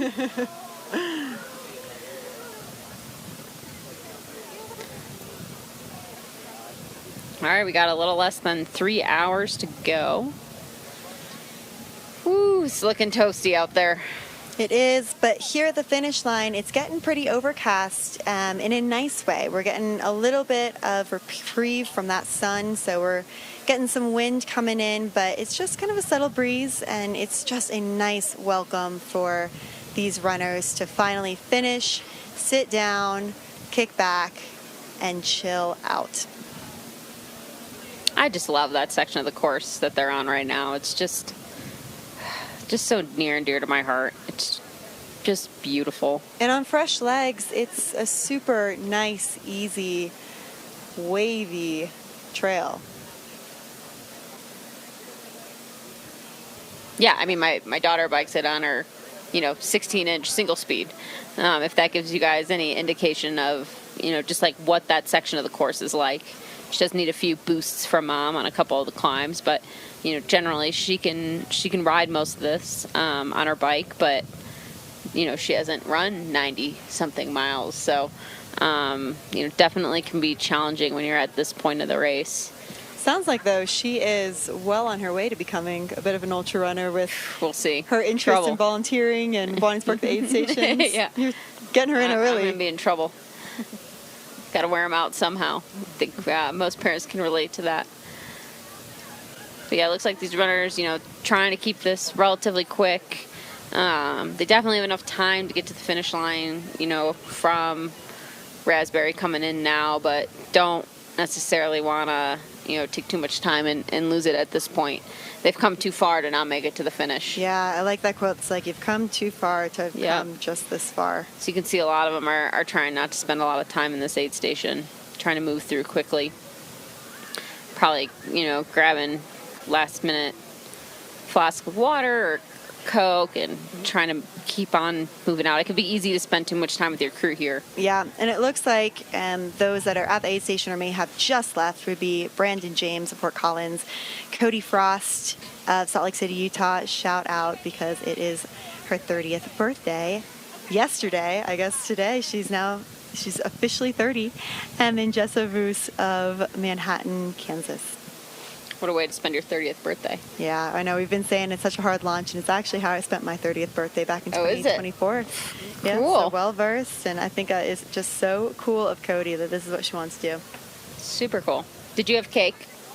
Heck yeah. You know what? I also had cake yesterday because while Caleb and Kelsey had the most things to focus on and prioritize, they went out of their way to also get a cake for me because they found out it was my birthday. It was your birthday, that's and right. And to bring it over.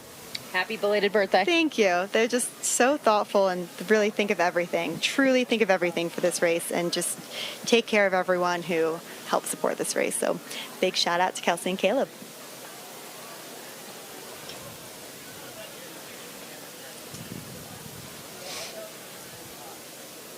I don't know how they do it. I know. Like, I really don't. I don't think they sleep going up to the race. No. Trying to prepare and get everything ready.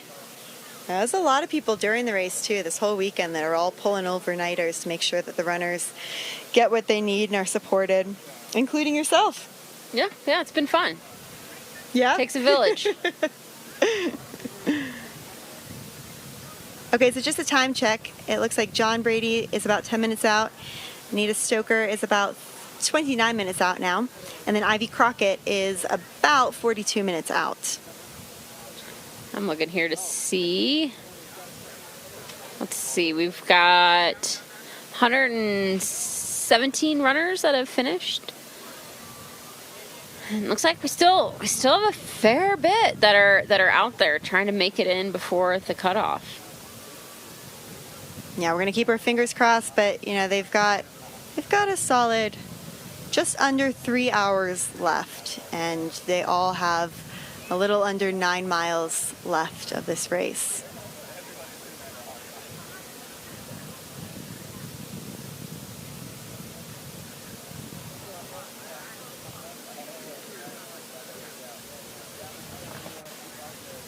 Yes, to answer the question, the drone is on Raspberry Aid.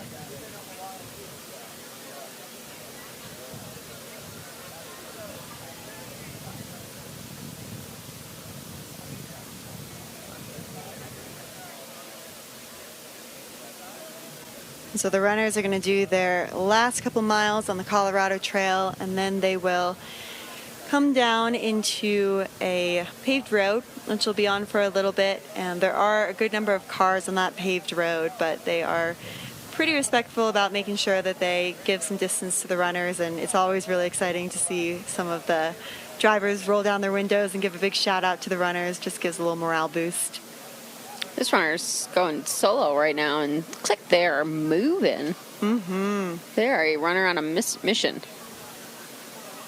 Looking strong. We've seen quite a few runners coming in solo, not needing a pacer in this last section. Typically, runners can pick up their last pacer. I think, is it Raspberry? Yeah, I think you can also pick up. You can pick up pacers at the road.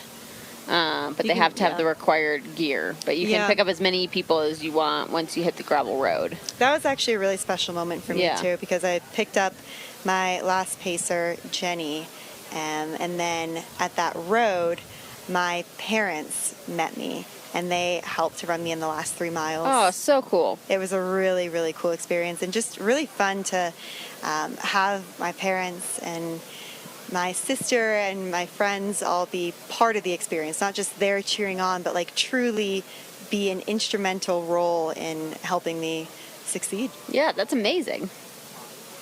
So cool. So some great drone footage of what this single track looks like on the Colorado Trail. This runner looks like they're moving pretty good. Been out there for 34 hours and 16 minutes. Does not look like their first rodeo. No.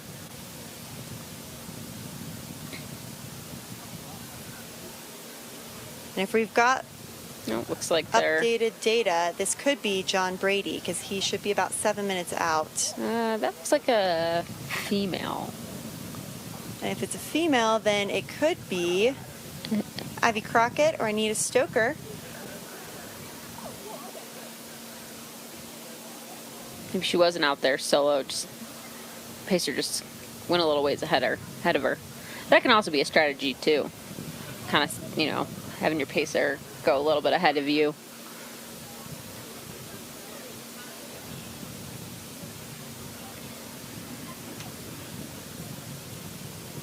Oh, cooled off for a little bit, but man, that heat turned back on. I know. The sun came back out. Yeah. The clouds are starting to disperse again.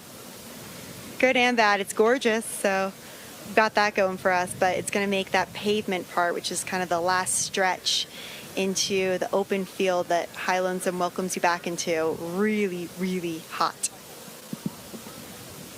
People are just throwing down all kinds of stats in the chat here.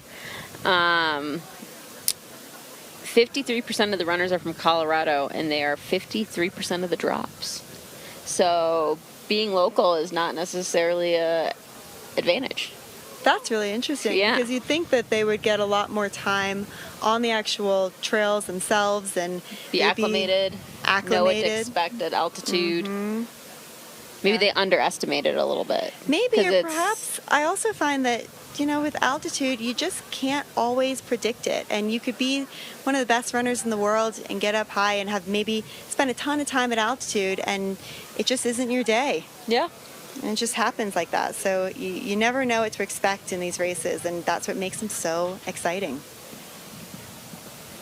What are some other good stats in there? I love that. I know. We've got some great interesting content. That's all that I'm seeing right now. But yeah, I'm loving other people taking the time to do these stats. Yeah, please drop them in, because we'd love to call them out and share with everyone else in the live stream.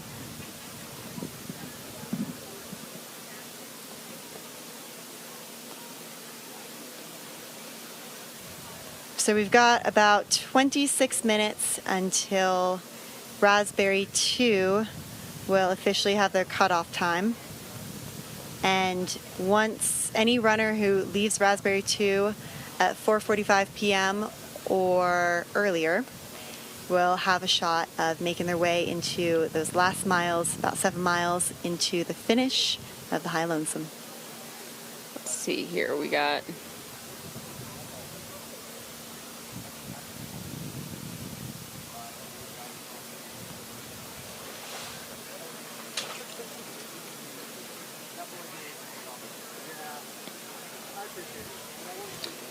This one's 68. So we've got 78. We've got 12 runners that are still trying to get through Raspberry 2 for the cutoff. All right, and we are seeing John Brady begin to approach into the field. All right, John. So he is a 100-miler returning to the ultramarathon distance. Completely solo. No crew, no pacers, just him and the High Lonesome course he studied on YouTube. I love it. Technology. But he's also clocking 80 miles per week with about 10,000 feet of elevation gain. So he's done a great job with his prep work and probably worked really hard on his strategy, and it is paying off. He is from Park City, Utah, and he is 54 years old. Cool. He is unshakable, unbeatable. His mantra is, I never quit. I love it, John. He's never seen the course in person, but YouTube sold him on it. Must be a good YouTube video out there. Great YouTube videos out there. Wonder if you watched the one, what was it called? It's called The Well. They did back in 2022, right? Yeah, they've done a couple really great videos of High Lonesome. You know, individuals have gone out there and filmed the course, and then there's also been a few organizations that have done that, and it just really helps to give you perspective on what to experience, especially if you're an out-of-stater or out of country and you're trying to prepare and figure out what you're going to need at each section of the course. These great YouTube videos are just becoming better and better quality and are really great for training and putting together your strategy. He's planning to have a celebratory drink when he crosses the As he finish should. line. What do you think he's going to go with? Some Law's whiskey cocktail, I hope. Or maybe an Elevation beer. Local brewery. Or an Elevation I saw beer. that there was some Elevation beers out there. Maybe he can have one in each hand. Yeah, maybe. Yeah. My personal favorite is the First Cast. Love a good Elevation brew. Ooh, Yeah. Very nice. Is that their IPA? It is the IPA. Yeah. Yeah. I It's the one with really the like fly that. fisherman on it. Yeah. All right, here comes John Brady, and the crowd is getting pumped up. Hearing a lot of woos, cowbells, cheering. The sun is shining. He is starting to jog, making a strong finish. Wonder if it lived up to the YouTube hype. I bet it was even better, especially because he got such a clear evening. Yeah. You know, it'd be sweet to talk to some of the finishers that are at this point of the pack. It really would be. Good job, John. Woohoo! Yeah, so he was on that divide at nighttime, and I mean, you were on it. I think the stars were out, and it was just absolutely gorgeous. I was only seeing that from my house, though, so you probably have better perspective. Oh, it was beautiful out Yeah? there last night. Yeah, I spent the night on the Colorado Trail, the most unrelenting trail in all of Colorado. Yeah. Takes no prisoners, you know. Gorgeous evening. Wasn't windy. Clear skies. Got to see the stars last night. Just a great night to be out there.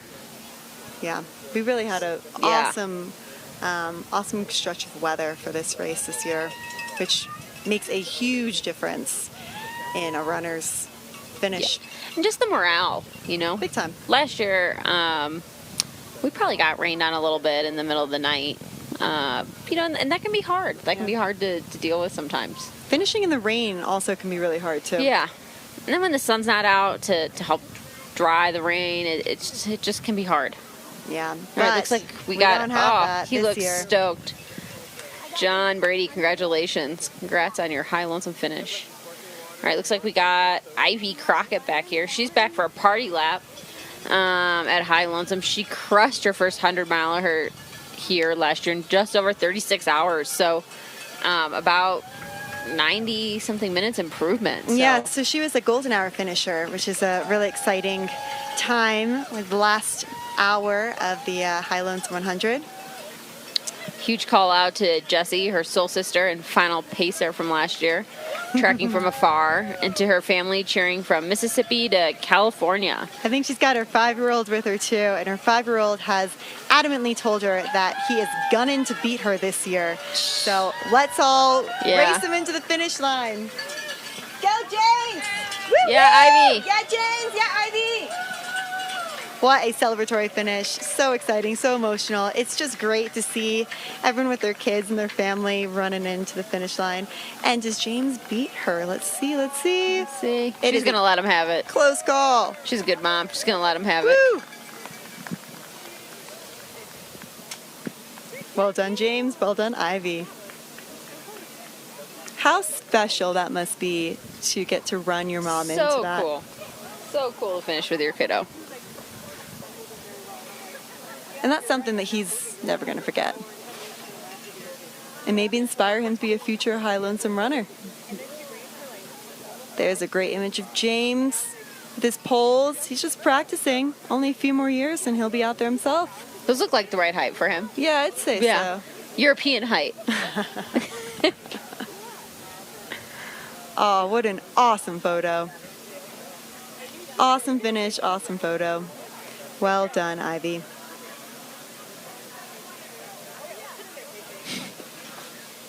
Oh, we got more stats coming in here.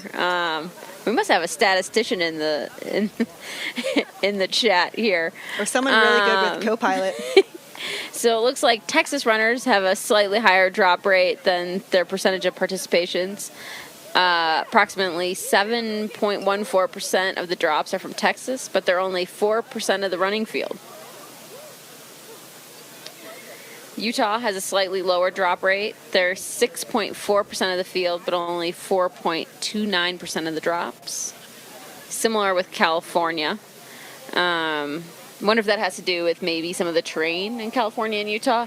I don't know that the terrain in Texas lends itself to a mountain 100. So yeah, I can't imagine there's like a ton of technical areas to be running. But great heat training, a lot of good desert. He's a licensed CPA. There we go. There we go. There we go. Good with Excel. Yeah, love a good CPA. It takes an army, and that's what's been really cool too, is getting to just see all the demographics of the runners and learning about some of these stats. But there are teachers out there, scientists out there, CEOs out there, nutritionists.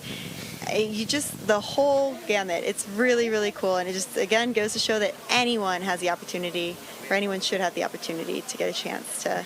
I'd love to know what people told their boss yesterday when they were asking for the day off. Like, did they tell him, I need the day off because I'm running 100 miles? Did they just take the day off? Yeah. Did they maybe not say anything and just play hooky for the day and hope nothing came up at work? I think what's really nice about this race, too, though, is it starts on Friday, so you have at least Sunday to recover a little bit before you go into work on Monday. It's hard to go back to work on Monday, though, after this. Yeah. It's also hard to absorb the magnitude of what you've accomplished and to go back to just the grind. Yeah. Yeah, I imagine that, it kind of changes you a little bit, and you start, feeling a little different. You start standing a little taller and holding your shoulders back. And all right, we got more runners coming in. Someone all right, cooking into the finish line. Like this is maybe Greg. Yeah. Greg's a relentless Colorado 100-miler on a mission. He's been chasing this lottery for 3 or 4 years, running Leadville and Run Rabbit Run in the meantime. Now he's here to check High Lonesome off his Colorado bucket list and prove he's ready for Western States. I think this is much harder than Western States. Yeah. Well, he is absolutely crushing it. He has a 14.5-year consecutive daily running streak, 1,630 miles, and 202,000 feet of elevation logged this year alone. Plus, he's actually trained on the course. His favorite discovery was Lost Wonder Hut to Hancock. So you can see he's being run in with his pacers and his crew. He's got his sun hoodie on. Looks like they're actually letting him lead the way as he makes his way into that final run into the finish line. Got a great running crew in Arvada, Colorado. Just outside of Denver. Way to go, Greg, Opkin North. Have you done Run Rabbit Run? No, I haven't. No? Out in Steamboat, yeah? It is out in Steamboat. Another good Colorado 100-miler. Mm-hmm. We were reflecting on that one a little last night, too. Harder and easier all at the same time, I think, than High Lonesome. Yeah. Yeah. Not quite More- the views, but definitely a really Beautiful, well-known, beautiful course. Yeah. well-known race. Well-known race, beautiful course. Usually run in September. A little sadistic, though, with the way they do the hares and tortoises. Ah, So they, if you are running it as a hare, you start like 6 hours after the tortoises and chase them, which makes for a nice way to see a lot of people, but I don't know, a little rough if you're a tortoise. yeah. There's also a lot of wildlife on that A course. ton of wildlife. Very similar though to High Lonesome. Like yesterday, we saw a couple moose that we got some great live stream footage of. We saw 2 moose that were trying to figure out what was going on with them. Couldn't tell if there was an argument or not, but they were back and forth close to each other and then giving each other distance. It was really fun seeing the runners recognize some of the moose, or see some of the moose in a distance. And it was also cool seeing some marmots and some pikas out there. We saw plenty of dogs, and yeah, it's just been really nice to see just the wildness of Colorado too, not just the terrain, but also those who call Colorado home. Not just the people, but also the animals. This runner on the live stream is moving well. Looks like they're about to turn into the final stretch. Catching one last wind here. We should know who this is in just a minute. But moving really well. Crossing through the gate, and here is where the runner will start to get into that open field like you all see. I almost missed this turn this morning. Yeah, it is. I was going to send her out for another loop. I almost went left. Definitely a tough turn to make because it just kind of comes out of nowhere.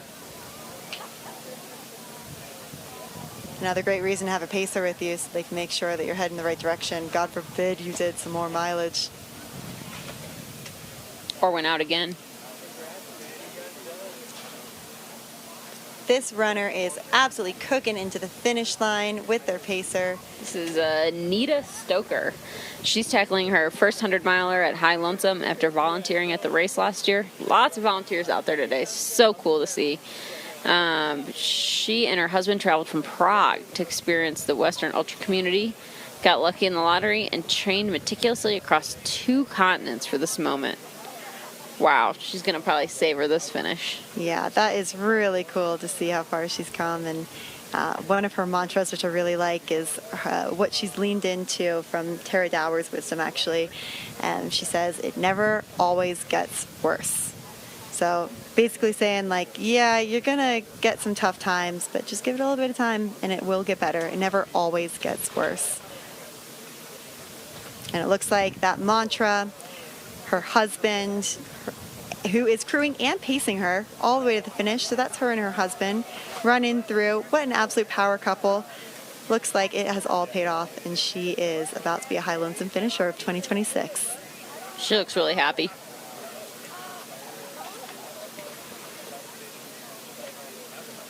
Looking so strong, too.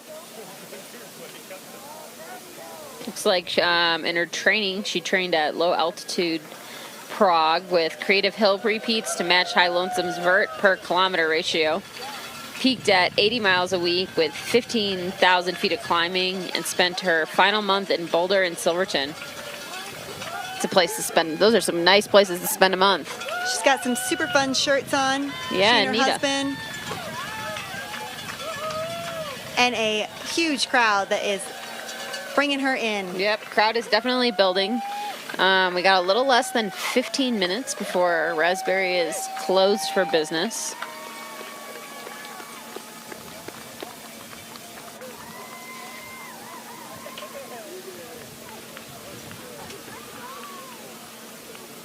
Take a look here at see how many more we got to come through.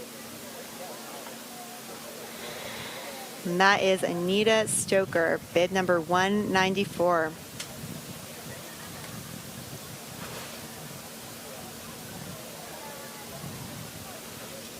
She finished in 34 hours, 33 minutes, and 55 seconds for a placing of 121st overall. Looks like we maybe have only 3 more runners that might have the potential to go through Raspberry. 2 and to continue on the course. Looks like everyone else has decided to stop. Oh, that's got to be so tough. So tough. Over halfway, and under 30 miles left, under 20 miles left, and it's just such a luck of the draw. Sometimes you just... This runner's getting close. About to, I think, about to turn in up here, maybe?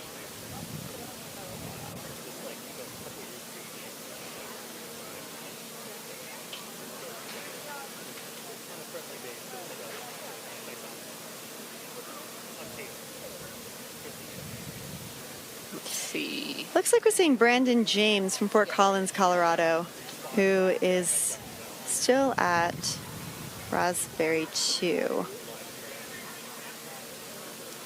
Got in at 33 hours and 22 minutes and is maybe just hanging, getting the nutrition they need, and soon leaving. I just love hearing how people get so creative in how they approach their training.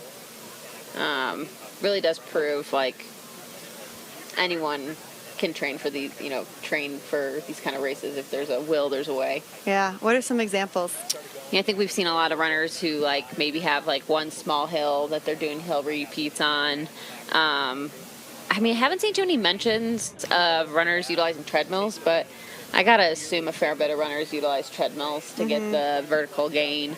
I have some friends in the Midwest that put cinder blocks to make the treadmill go the other way to practice running downhill just as much as running uphill, which that's an interesting approach. You see a lot of heat training. People talking about parking garages as well. Garages, yeah. Running up and down the stairs of their office buildings and their apartment buildings, and doing whatever they can to get that elevation gain. So those 3 runners that you were talking about who are still on their way toward Raspberry 2 are Leanne Thompson, Justin Matlick, and Junko Kazukawa. It looks like quite a few people wanted to check in on Junko. I know she's kind of a fan favorite. She is. She's out of Denver, Colorado. Yep.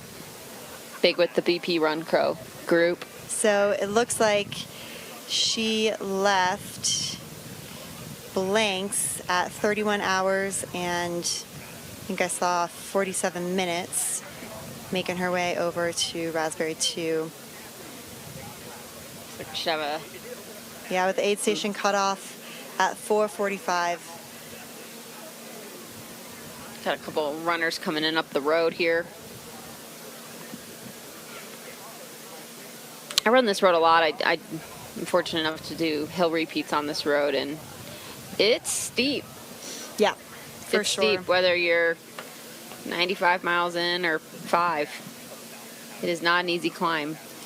So if you keep going past where this field is and turn to the left, you can actually continue running all the way up Princeton. So it goes uphill for quite a while. So real quick, for those who are looking out for their runners, Juana Arrieta is about 21 minutes out. Lizzie McCants is about 24 minutes out. And Hannah Donau is about 49 minutes out. And when I say out, I mean toward the finish line. So I'd imagine they've left Raspberry 2. They are well on their way down the Colorado Trail and hopefully hitting that blacktop pavement pretty soon.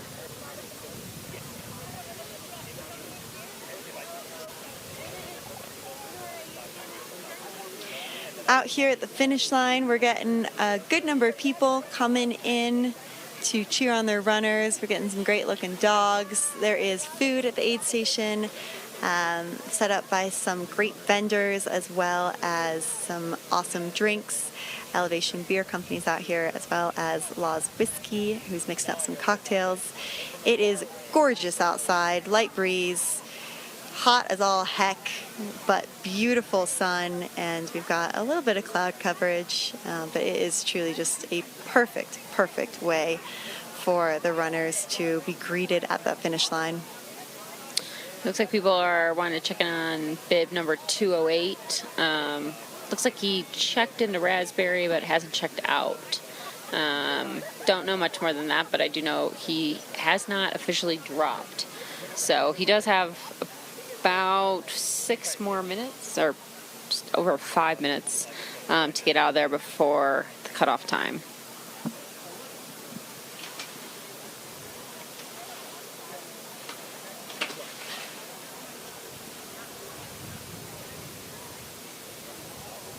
Gotta imagine going up that road is, it's not cold. No. It is not cold. The nice thing about Raspberry too is that they've got a lot of ice and they've got a lot of great volunteers that are making sure the runners have what they need before they start that ascent on that long road that you've been mentioning that's just in the dead of heat, direct sunlight. Got some runners coming in here. Look like they're moving well. Getting that finish line boost. Okay, they're through the gate, and so now they are headed toward that open field.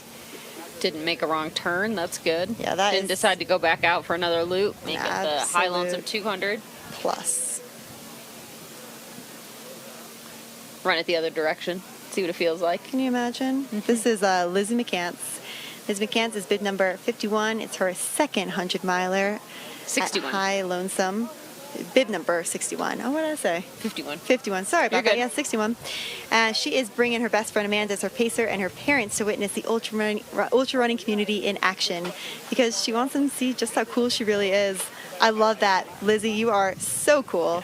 She crushed her first 100-miler at the Sangre de Cristo in 2021 and just hasn't slowed down. So now she says she's ready to push harder, and I'd say High Lonesome is probably a really good go for looking for 100 miles or a miler to push a little bit harder on. She said she has a stomach of steel that eats anything and an affinity for vertical that'll carry her through. That is truly a superpower to have a stomach of steel. You think she still says she has a stomach of steel? I'd be curious to ask her. Would love to interview her. She says that ultra running has completely transformed her mental health, and that's the real finish line here. And I'd say that a lot of runners out here can attest to that. There's just something so magical and healing about ultra running, running in the mountains. It's a really, really incredible experience. She lives in Boulder, Colorado, so she's no stranger to vertical or running through the mountains. Cool. But she's done a lot in the foothills there, a lot of training. She's being paced right now by her best friend and training partner, Amanda Kleva. So congrats, Lizzie. And awesome job, Amanda, for getting her into the finish line all the way from Hancock. No shortcuts. What an absolute mountain goat both of them are. The crowd's starting to pick up. We're hearing some cowbells, some cheering. Crushing it. Here she comes. Yeah, Lizzie, you're doing it. She's got an awesome hat on. I was just thinking the same thing. Love the hat. Love the party shirts. Looks like we got Sean Holman coming in next. He left his job earlier this year to chase something bigger. And he's bringing 2 of his best friends from D.C. all the way out to Colorado to help him find it over 100 miles in the high country. Go ahead. No, I was just going to say, this is his first time at High Lonesome, but he's already fallen hard for these remote mountains since moving out west. Very cool. Big shout out to not only his 2 friends, Thad and Andrew, but also his amazing wife, Angie, who's been supporting him every step of the way, making this race possible, which is another narrative that we have heard from so many of the racers out there, and I know that you can attest to that. Having your spouse support you in this big way is just everything. He's, I believe, also I just saw from Boulder, Colorado, 48 years old. Way to go, Sean! Woo! Congratulations, Sean. I'm sure When things get dark, he says he's going to keep moving. He kept moving, and when he needs to laugh, random thoughts and hallucinations will do it. You got any joke when you pace? Do you tell jokes or That'll make your runner Oh, yeah. laugh, or do you like jokes? I feel like I like to tell some stories. So I've always got kind of like a repertoire of a couple different stories, and always ask them, okay, like what type of story would you like? Is it maybe a travel story or a travel situation that's gone wrong, or a funny dating situation, or maybe it's a family trip that just didn't go as planned. And I always feel like telling some of those stories, even something simple like a family tradition at Christmas or whatever, just to keep the runner's mind off of what they're doing, is always just a great plus. And giving them options too of what they want to hear sometimes helps, sometimes they don't. Sometimes they just want quiet options. Yeah, and just knowing when those places are is really important for these runners. Super important. They all look so happy. Congratulations, Sean. Yeah. Awesome job. Very cool. Another High Lonesome finisher. Seeing lots of sun hoodies out there today. Everyone's trying to stay protected from that sun. So Sean finished in 34 hours, 44 minutes, and 17 seconds as the 123rd overall finisher.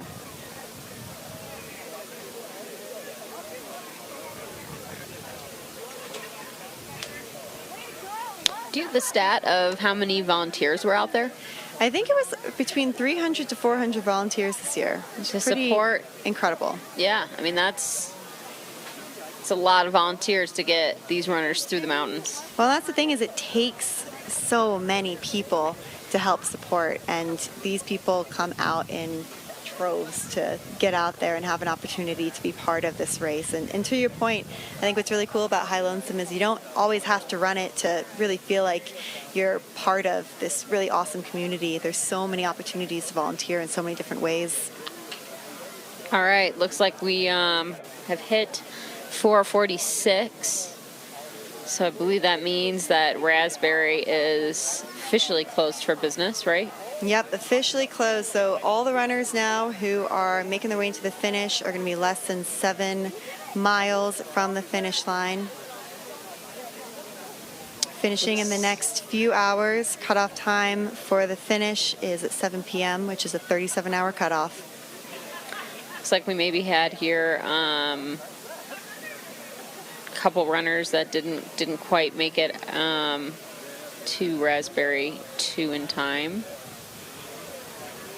We've got a runner approaching right now, Juana Rita, and she is bib number 197. So she is running her absolute dream race, which I'm hearing a lot of runners say. Makes it so cool.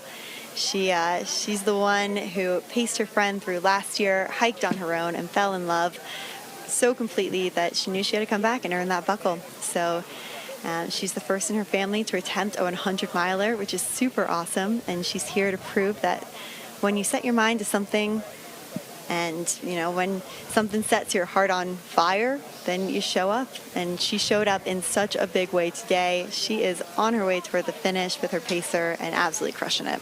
She's been reminding herself, let's go get that buckle, baby. I love So it looks like that. she's on the way to getting that buckle. I love that. And her why, that's something that we've been loving to share throughout this race. Her why for running this race is that she's dedicating this entire race to her great-grandmother in Guatemala, who passed 5 years ago. Ultra running has been her anchor through grief and darkness, and today she carries that strength forward. Congratulations, Juana. What a cool, cool feat. We're all so proud of you. We're rooting for you. Well done. Here she comes with her family, her pacer. It is so cool to see everyone out there supporting her, running with her toward that finish line. Just crushing it. It's got to be such a great feeling. Huge crew out there with her. Crowd is getting louder. And her great-grandmother would have been amazing proud. Job.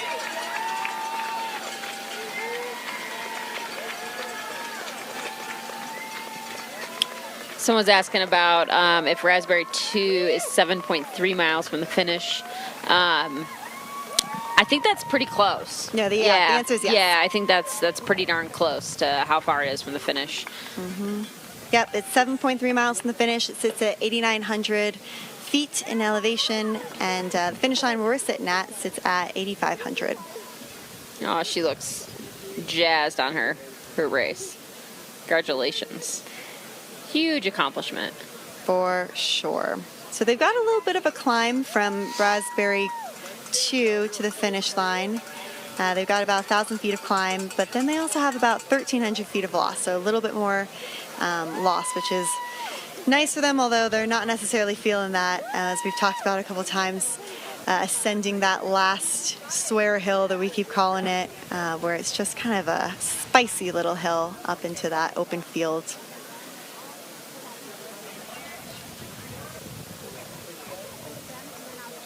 Ioana getting ready to take a photo with her family and friends. Huge crew.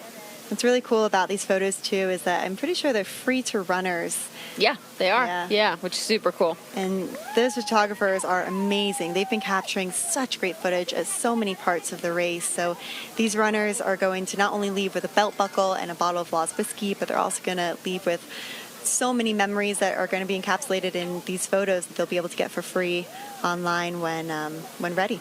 Best part is it's only July, and a lot of them already now have their Christmas card photo. Yeah, very, very They're true. They're way ahead of schedule. Did you do that? No, I did not. No. But it's a nice photo of the whole family. Great idea. Great idea.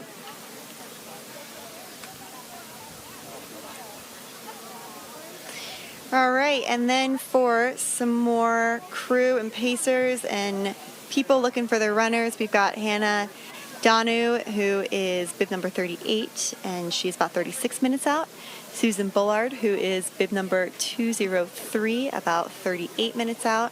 And Rebecca Umstadt, who is bib number 32, and she's about 43 minutes out. Okay, actually, Hannah is starting her approach into the finish line.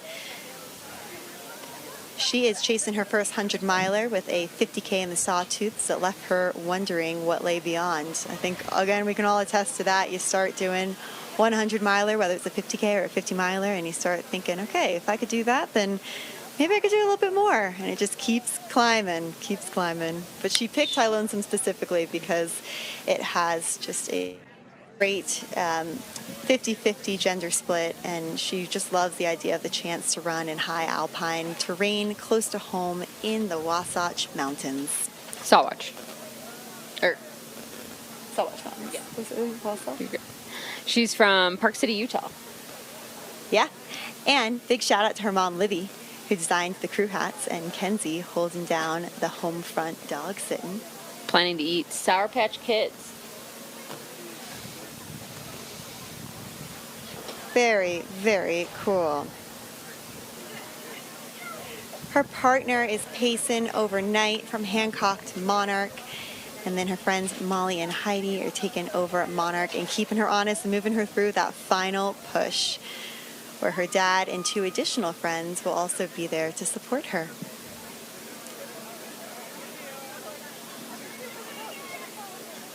Okay, and you see her crew and pacers growing as they come. Huge help bring crew. Her in.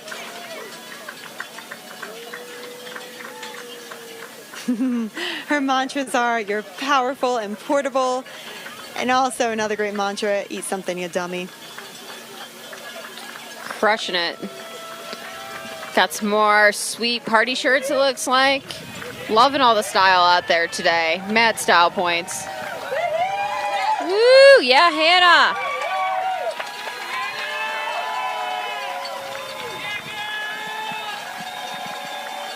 What a great finish, finishing with her crew.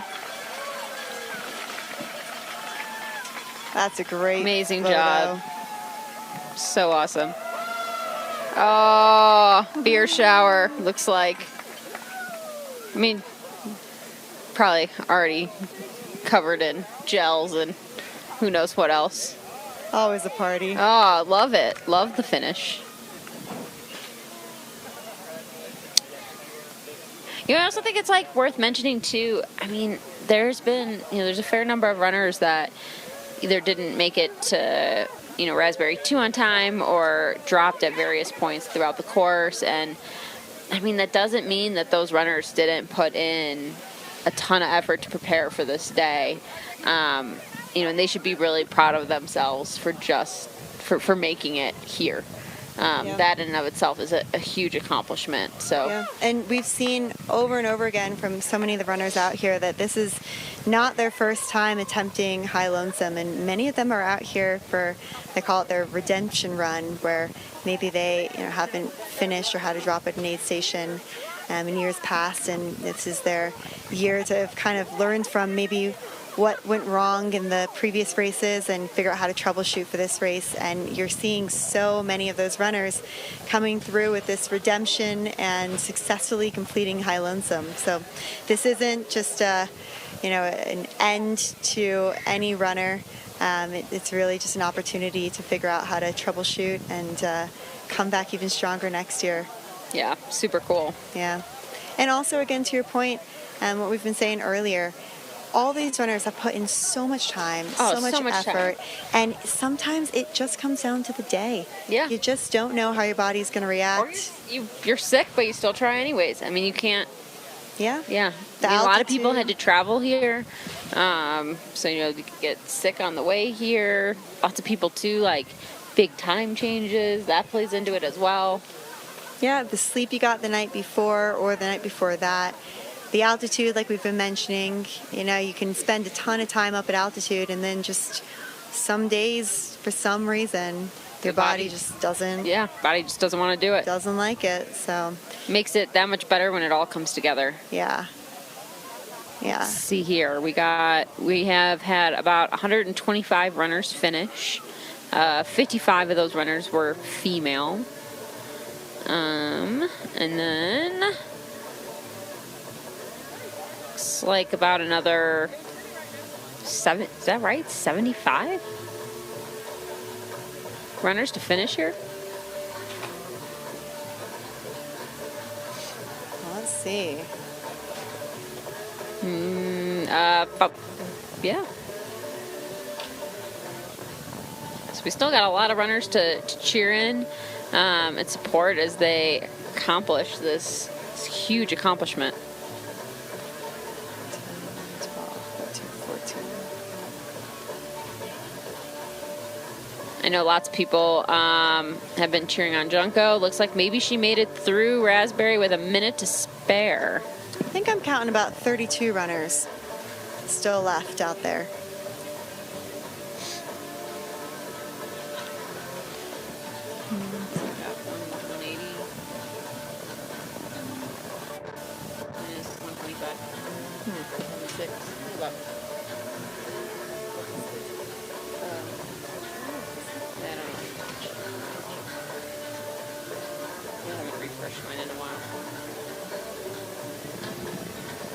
But this is such an awesome time of the evening as we roll into about 5 p.m. We've got 2 hours left until cutoff time for the High Lonesome. All these runners started yesterday at 6 a.m. Mountain Time, and they have made their way through 100 miles, 23,500 feet of elevation gain across the Sawatch Mountains and into the finish line where they started their day yesterday. So now we've got a few more runners making their way through. This runner looks like they're happy to be getting to the top of that hill. I'd imagine we all are. It's a gorgeous day out here. Music just started back up. It's about to be a party here. Absolutely. We got T-minus 2 hours. 2 hours, and all the runners who are left in the field are under 7 miles to the finish line. Yep. So 2 hours for 7 miles, but keep in mind these runners have already done 93 miles. And this is not 93 miles flat. This is 93 miles through the mountains, very rugged terrain, some of it quite technical. So by no means is this easy. Yeah, we've been calling out that they're going to descend a little spicy downhill as they get out of the Colorado Trail and then onto some pavement that's going to be a nice 3-mile stretch up until they get to this last little hill. So they definitely still have a little bit more time out there. And again, as you said, it's not a flat stretch.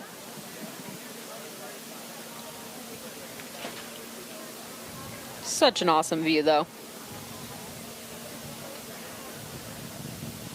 Yeah, so you can see what some of the runners are getting to. The final stretches of the race is on a little bit of a busy road, but again, the drivers out there are always pretty respectful of the runners and give them enough space, and we'll even give them a little shout out, which is kind of exciting for the runners. They're just slaying miles. They are one foot in front of the other, as many of these mantras from the runners have been expressing. Just keep swimming. As Dory has expressed in Finding Nemo. You got this, you're a badass, as we've seen some of the runners say. You've come this far. Keep going.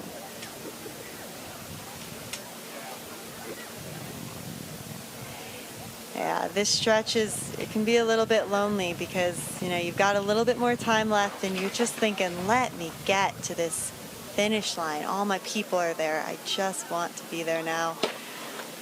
So it sounds like we've had about 70 runners drop, 125 have finished. That's about a 28% DNF rate, 50% finish rate, and 22% left. I think someone needs to hire this guy. Yeah. Like, yeah. T-Pain 100 is just slaying it with the statistics. So thanks for making us sound like we've done our homework. Thank you, T-Pain 100.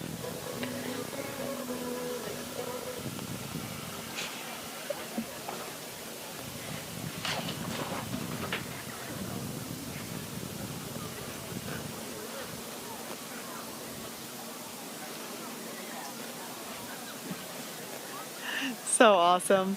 So we started out today with 250 runners, and we've got some great stats. I feel like we should have some runners coming in here soon.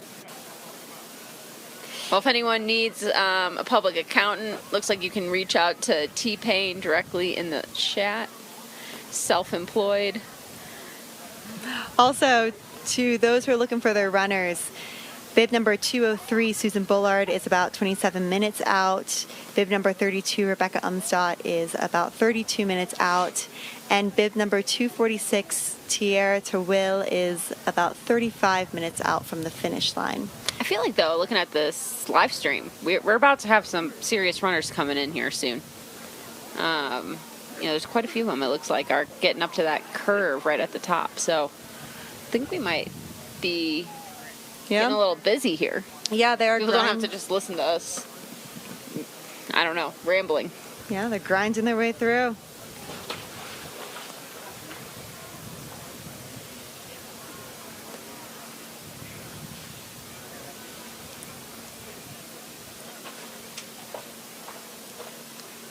We've got a nice shot of the field that these runners are going to be coming through that we've seen quite a few times now. Again, a tough finish to this race. Definitely not smooth single track by any means. Very variable terrain. You're almost on like a cow path, to be honest, which can be quite rough on the ankles after 99 miles and change. So definitely a really hard finish for this race. Yeah, and again, these runners who are coming from the last aid station, Raspberry, which was at about 92.7, are going to be facing about 1,000 feet of elevation gain and about 1,300 feet of elevation loss as they make their way toward the finish line with the last 7.3 miles of this race. Looks like we're about to have some coming in here soon. Happy to be back where it all began 35 hours and 3 minutes ago. Unbelievable. Just amazing. So there's a big banner that says High Lonesome, welcoming the runners back into, basically, as you mentioned, the start line. Yep, and then back to work on Monday. Back to work on Monday. We're not thinking about that yet. They still have a day to recover. For some beers. Yeah. Or some Law's whiskey. All right, looks like we got Michael Whiteside, first-time finisher. Nice. Running High Lonesome for the first time after winning a Death March Running Company lottery spot. He's bringing serious altitude training credentials and deeply earned resilience to these 100 miles. Shout out to his wife and daughter who are at the finish line right now and are eagerly awaiting his arrival. He's here to finish and to prove himself he can move through suffering and challenging miles with confidence. He's hoping to learn what he's truly capable of when the pain deepens. And honestly, I bet he went through all of that, doing this completely solo with no pacers, no mid-race support, just him and those mountains. He also is a mashed potato guy. That's his go-to fuel, along with ramen at the aid stations. I feel like a lot of runners really lean on mashed potatoes, and for me, I love that broth with mashed potatoes mixed in to really just fuel me through. It's a good carb source. A lot of times with that broth, it's a good salt source too, and those are two really critical pieces of nutrition that runners tend to need at every aid station. It's also impressive he's overcome addiction. He's 6 years sober. This race is one more proof that he can endure. Way to go, Michael. It's amazing. Let's see where Michael's from. He is from Layton, Utah. And you can hear the crowd with their tambourines getting excited to welcome him in. He's looking real strong coming in, as you all can see on the live stream. Couple looking 100 awesome. yards away. I think our tent's about to blow away. All right, Michael. Yeah, Michael. How yeah. awesome. Love the style points for Michael. Running 100 miles and looking good doing it. Amazing. Well done, yeah. Mike.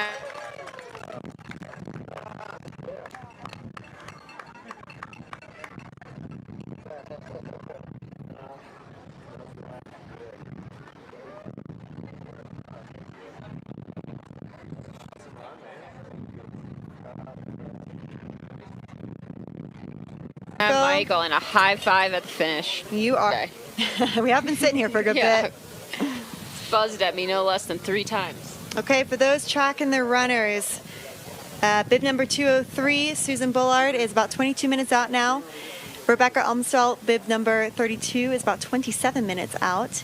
And then bib number 246, Tara Tawil, is about 31 minutes out.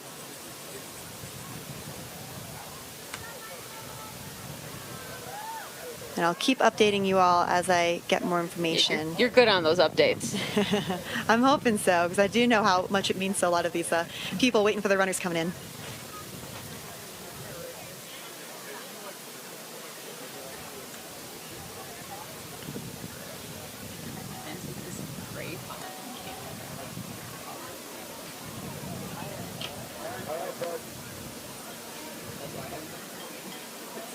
All right, folks. We just had our first golden hours finished.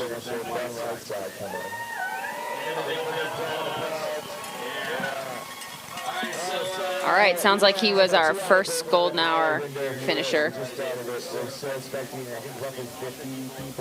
They've been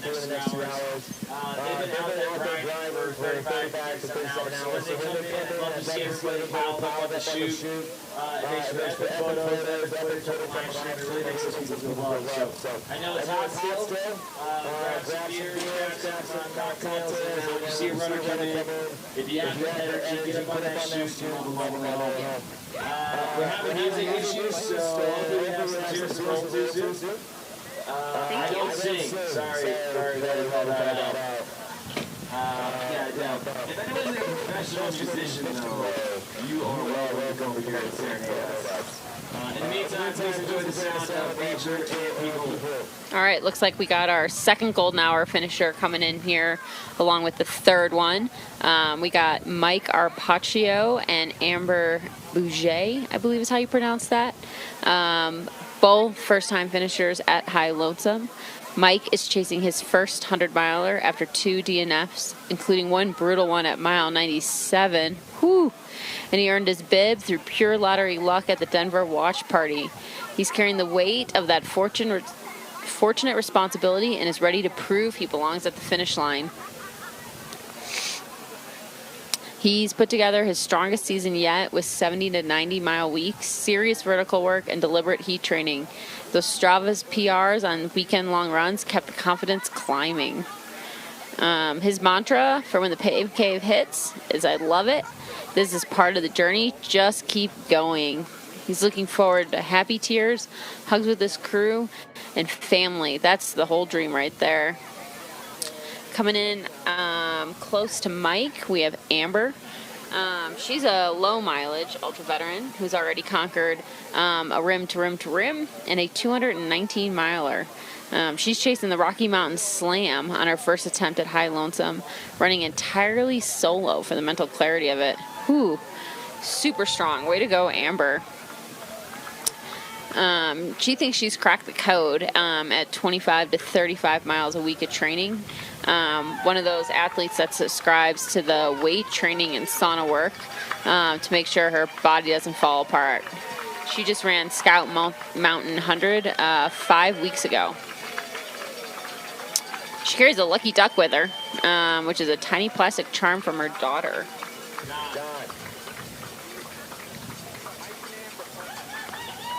Let's see, looks like Amber is from Heber City, Utah. Way to go, Mike. And yeah, Amber.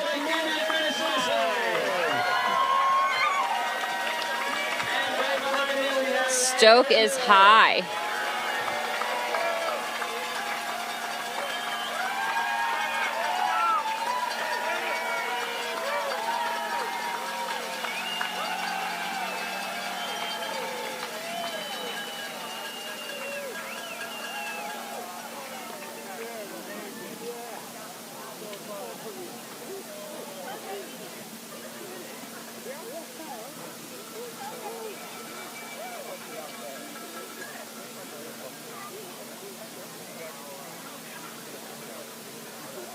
Looks like there's some questions about golden hours. So High Lonesome does a 2-hour golden hour. So people have until 7 p.m. Mountain Time to finish.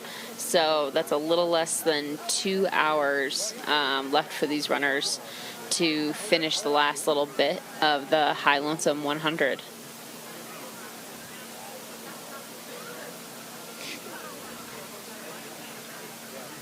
Bit of a runner update.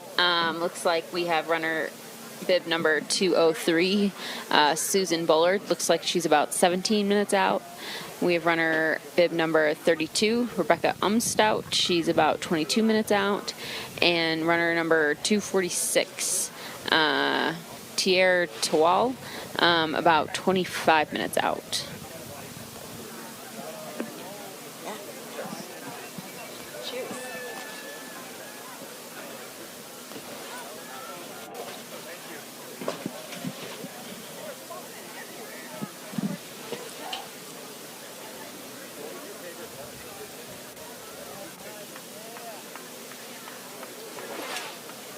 Like we got some more runners kind of heading up the road here. I think things are about to get exciting.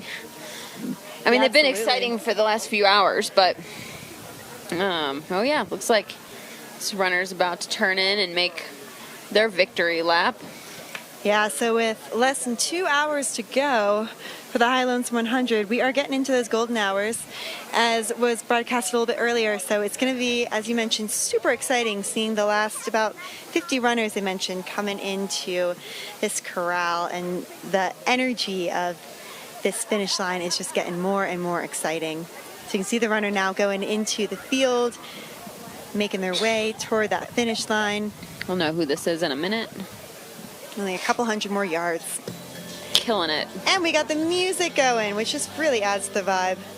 Yeah, definitely becoming a party here. You can see some runners that maybe finished earlier today, kind of making their way back, really bringing those high vibes to the finish. So here we've got Sarah Lott. She's chasing her first 100-mile finish. Congratulations, Sarah. You are doing it. She's a Texas runner. And she picked High Lonesome specifically to intimidate herself into better training. And she brought her entire North Texas running community along for the ride. So shout out to them.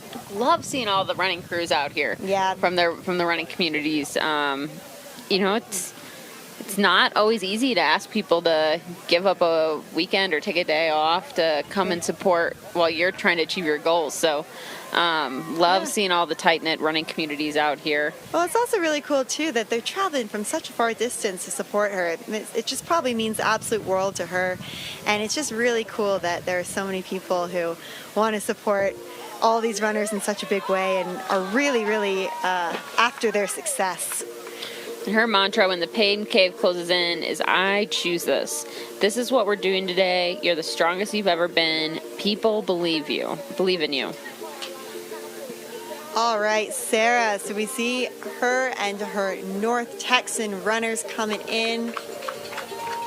The crowd is starting to pick up in energy. We're hearing cowbells, claps. Cameras are coming out. And it's just getting louder and louder. Here everyone's comes getting Sarah. excited. Awesome. So it looks like her crew and pace is dropped So back. strong.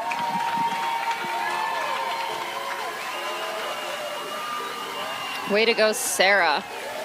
I am just so impressed with the number of runners that are out here from Texas, you know, training in the heat and humidity to prepare for this. It's awesome to see. Also great for the towns of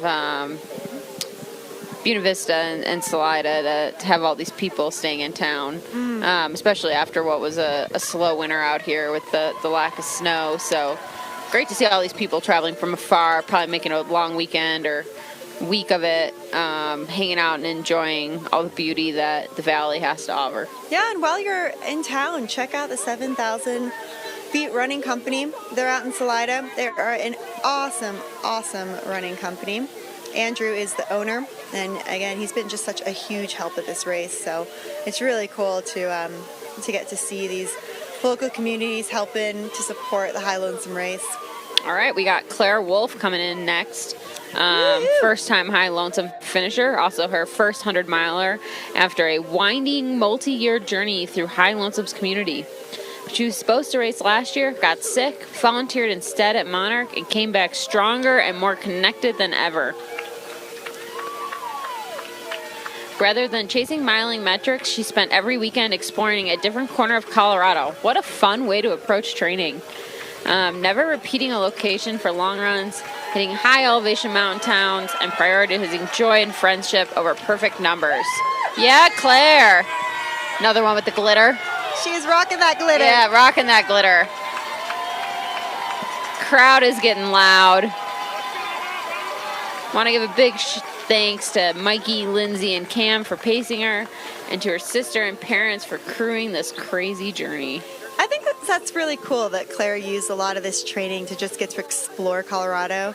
And I think that's such a fun way to make training feel a little bit less daunting. I know that when I was training as well, all the races I've ever run, a lot of it's been training in new places to really just get to explore new areas, and it just makes it so exciting. And also it kind of helps with the unknown factor of figuring out how to get to some of that elevation without without quite knowing exactly what's to come. And I think that's kind of cool too, to be able to see how some of these unknown factors are challenged when you're so cool getting to do some of this training. So cool to use it as a route for exploration. Fun when you build fitness. Big group out there supporting Claire. Congratulations. Claire is a High Lonesome finisher of 2026. All right, looks like our next finisher is approaching. Looks like it's Ann Jensen. Let's see where Ann is from here.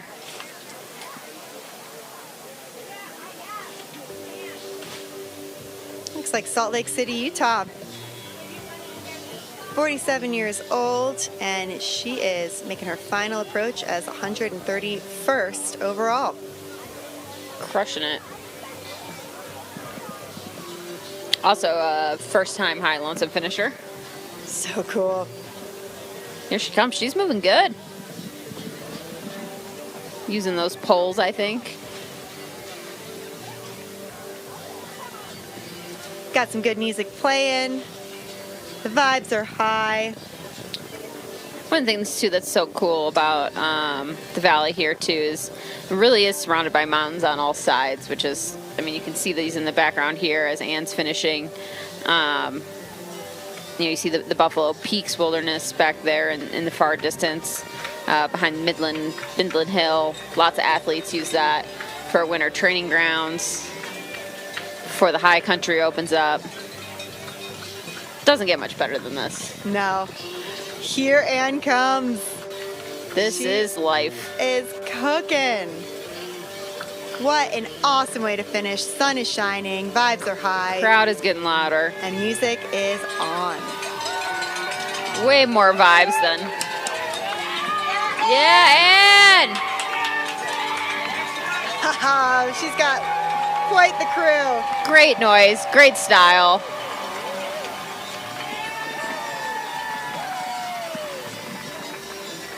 Man, they weren't this loud for the first place man, were they? Or the other Becca. Oh, well done, Anne. Everyone was still sleeping. What an emotional moment that's got to be. Oh, amazing. Very, very special, especially to have your people out there supporting you like that. Husband out there supporting her. So cool to see. You're done. You did it, gal pal. So much support that goes into this day. So much more than just today. So many people that support you along the way and provide different ways of encouragement and motivation while you're, going through the unglamorous parts of training. She's probably just experiencing this huge waves of emotion. Wave of emotion as she's taken a photo with her pacers and crew and just getting to celebrate what 35 hours of being out in these mountains has taught her about herself and about life and just about the true grit that it takes that she had making her way to become a high lonesome finisher. Sweet shirts this year too, by the way. Yeah, very cool. Yeah, I've seen a lot of those cool button-up shirts going around today. Everyone's looking stylish. Yeah, Death March Running Company has done a fantastic job with their swag. They've got a tent out there that has some merch, so be sure to check that out if you're at the finish line. Some hoodies and hats, and it's all just real cool swag.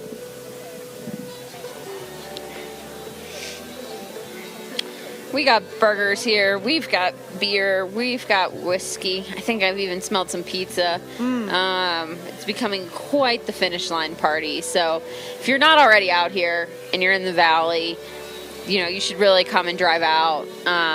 It's really something special to come experience the golden hours.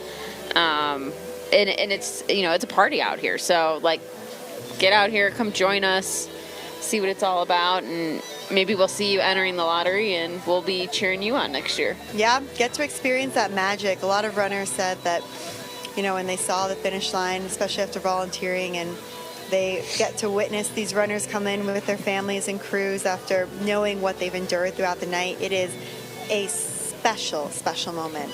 And is what has gotten a lot of people to put in their name for the lottery. So we may see you all out there next year. All right. Ooh, got some more runners coming in, it looks like. Yep. Got a few Look at all these people that are out here. Really, if you're not here and you're close by, you should be here. All right. We got another runner coming in, making the correct turn into the finish line, also where they started yesterday morning at 6 a.m.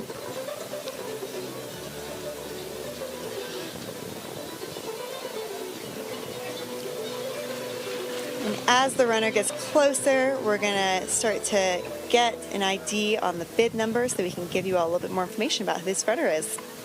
I'd like to do a shout out to Corey Haygood, runner number 187. This one's from your family. It's the first time your family can't be there and they miss you. Crushing it. So special, though, that they're all watching on the live stream right now. Sounds like he got in a first-time lottery this year after finishing his first Cocodona 250 in May.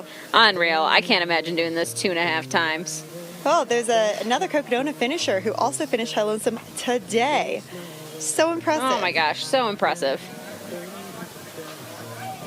That really goes to show great nutrition and good recovery goes a long way. This must have felt short to them after 250 miles. What? Only 100 miles? 100 miles? Piece of cake.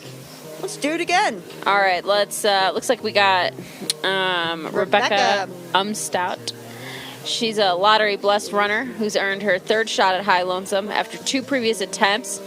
Looks like 3rd time's a charm. She's going to get it today. I think she can make it to the finish line in the next hour and 36 minutes. Also, what's really cool is her twin sister is flying into Pacer, Kathy Hancock. Super cool. And then her dear friend, Francie, also will take her into the finish line. So, she cannot wait to spend those miles with those people who are so close to her heart. She's trained hard. Laws Pass, Raspberry Gulch. Laws Pass claims the top spot as her favorite stretch of the course. Didn't quite make her goal today, but made it to the finish line. Nutrition is her edge, and she's been dialing it in all training cycle.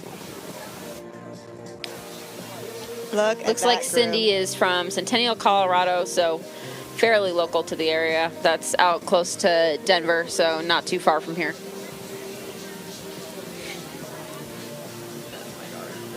Which one?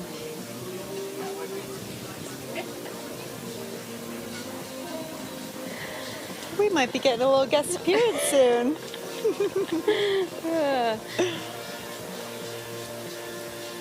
Here she comes. Cindy wants to give a special shout out to the Denver Trail Runners and Runners Roost Lone Tree Run Club for being there through this journey with her. Ooh, here she comes. Oh, she's got to be so stoked. Her husband of 20 years is there crewing her for the first time. And small caveat, he's extremely nervous about it, but it looks like he did such an awesome job getting her to the finish line. Way to go, Rebecca. Yeah, she's got to be so proud of herself. Coming in close behind her is Cindy Barnes. Looks like Cindy's running this as her first 100-miler post-surgery.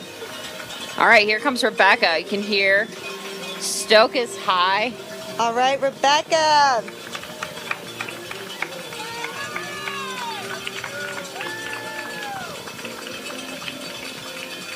Very Oh man, cool. few things have got to feel better than this. Like running 100 miles, coming into a finish that's just stoked. Community coming out to support community.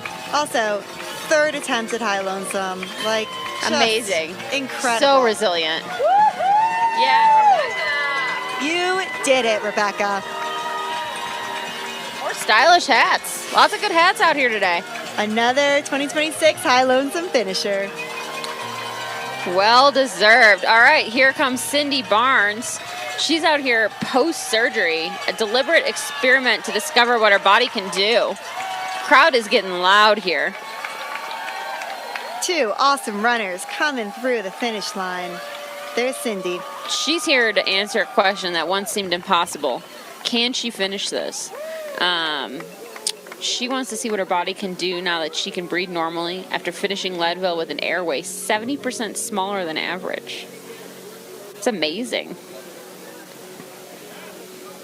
Oh, that has got to feel good to receive that belt buckle and just know that you don't have any more distance to go. Big smile on her face just says it all.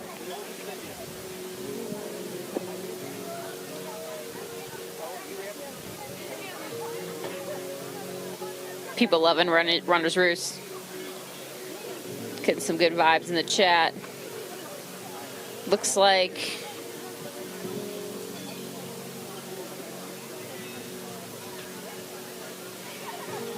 So just to give a quick update for those who are looking for their runners, we have Susan Bullard, who is coming approaching quickly. And then we've got Takahiro Watanabe, who is about 12 minutes out. Isaac Fox, who is 14 minutes out. And Mackenzie Kierbortz, who is about 28 minutes out. Looks like Susan is from Dayton, Wyoming. First time finisher. High Lonesome. So many first timers. So awesome to see them in Golden Hour. All these kids raging around here. And so it's about 5:30 right now. The cutoff time for High Lonesome is 37 hours, which is 7 p.m. Mountain Time here. So runners have about an hour and a half left to cross that finish line. I think we're going to see quite a few more runners coming through over the next hour and a half, which is going to be real exciting and starts to get a little bit hectic, but we'll do our best to name all the runners and shout out some special things about them.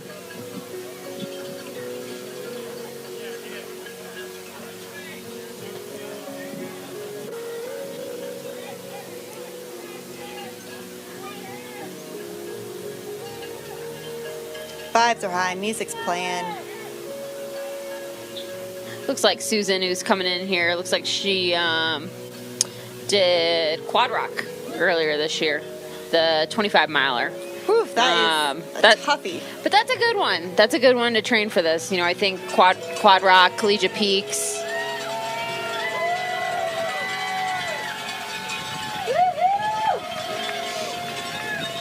Oh, there she goes with her daughter.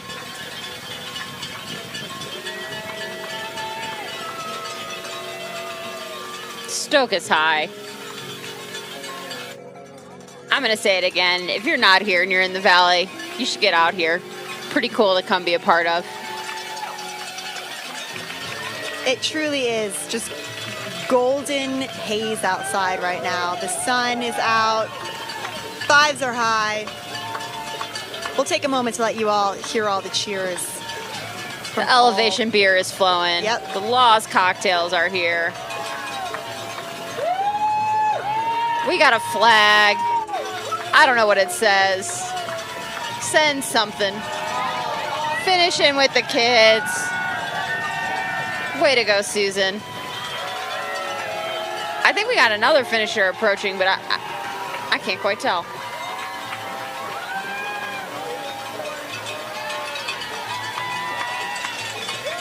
Here comes another finisher. It looks like maybe this is this maybe Laura Slavinsky? Slavinsky.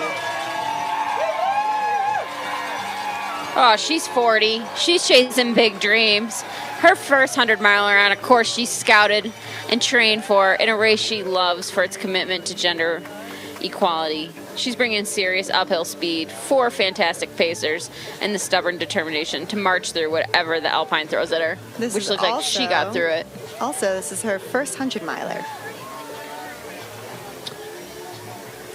All right, and then we've also got Mackenzie Cureborts, who is making her way into the final finish line, as well as Lillian Martinez, bib number 131. So as we said, there's going to be a lot more runners coming in. Mackenzie's also running her first 100-miler. Look at that determination coming in. Another volunteer out here doing the course. Put in her time. Incredible grit and determination as she makes her way to the finish line. I actually think that was Susan. Wasn't it? I think that was Susan. Things might get a little wild up in here. I think that might have been Susan. I think I saw 103 on there, or 203 on there. They're crazy out here. We've got limited view. Now it looks like it could either be Mackenzie, Laura, or Lillian.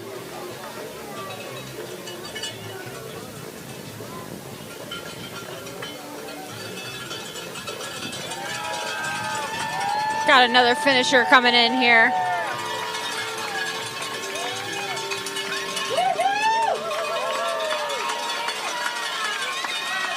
right.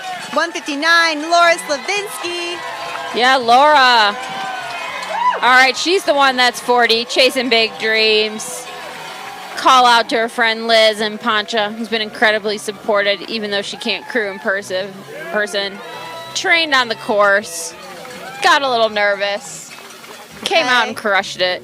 Looks like we've got Mackenzie Cureborts. This is getting crazy. This is really exciting. This is exciting. I love seeing all these runners making it. Lots of big smiles. With plenty of time to enjoy before the awards.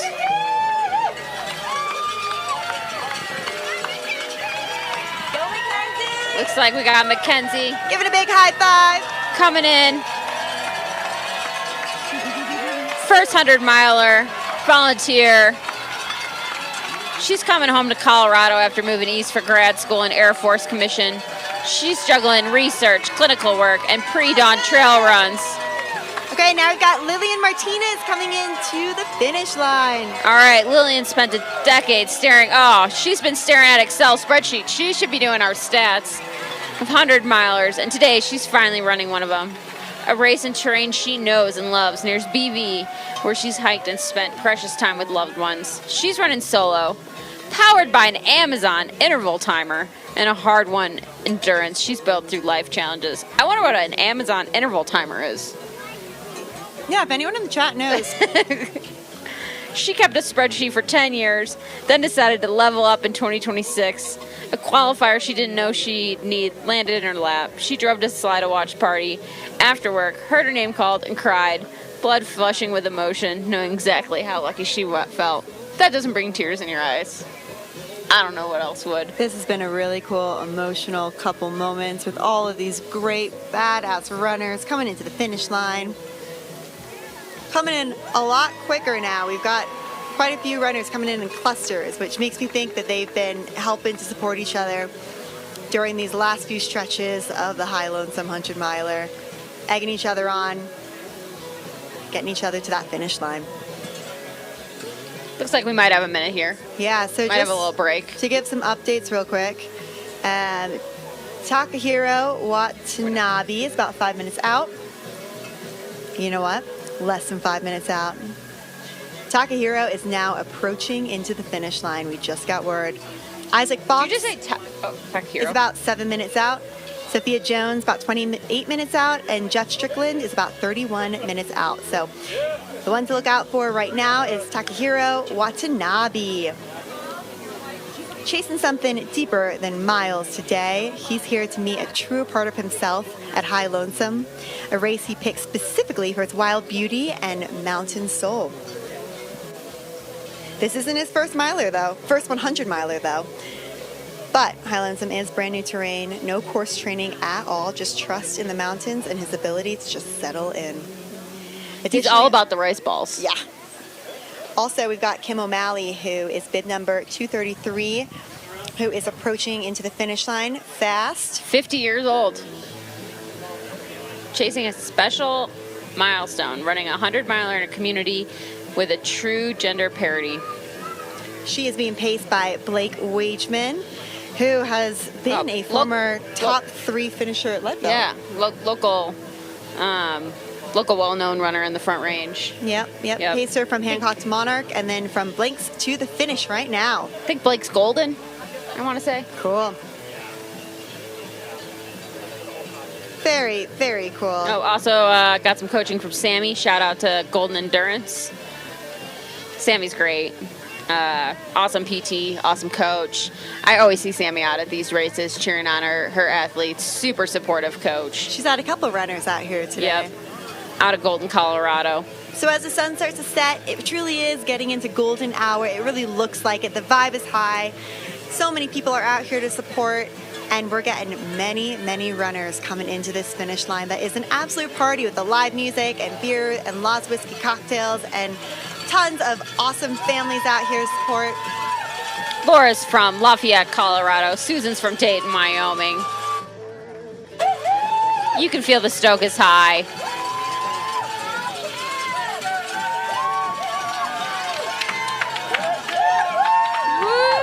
That's Kim O'Malley. Kim O'Malley. I heard a lot about Kim last night. She's a good friend of Celinda's as well. Cool. So, exciting to see her finish. I know there was a lot of rooting her on last night. That's really fun when you know the finishers personally, too. Yeah, so fun. Way to go, Kim. Oh, big hug from her family. Really, really special. It's such an emotional time. Finishing in 35 hours, 38 minutes. Way to go, Kim. You are a High Lonesome 100-miler finisher of 2026. Is this next runner going to be Takahiro? Yeah, I think it's Takahiro Watanabe.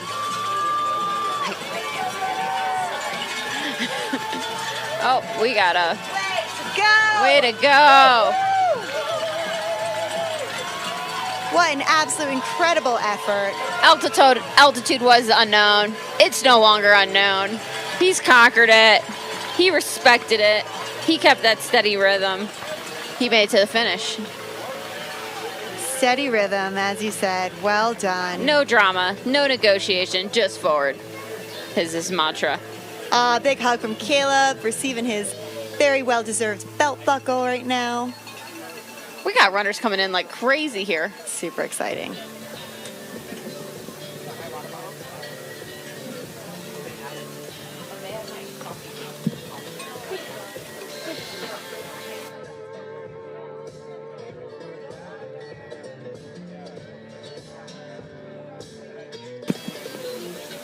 Oh yeah, yeah. Come on, honestly. Light blue? It was, yeah, but no rush. All right. I'll get the whole set up. Oh, yeah. Nice. We're getting our photos here because it feels so special to get to honor so many of these runners and get to represent them as they come in and just share a little bit about their experiences. So it's a really So special cool. moment for us. So yeah. cool. Thank you so much. We got about 2 minutes. We got a couple special guests. Do you mind if they come say hi? Please do. Yeah, all We've right. got Yeah, my very special kiddos are guests. here. I don't know if Wade and Val want to come say hi to the live stream. Then I'll be on TV. Yeah, you no will. no video, just He goes, audio. then I'll be on TV. Yeah. Would you like to say something for the group watching Golden Hour? No. No. Maybe You're on something the like, runners? way to go. The runners will run very fast to win the race. Nice. Heck yeah. Val, you have some words of encouragement for the runners? No? They're doing a great job. All right, we think they're all doing a great job, right? Crushing it. Basically famous now. Next generation of ultra runners. Well done. We've been told that they are excited to help support an aid station maybe in the future. Is that right? Yes? You guys are going to make awesome aid station captains. We can't wait to see you out there. We're just recruiting the next generation of high lonesome runners. Okay. I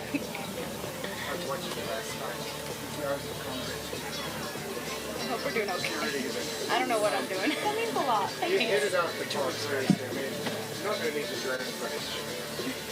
That's Mountain Outpost who's done an incredible job just getting all that.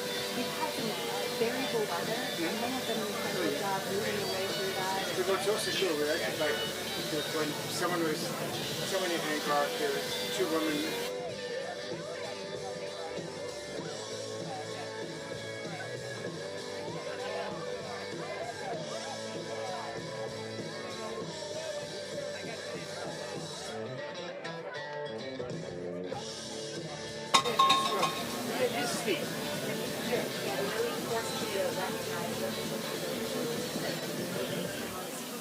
Yeah. No, it was you guys that did that first job. Well, all of it. Yes. What's also cool is like seeing some of the runners coming in, the women runners. You guys did it great. They look like they did Speaking of that, we've got 2 runners who are approaching into the finish line, Sophia Jones and Isaac Fox. Also, loving all the love here in the chat, so thanks for throwing some love our way. Yeah, Much it's really appreciated, special. guys. I mean, we So cannot special. take the credit. Mountain Outpost has been an incredible organization who has just done a fantastic job getting all the right footage for the runners and for those viewing. Yeah, I'm not sure how we got nominated for this, but it's been a blast. Well, big shout out to some of the others who have been helping to co-host, Luke J, Bubba, Addie. Yeah. I know Rachel was on early on in the studio. Yeah, we just had such an awesome crew. All right, looks like they're coming in close here. Looks like we got Sophia Jones and Isaac Fox. Isaac Fox is finally getting his shot at High Lonesome after years of lottery patience. So many people have been so patient with the lottery. It's amazing to see. You have to be, and honestly, this race makes it worth it. Yeah. I mean, you all have seen through the live stream, it is such a special race, and getting into these last hours. Bandera 50K runner here. Another Texas homie. Using Houston's heat and flatness. Serious treadmill and Stairmaster time. Wonder if he did those downhill treadmills. Traveling to races with real elevation gain. Big thanks to Paige for hosting him in Leadville this week. I also want to highlight Sophia Jones, who's coming through right now, Yep. because she's chasing her first 100-miler after discovering ultra running as her path back to herself following motherhood, which is just a really cool, very cool way, though, to come Tough back to to figure herself. out your identity with kids. Yeah, she found ultra running as medicine after postpartum depression, and she is celebrating what her body can do now. Well done, Sophia. Your body is a 100-mile finisher. Crossing the finish line with her 2 young kids. Ran with a pacer she's never met before. I've seen a running couple of blind through the darkness together. Like, just amazing. She's gonna let the discomfort exist, and she stripped it down to joy, reminding herself the mountains don't discriminate, and she belongs on that starting line just as much as anybody else. Yeah, Sophia. As runners come through, I hope you all can get a sense of what's going on at the finish line. It is epic. You might not even be able to hear us, and I hope not, because the crowd is cheering so loud, and all these runners deserve that. Crushing it. Oh my gosh, look at that crew. We also have Kayla Curtis coming in, approaching to the finish line, her second 100-miler. I love a mom who, like, rediscovers herself, you know, through finding something she's passionate about, you know, while continuing to show up as a mom. It's amazing to see. So really cool for Sophia. Huge congrats. I mean, she's got a great support system there at the finish line. Looks like we got Kayla Curtis coming in here next. She's running her second 100-miler just 9 months after her first. And she's chasing a 2-year dream of one of the most spectacular courses in the Rockies. She's got the fitness, the crew, and the fire to match the alpine terrain ahead. But most importantly, her daughter is waiting for her at that finish line, and that could not be more of a motivator. And she's got her 71-year-old dad out here grinding Jeep roads, crewing her. So cool. That is amazing. That is a family affair. I don't think my parents would be out here crewing me. Really?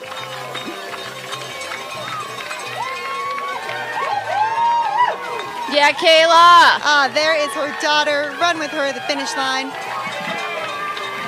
She trained out on the course. When the cave hit, she told herself, I'm supposed to be having a hard time. Everything is set up for me to succeed. I just have to keep going. We've talked about this a lot. You know it's going to be hard before it even starts. It's just how you're going to show up in those hard moments. And I think this whole field has shown up in the hard moments in a big way. It's really amazing to watch. So we're starting to see kind of clusters of 3 coming into the finish line with Kayla, Sophia, and Isaac. And now we've got Jeff Strickland, who's about 20 minutes out, Candy Willis, who's pretty close by, about 24 minutes out, and then Josh Grant, who is bib number 69, about 24 minutes out too. So I'd imagine those 3 are going to start clustering together a little bit as they... Makes sense. Yeah, make their way through that last 3 miles of the High Lonesome course and into that finish line. Probably ran through the night together. Possibly, you know. So happy to be at that finish line. I just love seeing that last picture of the runners with their family and their crew. It just gives this moment, this emotional moment where you just kind of take in all that they've been through and all the people who are there to support him, and it just brings me to tears sometimes. Yeah. I'm trying to hold everything back. Yeah. I mean, it's emotional. Yeah. Because also too, there's gonna be there might be runners that finish at 7:05, and they're not High Lonesome finishers. They've done the course, but they don't get a buckle, and that's a tough one. That's emotional for the crowd to watch. That's emotional for the runners. They're trying to sprint up Swear Hill to make that cutoff time. I hope that doesn't happen to anyone today. I hope I'm wrong. Yeah, but you know what? They did the damn thing, and in my Yeah. mind, they are a High Lonesome finisher. I think everyone who toes that line is just an incredible individual and put in a hell of an effort, and that's what just makes this race so great. Lots of fans of Sophia here in the chat. Big congrats again to Sophia. Yeah, big congrats. We also Looks like have Jim Jim. Skeldig Coming in next, looks like we see him here on the live stream. running his 8th High Lonesome 100. Crazy. His only 100-miler since 2017. I can't imagine running this thing 8 times. That's pretty cool. He knows that race real well, and yeah, He's done finished the- 7 times. He's done the Collegiate Peak loop as a fast pack. I've attempted that loop as a self-supported fast pack. It's tough. So big props to Jim. I mean, that is no easy feat.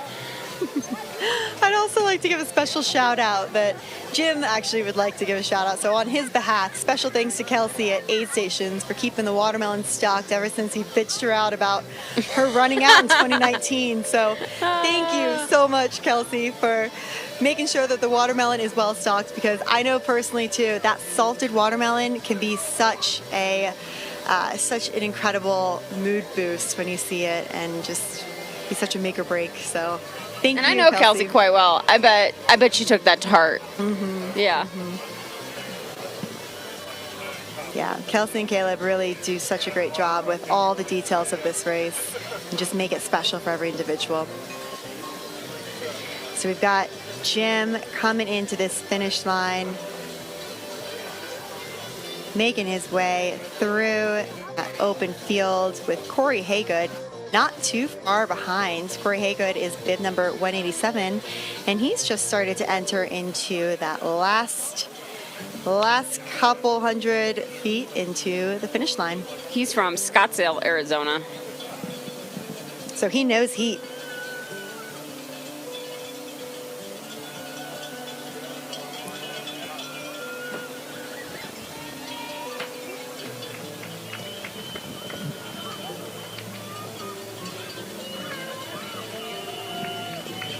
Here Jim comes with his pacer, and it looks like the Cruising crowd's in. picking up. Looking strong.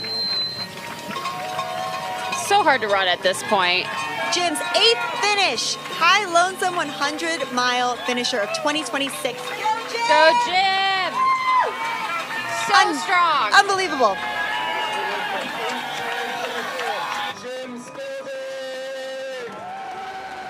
Such an awesome finish. He even got Caleb on the mic. 55-year-old male from Buena Vista, Colorado, finishing in 35 hours, 48 minutes, and 49 seconds, 145th overall. 75th male. All right, we got Corey Haygood making his way into the finish line. And then for those who are watching their runners, Jeff Strickland, bib number 56, is about 15 minutes out. Candy Willis is now about 19 minutes out, bib number 75. And Josh Grant, bib number 69, is about 19 minutes out too. So I bet Candy and Josh are probably neck and neck together, probably supporting each other through those last couple tough miles on that road. After Corey Haygood, we're going to have Brandon James coming into the chute. A man on a mission who earned his entry the hard way. 3 years of volunteering at High Lonesome. Brandon James has had multiple lottery attempts and a string of qualifying ultras, and it's now brought him to this moment in the Sawatch Range. We are so excited to see you finish, Brandon James. When the pain cave gets real, he'll remind himself he's overcome 100-mile lows before, that this finish line is 3 years in the making, and that unless injury stops him, he's already decided he's finishing. All right, here comes Corey. Looks like he's about to come around the turn here.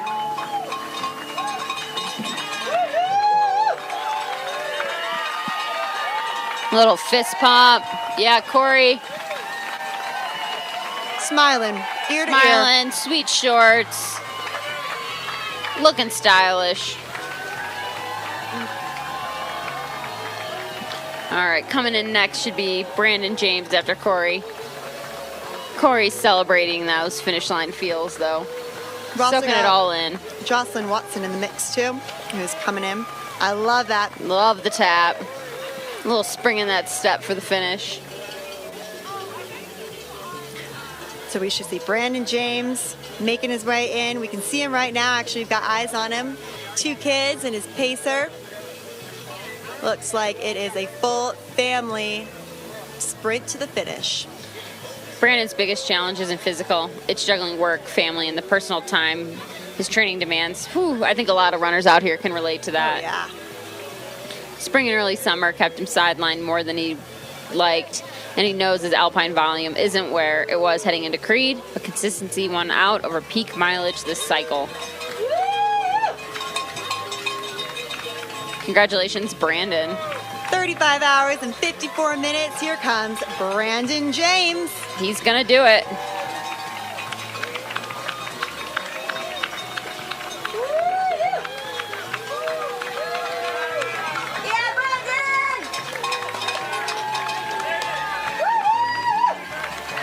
And close behind him is Jocelyn Watson. Brandon James is from Fort Collins, Colorado. Jocelyn Watson is 31 years old. She's from Rancho Cordova, California.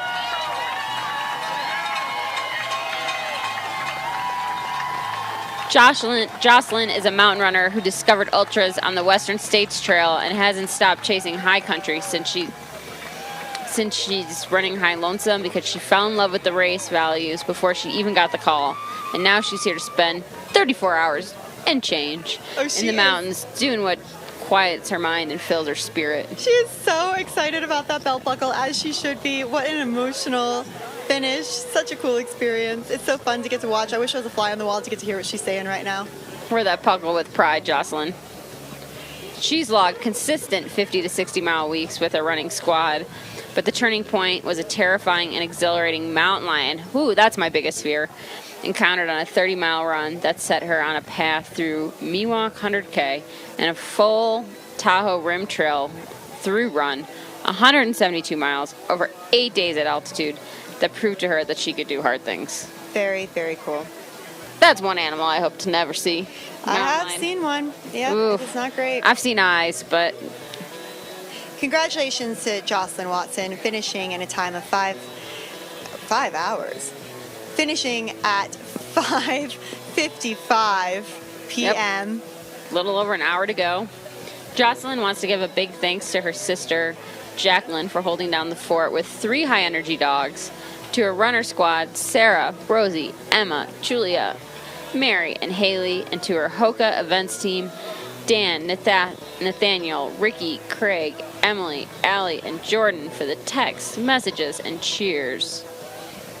She is a High Lonesome finisher, 148th overall, finishing in a time of 35 hours, 55 minutes, and 26 seconds. We got another local coming in here. We got Eric Passmore of Howard, Colorado, just outside of Poncha Springs and Salida, Colorado, so just down the road here. He's chasing his first 100-miler on home turf, literally in his backyard, and he's bringing a redemption story that'll inspire everyone cheering him at that finish line. He's transformed himself completely, and now he's about to tackle one of the toughest courses around, all to make his wife proud. We love those redemption stories. We've heard so many incredible stories from these runners the past 35 hours, and it has been a really moving experience to just see what they can accomplish with their body and minds. Yeah, he's come back from over 350 pounds and starting with alcohol and cigarettes to standing at a 100-mile start line. It's amazing. It has got to be such an emotionally exciting and wonderful experience for him to come through this finish line, knowing his family's waiting for him, knowing what he has conquered in his personal life throughout these past 35 miles. It's just so incredible to get the opportunity to be part of this and to watch him finish the High Lonesome 100-miler. Yeah, he's someone that enjoys the process of training. He's learned the daily process of training is the victory itself. Big fan of Mike and Ike's and dumb jokes to keep him laughing. We'd probably get along pretty well.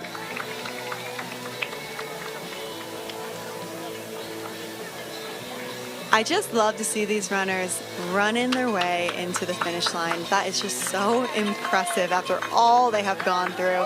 They still have the energy and they still have that charisma with them.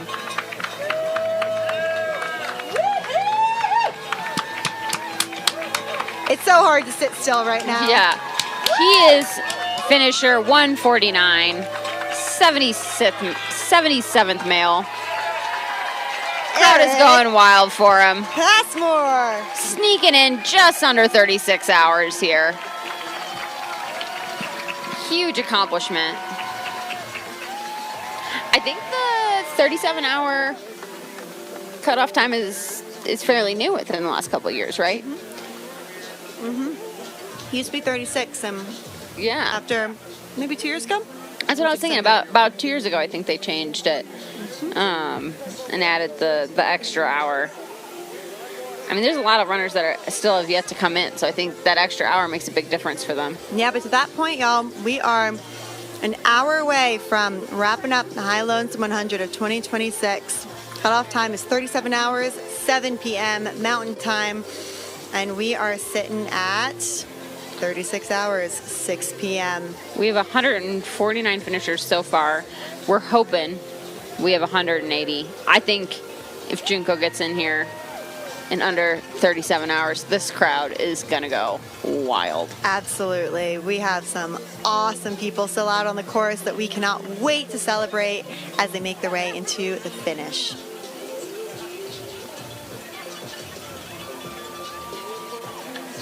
All right, looks like we have Jeff Strickland approaching the finishing chutes here.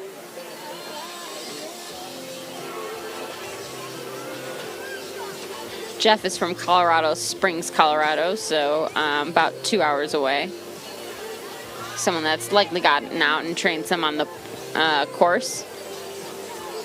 His love of ultras was born in Buena Vista many years ago. He's also done a lot of years of lottery applications, so really happy to get his shot here at High Lonesome 2026. He trained on the sections multiple times, including his favorite stretch from St. Elmo to Hancock. I think a lot of runners would agree. That's a highlight of the race. Gorgeous. Just gorgeous country up there. I think that's a lot of why it's called High Lonesome. Yeah, so that's at the Hancock's at the halfway point, and then goes over to Monarch at 68 miles. His first move after 100 miles is going to be to hug his kids. Let's see if that's what happens. And then he's sending his wife out for her own run. His goal isn't to just finish. It was to stay grateful the whole way and problem solve when the hard moments hit. Oreos were his fuel of choice at the aid station. Whew, I ate a lot of soggy Oreos last night. It was like a little humid here. So they weren't very crisp, but hopefully Jeff had crunchier Oreos than I did. Along with Jeff, we've also got Brian Garike, who is making his way into the finish line. This is his first 100-miler, which we've had quite a few first 100-mile finishers in these golden hours. It makes for such an exciting moment. After 5 years of methodical progression through the distance, and he's locked in. He's trained on the course, styled in his nutrition, and he's gotten the crew and pacers who know exactly how to keep him moving when things get hard. So he's a second lottery winner. And he says he turned anxiety on selection night into genuine confidence by race day. So cool. I think getting to see that course, styling in that nutrition has just allowed him to feel that confidence that he needed to get him all the way to the finish. We're about to see him come through the finish line, and we cannot wait to celebrate you. That guy's going to have some sweet tan lines. Just want to point out here, we officially have less than an hour to go. Coming in with his family.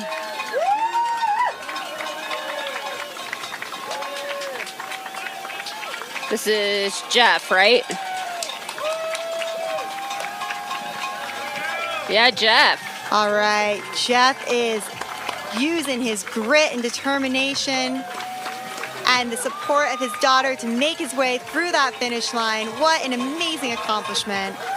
What a powerful and emotional moment. So awesome. I just can't even imagine what that must feel like to be there with your daughter as all these people are celebrating you, finishing 100 miles. Crowd's getting loud. Again, High Lonesome, 100, 2026, golden hour. Here comes Brian. If you're not here and you're in the valley, you should be here. Coming in after Brian, we're going to have Candy Willis. Looks like bib number 75. Another Texas Heat warrior. Tackling her first High Lonesome 100. Armed with 3 devoted pacers who stood by her through Leadville campaigns and a mission to conquer altitude while keeping her positive mindset intact. She wants to do a shout out to her daughters Michaela and McKinley back in Texas, especially McKinley, who just turned 17. Happy belated birthday. And to her husband Rodney. They're with her every step, even while she's missing birthdays, and their 24-year anniversary to be here in the mountains. Happy anniversary. Huge accomplishment, 24 years. I really like Candy's mantra too. She says, "It's temporary. I'm thankful, grateful, blessed, and I will see it through to the other side. Suck it up, Buttercup." She's going to see it through. Yeah, she will. We cannot wait. Should be cheer seeing you in. Candy here in a minute. Again, love seeing this last photo of the runner holding up their belt buckle with all of their support in front of this awesome High Lonesome sign. Candy Willis is from Deer Park, Texas. Coming in behind Candy will be Josh Grant, a 51-year-old male from Morgan Hill, California. We've got a lot of runners to get through here. It's gonna So get awesome. crazy. We're seeing a lot more runners coming through, a lot quicker. Back to back. It's been really, really exciting these past few hours, and it's only about to get more exciting as we have 55 minutes left in the High Lonesome 100 of 2026. So here comes Candy approaching into the final feet of High Lonesome.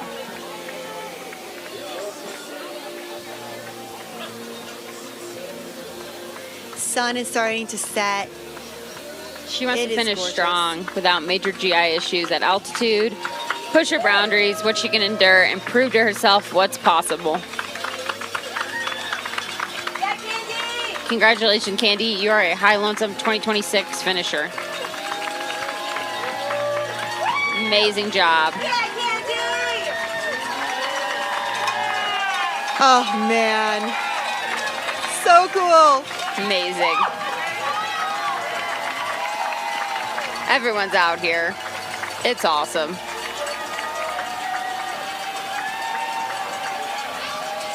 "45 years old, Deer Park, Texas.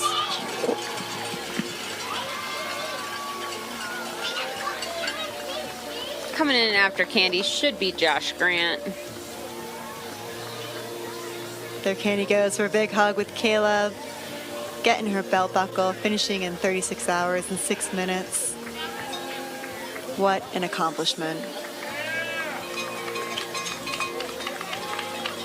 Oh, I'm starting to get emotional. Amazing. Here comes Yeah. Josh Grant.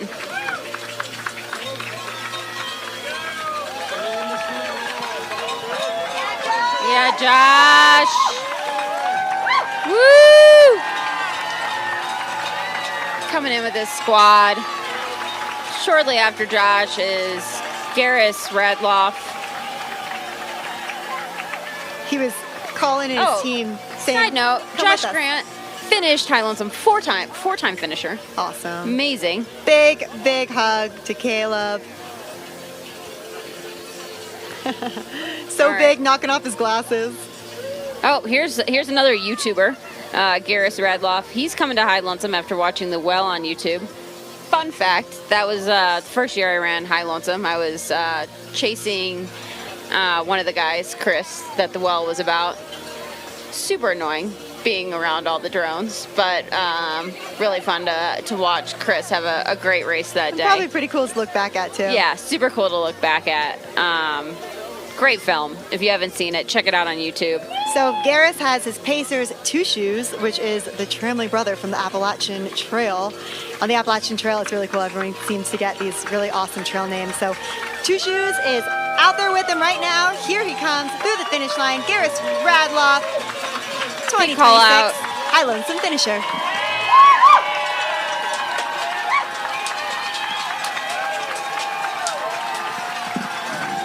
so cool. His mantra was, "This is what you train for. You are ready for this. Remember the book that Cole got for Adam."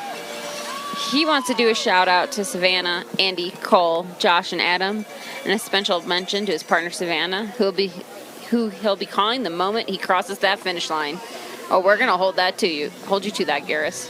Man, that is awesome. Savannah, if you're watching from the live stream, special shout out. Your partner is awesome, and your partner is a 100-mile finisher today. Well done. So you can kind of see that the crowds are starting to come in.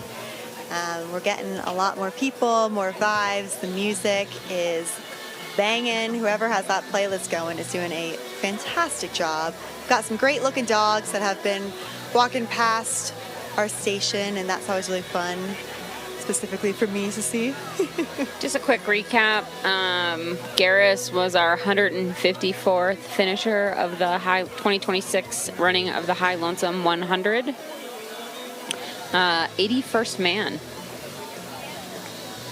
That's quite a bit of women that are in there. Really cool to see. Yeah. Also, for anyone who's watching their runners who are still out there, Connor Hussey is about 25 minutes out. That's bib number 229. Bib number 209, Lou Fragoso, is about 27 minutes out. And bib number 201, Alex Carlson, about 29 minutes out. So they're within 2 minutes of each other. I'd imagine they're probably starting to clump up and run together a little bit. It's just such a great way to get through these miles together. It's really nice outside too. The sun is kind of gone. Way cooler outside. Feels great. So great that. Do you want me to actually unzip that? Yeah, I would love that. I can't see anything. It's so great that maybe you should be able to see again. Yeah. My eyes are getting so tired. Oh, I bet. Oh yeah. Oh yeah. Oh yeah.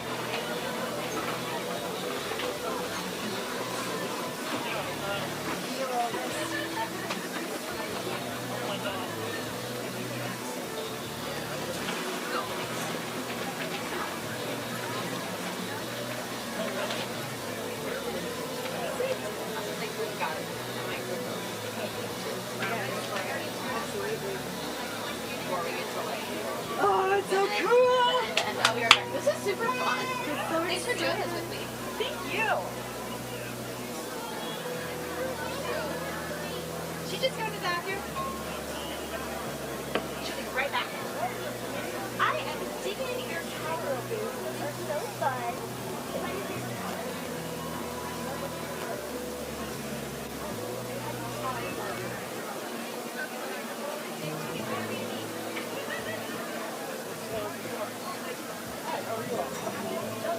I love that so much. It's very cool. I can't wait to see you next time.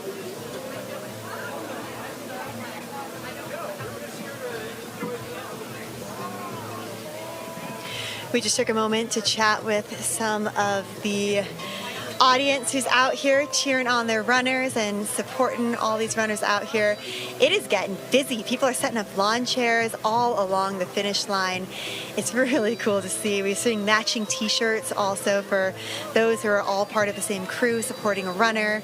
Again, another special shout out. Can't get enough of these great looking dogs. It's really cool to see a lot of bucket hats, a lot of kids. Such a great family event. It's really special. Definitely getting to the point where I'm starting to get a little teary-eyed, and I can see it on other people's faces as I was watching some of the runners come through. It's such a special moment for so many people, and truly just this emotional experience that you just don't get anywhere else.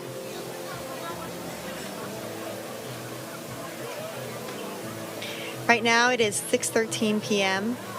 Cutoff time for High Lonesome is 37 hours at 7 p.m. So we've got about 47 minutes left for a couple of these last runners to make their way into the chute and through the finish line.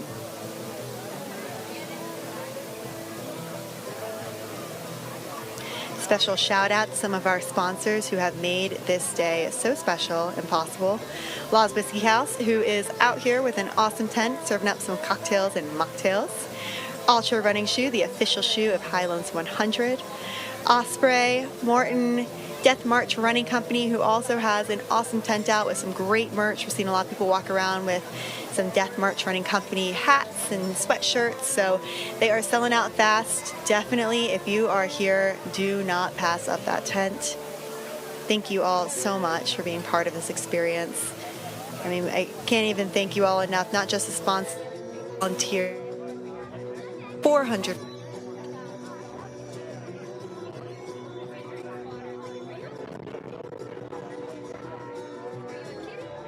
dedicated, have what they possibly can out here.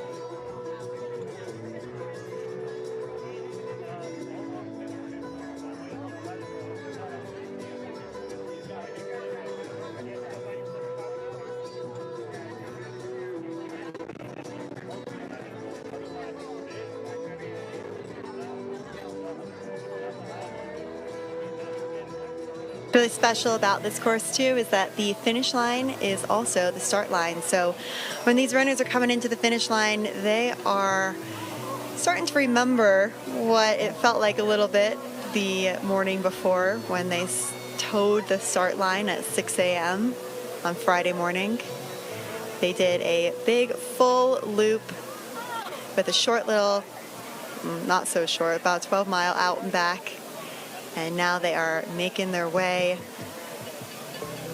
back to the finish line.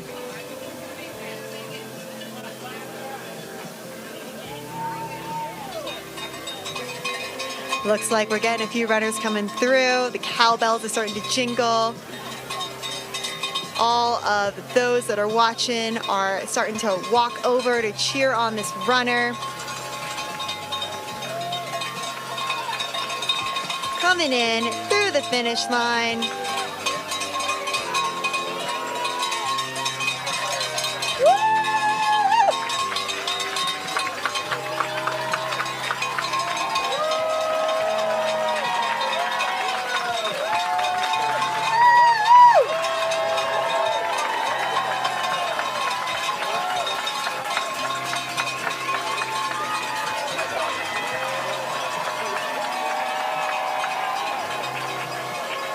What a special experience.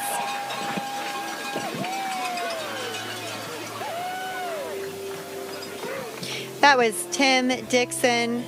He was bib number 141, chasing his redemption at High Lonesome after a tough finish at Leadville last year.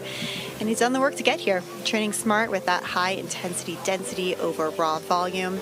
And he's got the mountain knowledge to match his hunger. It's cool too because High Lonesome has been on his bucket list since he first learned that ultras were a thing, and he won the lottery on his first try. It's amazing. It's incredible. The stars aligned to get him here. Huge shout out to his fiance Riley Meyer, his crew chief, and as he quotes, the most wonderful person in the world, to his coach. Denver, Colorado. Yep. Also to his dog Ruby, special shout out, who started his running journey and would be with him if she could.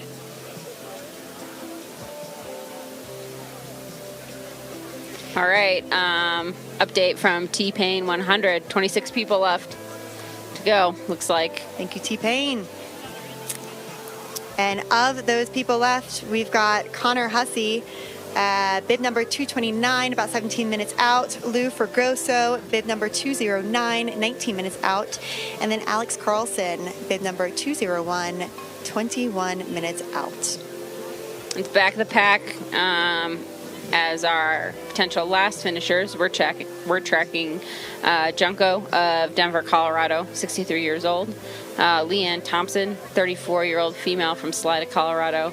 And Justin Matlick, 52-year-old male from Bozeman, Montana. So really rooting for those folks to make it here in the next 42 minutes and change. 42 minutes? 41 minutes and change.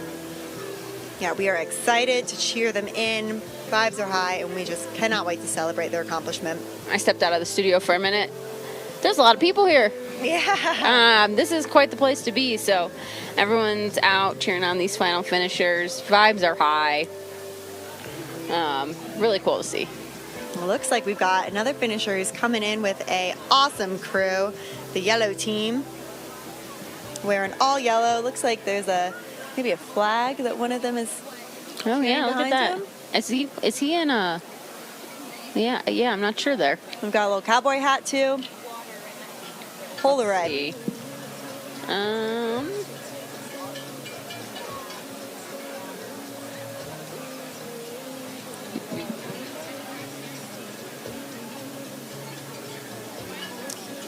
We'll be able to get a little bit more information about him soon.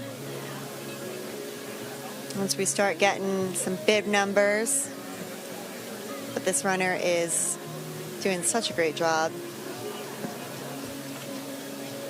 Forward motion, one step at a time. Lots of people out cheering on, building community. So fun to see people at these events. Friends you haven't seen in a while. Everyone's connecting. It's awesome, the vibe that they've created here at the finish line. I also love that people camp here. I think that's super cool that they allow people to camp here before the race. Looks like we're not getting who this runner is. If we can get a bib number, we can look him up. But he is coming in hot, looking so strong. Great crew.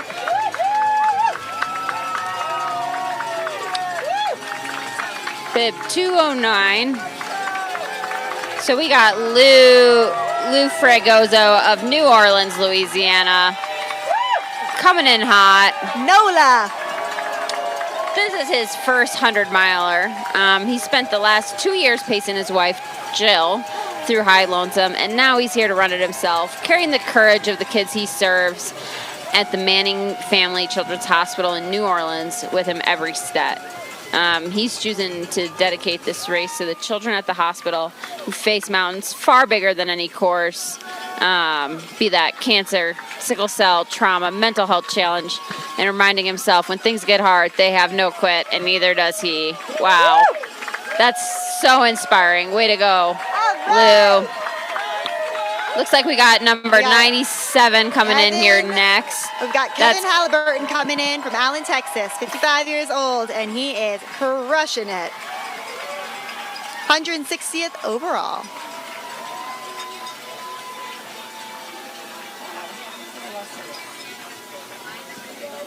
Anyways. Oh, this is Kevin's first finish of High Lonesome. While we're in a brief pause here, a little more about Lou. He wanted to do a huge shout out to his MFC family back in New Orleans, cheered him on from afar. Extra special call out to his 11-year-old little buddy, Peyton Stewart, who just celebrated beating his disease and is about to ring the bell after his bone marrow transplant. Peyton, your courage inspires him every single day. Wow. It's amazing. That's awesome. That's so cool. We've also got another runner coming in right now with their crew. The field is getting busy with all of the cheering folks out here. All right, let's see who we got next. I think this is Jessa Voos. I heard some people yelling at Jessa. Oh, yeah. Yeah, this is Jessa Voos. She's back at High Lonesome for a second crack at the 100, and she's brought her entire Kansas crew here with her, and man, does it show. The crowd is going wild for Jessa. She brought 3 ultra runners from her small town, all pulled in the lottery this year, training and traveling together to prove their home state belongs on this mountain, and boy, do they ever. She finished High Lonesome last year in 35 hours and is hungry to go faster, pushing harder in sections where she held back and cutting aid station time. This is her second 100-miler, and she's out to prove she can do it again. Congratulations, Jessa.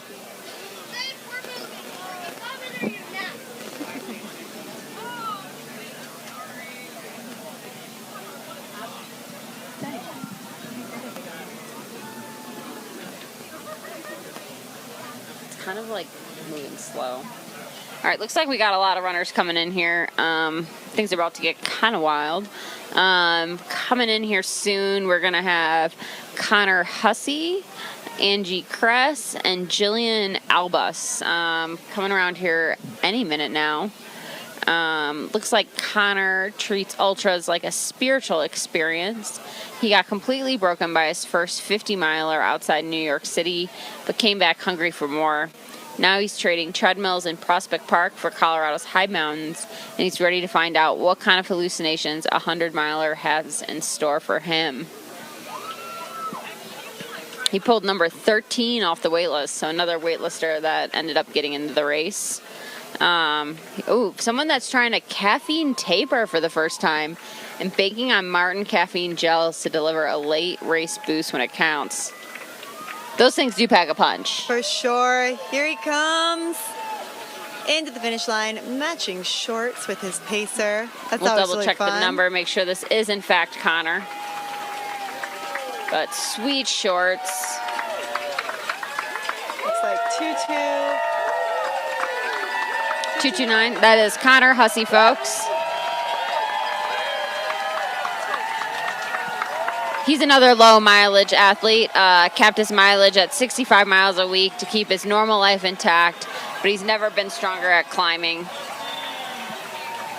Rocking those 12% inclines on the treadmill to prepare for this. Amazing. I mean, I think running 3 miles on the treadmill is harder than running 100 miles some days. Yeah, I would So, totally agree with that. Amazing that he was able to do most of his training there. Yeah, here, sorry. I don't want to unplug it. All right, we got another runner coming in. I think this is going to be Jenna Vuz. No, it's actually No. Angie Kress. Yep, number 168, Angie Kress. All right, Angie Kress is running the High Lonesome for the first time, doing it to prove to herself that she deserved her lottery spot.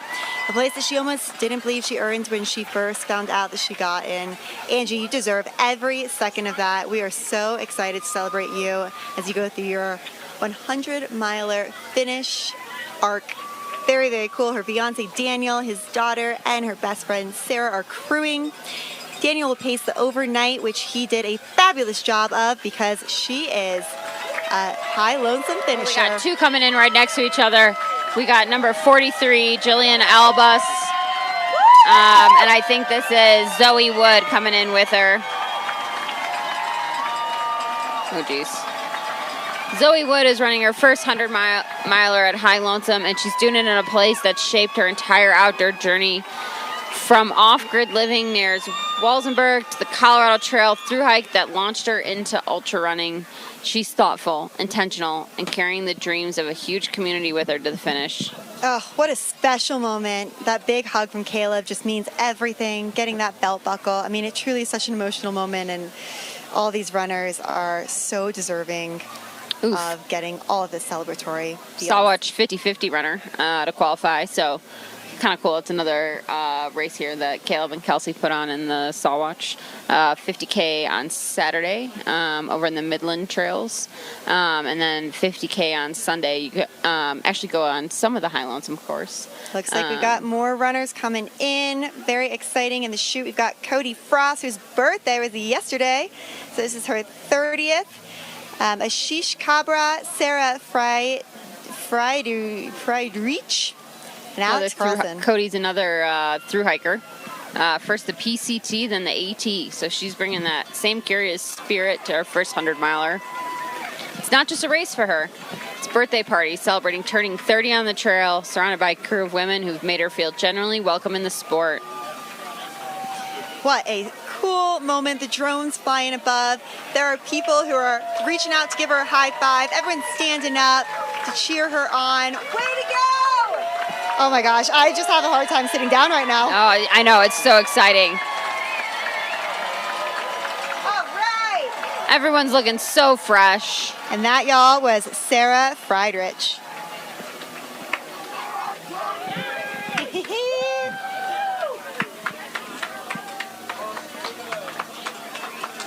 All right, next one coming in. We got runner Alex Carlson with his daughter. 201. He's running his way back to the 100-mile distance after hip surgery sidelined him for years, and he's chosen High Lonesome. to prove he still got it. Oh, it's getting bananas here. We got lots of runners coming in. It's awesome to see. It is. Here we got we got Cody Frost. Woo! Happy birthday! Cody's got everyone with Massey shirts. Oh, She's man. getting emotional. Everyone's on their feet. We also got Ashish Kabra. thank you. All coming in at once. It's getting loud out here. Tears are flowing. We're seeing we got a crew. So it's Cody Frost's crew, and they're all wearing matching outfits, and they are all balling, and it just goes to show how much they care about her success, and they went above and beyond to make sure that she got what she needed to have this amazing, successful day and a successful 30th birthday. So congrats to Cody. I mean, not only was she out here. Not only was she out here 36 hours and 29 minutes, but her crew has been out here for 36 hours, 29 minutes. I mean, most of the people out here have not slept last night. Like, I would say it's more the norm that people have not slept.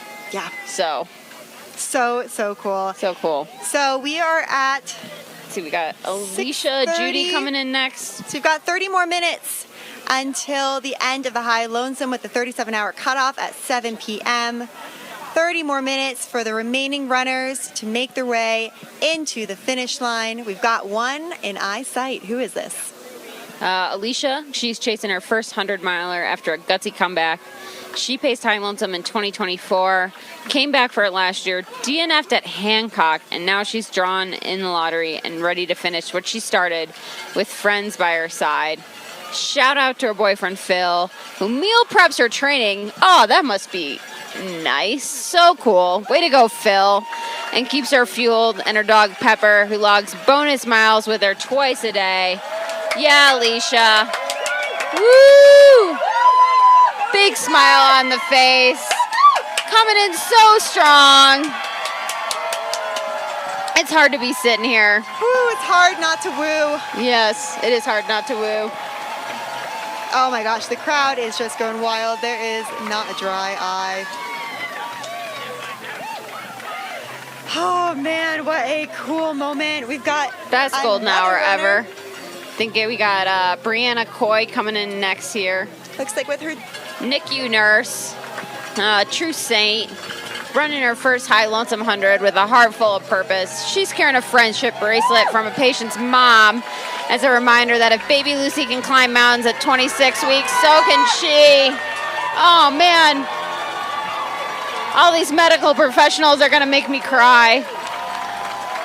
She wants to do a shout out for little Lucy, her patient at Children's Hospital, Colorado, born at 26 weeks, weighing only 650 grams, now celebrating her first birthday in the NICU with endless joy, smiles, and belly laughs.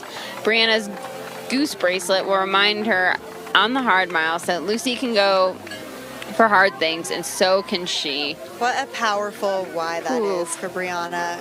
Such a special reminder for her. Another one. Incredible way for her to finish this course so strong. Another one using glitter and heart sunnies as a secret weapon. If you're going to run 100 miles, you might as well sparkle.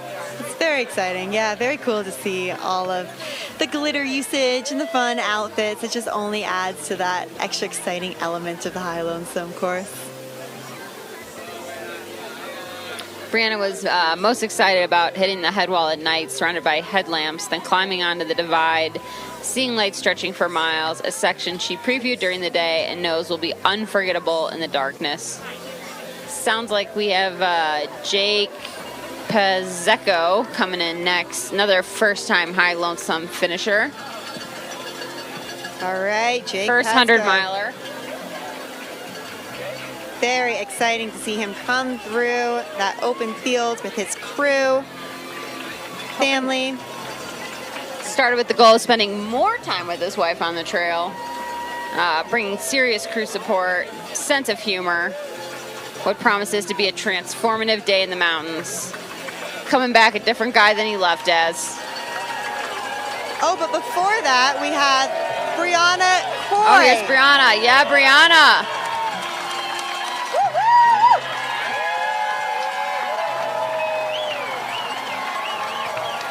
Whoa, we're doing our best to keep track of all these runners out here.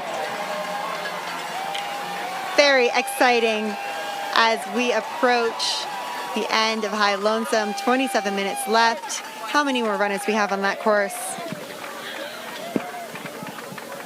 Do we think glitter's correlated to a better finish? Absolutely. Are you kidding me? Very, very much so. So is a positive attitude and a fun, funky shirt. I got glitter bombed at Monarch, and it was everything I could do to not accidentally itch it off. Okay, now we've got Jake Pascoe coming through in the chute at the moment. Let's see, his buddy Chris told him about High Lonesome. Didn't make the lottery, but he's pacing Jake anyway, a sign of the support system he's built around this moment. Yeah, but look, this is Jake's first 100-mile at High Lonesome after chasing it for 2 years. Way to go, Jake! Woo! A High Lonesome finisher of 2026. Big love to his younger brothers, Maddie and Ty, plus his homie Tyler Small watching him from home. Jake remembered that when the pain cave calls, he'll remind himself, keep moving, big dog. Keep moving, big dog. Way to go. We've also got Dan Miller, who's about to make his way into the chute of the finish line. Longest training run for Jake was 50 miles, so literally doubling the distance today. And I actually think that's probably longer than a lot of the athletes have done out here today. I think it's, far more common to see athletes do like back-to-back efforts, like 30 miles, 20 miles. So I think, the fact that Jake did 50 miles is awesome. Yeah, it's really cool. He's got this New Zealand connection too. His wife's from New Zealand. She's been pacing him a good bit. And his whole family is actually traveling from New Zealand across the U.S. just to be here. Just goes to show the breadth of this international race. It is so special, and it has gotten recognition all over the world. There are so many people who are here internationally from other states as well who are gunning for their spot with a buckle as a High Lonesome finisher. And it's very cool. We got Matt Simmons coming in here next. He's back for his second High Lonesome. And this time he's coming in hot with a volunteer lottery ticket and 2 years of familiarity under his belt. He trained every inch of this course with his eyes on the prize, beating his own time while savoring every step with the people he loves. Okay, real quick, let's welcome Matt Simmons to the finish line. Ooh, Matt's got an awesome crew. We love a Kiwi. Woo-woo! Love to see people out running with the babies on front. Very cool. Woo! Supported by his family, followed very closely by Matt Simmons. His mantra was keep moving. First thing after he finishes, he's going to want a chair and a well-earned snooze. Dan Miller, Matt Simmons, well done. Welcome to the High Lonesome finish. Did you get back up? Did you get back up? Yeah. Okay. All right, we got a couple more, I think, coming in here. Yeah, it looks like we've got Rachel Kelly, who's making her way into the finish, as well as Abby Reinholt, who should be here shortly. For those watching the runners right now, Ashley Oakler King is about 29 minutes out. Eduardo Ugarte is about 33 minutes out, and then Blair McCormick is about 33 minutes out. 23 minutes left. 23 minutes left. All right, let's look here. We got 23 minutes left. Things are heating up. It's getting rowdy here at the finish.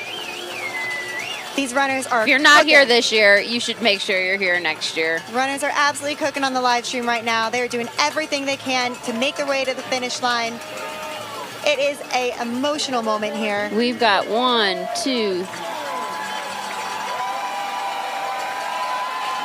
We got about 10 more runners we're hoping to see through the finish line.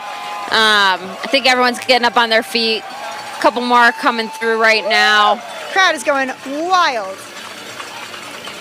All right, we got about 4 coming through. This looks like runner number 136. This is Rachel Kelly. Crowd is going crazy. We also got runner number 239, Amy Reinholt. Thank you. You can just hear the crowd going wild. I don't know. The crew around this live stream are giving me a hard time. I had to put my glasses on. I was having a hard time seeing things after being up all night. This is so epic. Look at all these people coming through the finish line, hugging and kissing, celebrating as they should, getting their belt buckles, giving a big hug to Caleb. Welcome. All right, a little bit about Abby. She was back for her second 100-miler, and she chose High Lonesome not just as a runner, but as someone who's been all in on this community. So many runners like this, volunteering last year, crewing in 2025, and spending the last month getting intimate with every section of this course. She crushed Leadville, caught the Ultra Bug. Now she's testing herself on High Lonesome's technical terrain for the first time.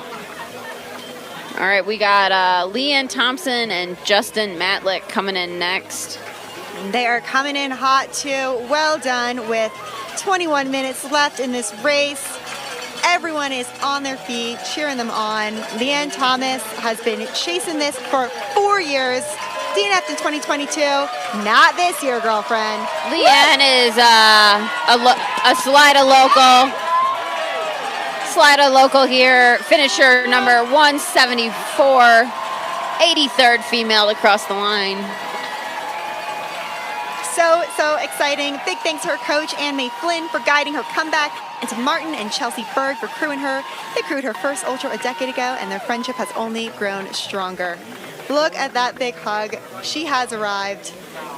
How exciting. Such an amazing moment. Oh gosh, I hope she's so proud of herself. Stressful 20 minutes coming up. Big hug from Caleb.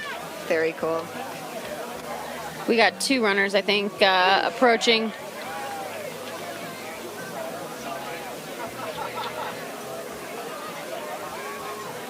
Just pure magic. She's getting that photo, well deserved, with her belt buckle in front of a High Lonesome sign, smiling from ear to ear.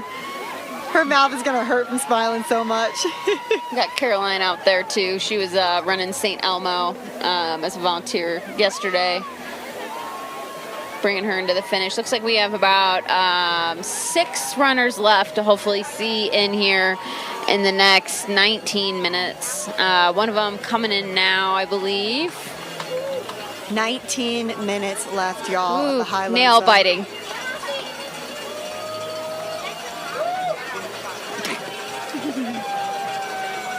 Very exciting. We've got Justin Matlick and Blair McCormick approaching into the finish.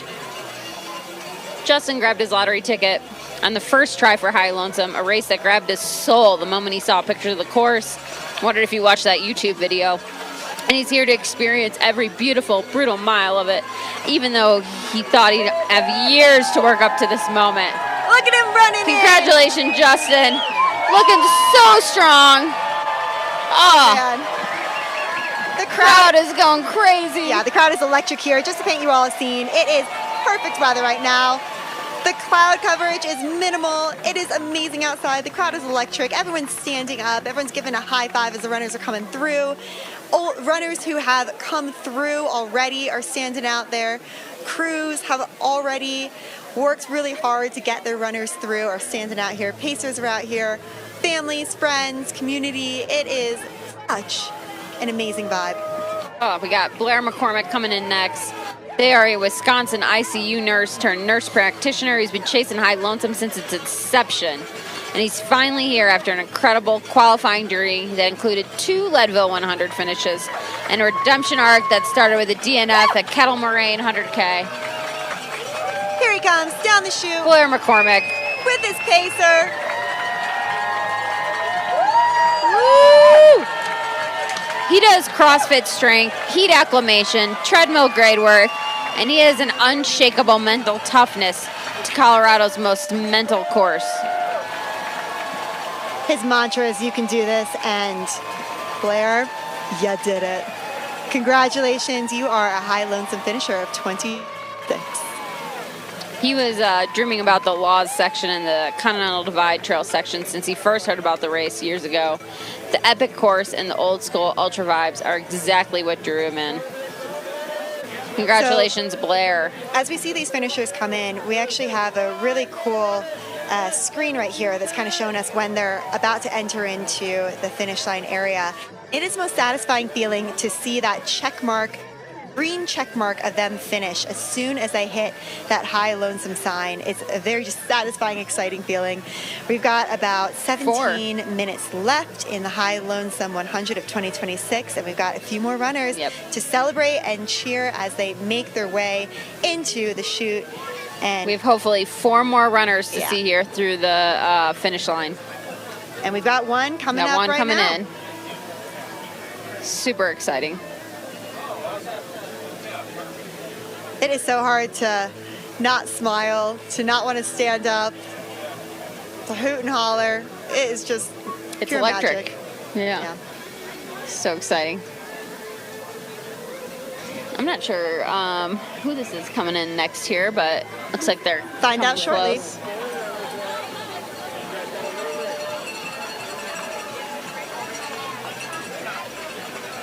Moving and grooving their way into the finish. It looks like it's Blair McCormick who's coming into the finish line, perhaps. But I think Blair McCormick actually just finished. So I think bottom left-hand corner might need to update.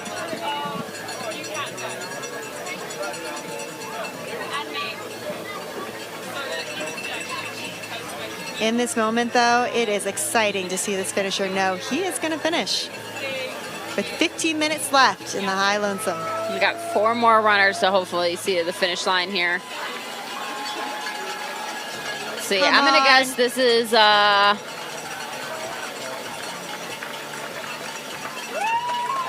gonna guess maybe this is Ashley. Ooh, I think this is Ashley. Yeah, Oakler King. That's gonna be my guess that it's Ashley. Well done, Ashley. Nope, correction, this is Heather Booth. Heather Booth coming into the finish line here. Unbelievable.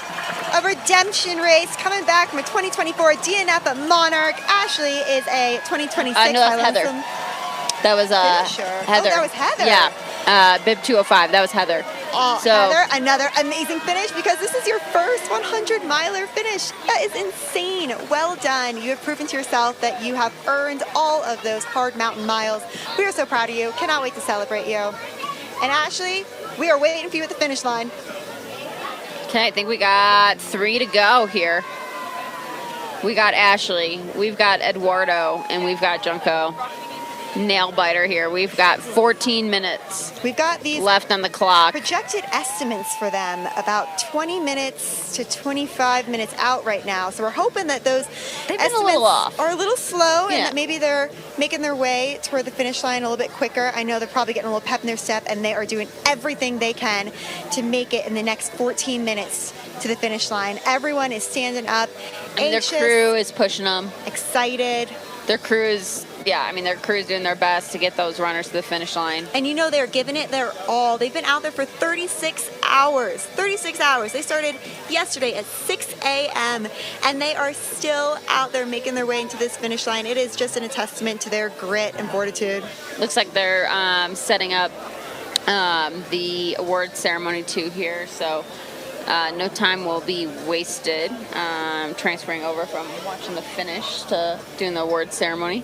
Yeah, it'll be very cool to get to see that award ceremony. So please stay after if you can, because we'll be handing out Law's whiskey bottles to everyone who towed the start line, regardless of whether you finish or not. Just the fact that you started is an incredible feat, and you deserve a bottle of Law's whiskey, one of our sponsors here today. The Law's whiskey bottle will have an incredible, very cool emblem, the High Lonesome emblem, which is this big spread bird. I gotta figure out the bird's name. Oh, I don't know. Osprey? Osprey, of course. Yeah. A big, beautiful osprey on the High Lonesome Law's whiskey bottle that every single runner is about to get in the next hour. We've got 12 minutes left in the High Lonesome 2026 race. Looks like it's predicting Ashley in about 18 minutes. And our fingers are crossed that this is off. It's hopefully sooner. We can see one of the runners coming through up that swear hill that we were talking about. Yeah, we got Ashley, we got Eduardo, and we've got Junko. Come on, runner. Come on. soon as they get up this hill, they're going to be hitting that field. Just, I mean, these runners are finishing. They're finishing. Got no this. matter what.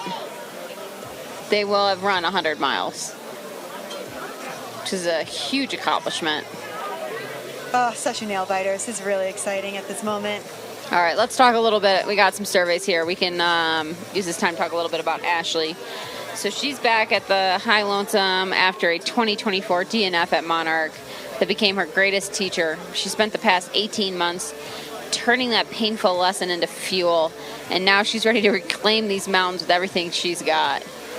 I hope she gets here. It looks like this runner right now on the live stream is literally giving it everything they possibly have. I mean, it looks like they are struggling and they are not giving up.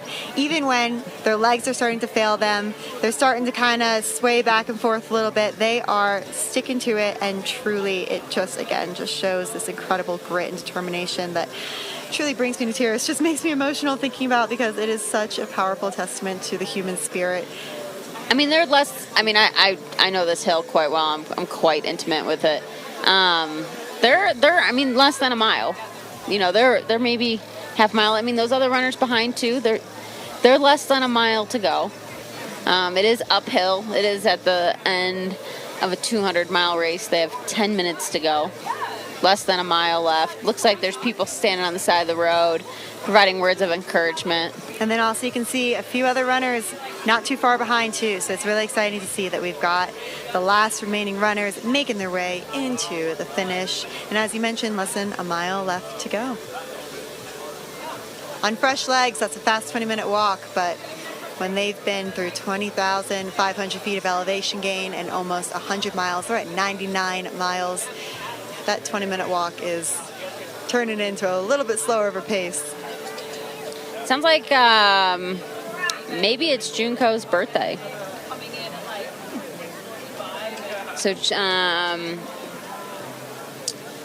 let's see. She's running her first 100-plus mile finish today, and at 63, she's here to prove she's still got it after surviving cancer twice and getting hooked on ultras at Leadville. She's tackled High Lonesome through a lottery win after years of thinking about it, and she's brought her dream team to help her cross the finish line strong.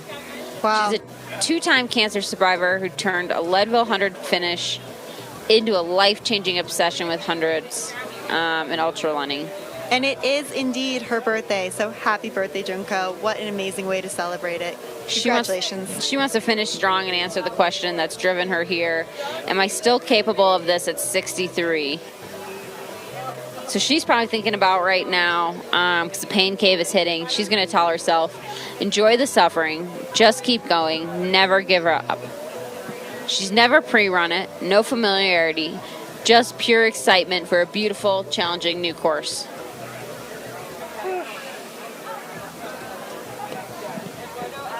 My hands are getting sweaty because I'm just so excited. Yes.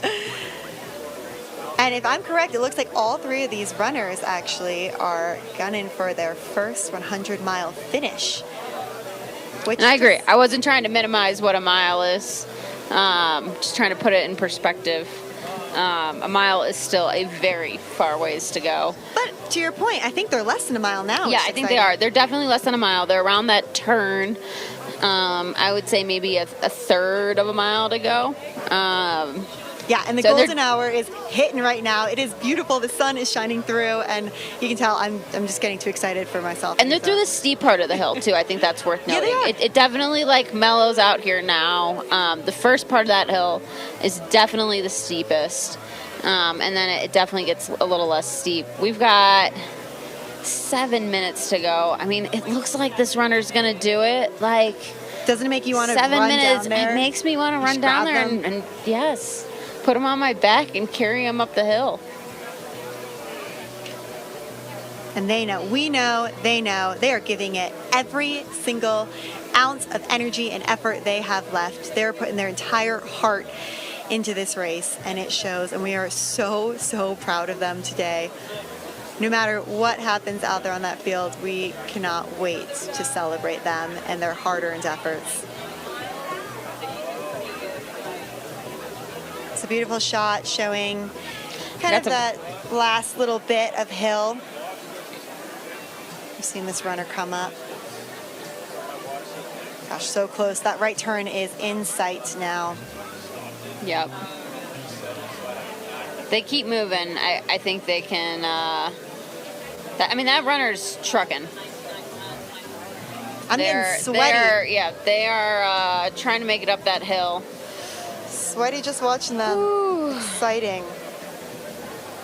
All right, we got about 3 more minutes to go here at the 2026 High Lonesome 100. Super stressful. Gorgeous shot of the finish line right now with that sun just peeking over, truly showing kind of that finish line look that just everyone just is in awe of. Really that true golden hour finish. And you can just tell that it's just a true magical moment right now. Doesn't look like we have anyone to the field yet, though. Does it? No, they're on their way, though. It looks like Ashley is about 12 minutes out. And again, we're keeping our fingers crossed that we are not correct and that she's a little bit faster. Hopefully, within the next 5 minutes, as well as Eduardo and Junko. Junko.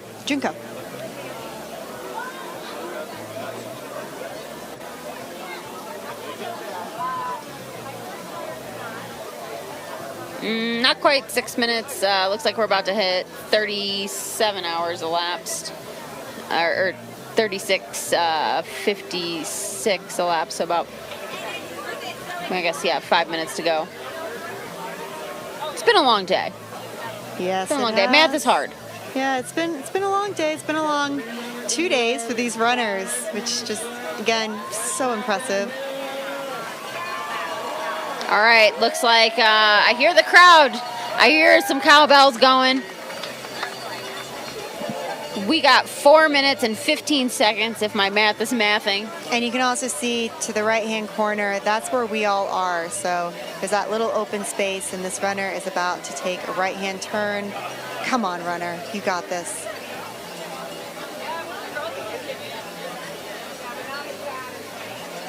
Actually, coming out this way. Come on, runner. I don't know. Ooh, this is nail biting.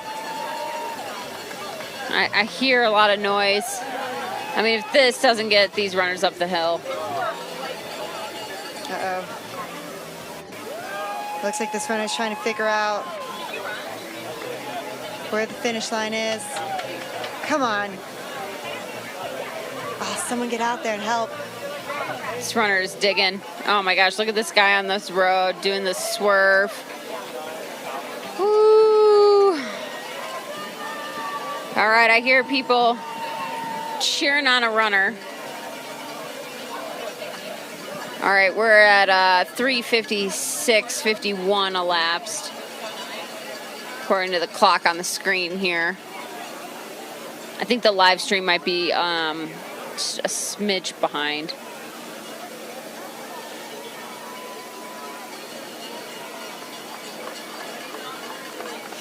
Come on, runner.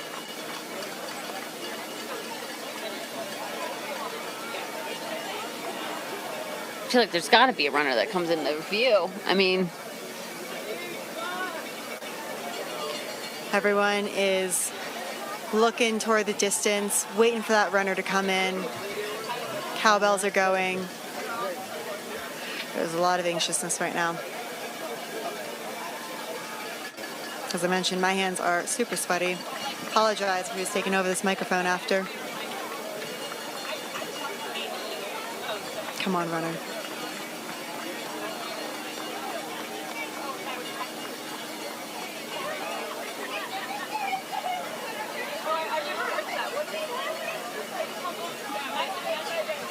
I'm wondering if we need someone to go get the runner to make sure that they know which way to go. I mean, that one runner was swerving around a lot. I'm feeling a little bit nervous that maybe they're waiting, they're looking for, what that direction looks like, and maybe they're getting turned around right now.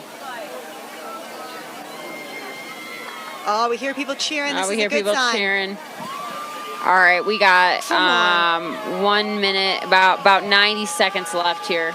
I'm going to stand up just so I can maybe get a better view.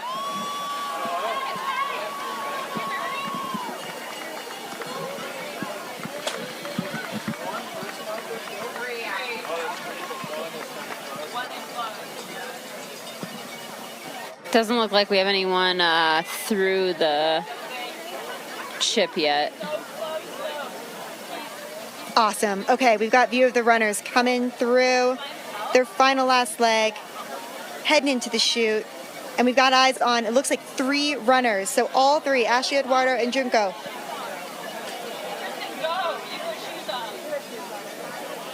This is awesome. So freaking awesome. There we go, bottom left-hand corner. All 3 of them. Looks like they got someone out there to escort that guy. So grateful. So grateful someone went out there. All right, we got about 30 seconds left. Regardless, they will run 100 miles. Oh, absolutely. They will get that Laws whiskey bottle. They will get that celebratory final finish. 10 seconds left.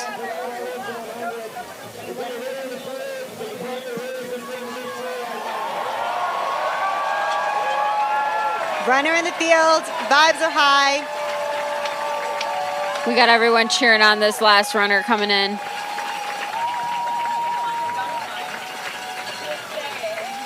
Lots of comments in the chat here. They are going to be allowed to finish. They just will be an unofficial finisher of the race. But they will be allowed to finish the race. They're a finisher in my eyes, too. Incredible. Oh my gosh, you got the runner. All right, the runner is running. I repeat, the runner is running. Oh yeah, he's running up that, trying to run up that hill. Come on, you got this. Come on. We've got 2 runners in sight right now. It's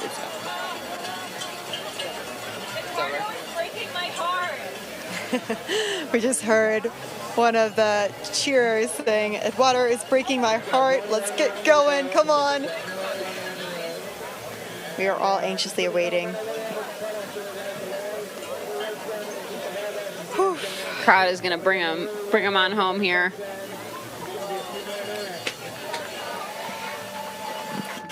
You can see all of us in this live stream video footage. The runners are just on the other side of these trees right now. They're going to take a right-hand turn into that open field, and then they are homebound into this finish line chute. They're so close. A special moment. I will do my best to put down the microphone when they come through because I will be standing up, cheering for them, jumping up and down, and definitely wooing my way through their finish. Both of us are now standing up. Yes. Exciting my legs moments. needed a change.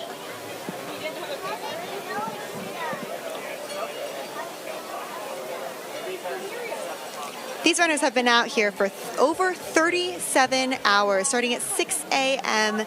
yesterday morning. They've gone running through the night. They've been through, not lightning storms, they have been through some pretty solid rainstorms. They've been through some hot temperatures, some chilly temperatures as night fell. They've been through challenging nutrition issues, troubleshooting their strategy, so many ups and downs. Just an incredible moment to get to celebrate how far they've come. These runners are giving everything they have. Just shows that true grit and determination. It is one of the most wonderful experiences to get to cheer these runners on, celebrating their successes.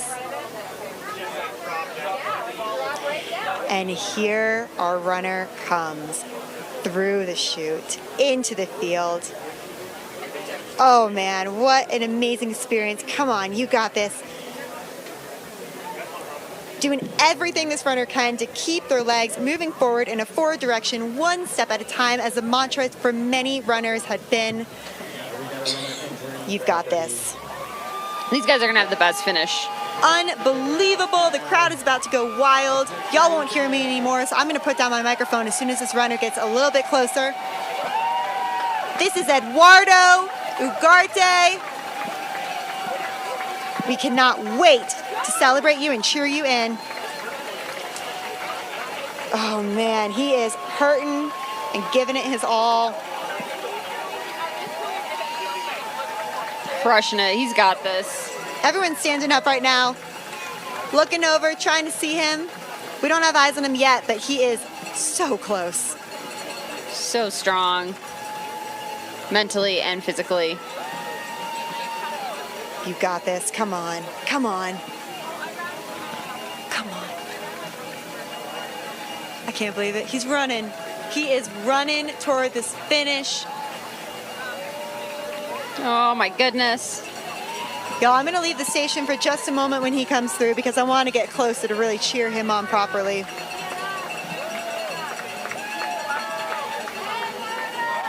Come on, Eduardo. Come on.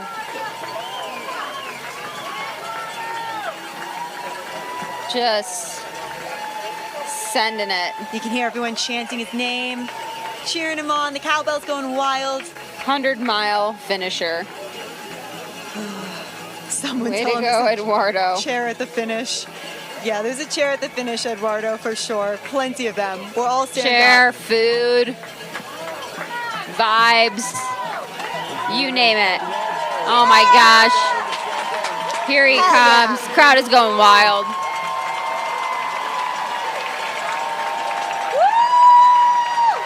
Unbelievable finish from Eduardo. Just crushing it. Bib number 250, Eduardo Ugarte. Oh my gosh, it is electric. Is that Junko right behind him in the orange? Got Junko right behind him. Wow, amazing. Bib number 147. Yeah, Eduardo. Here he comes. He's coming around the turn.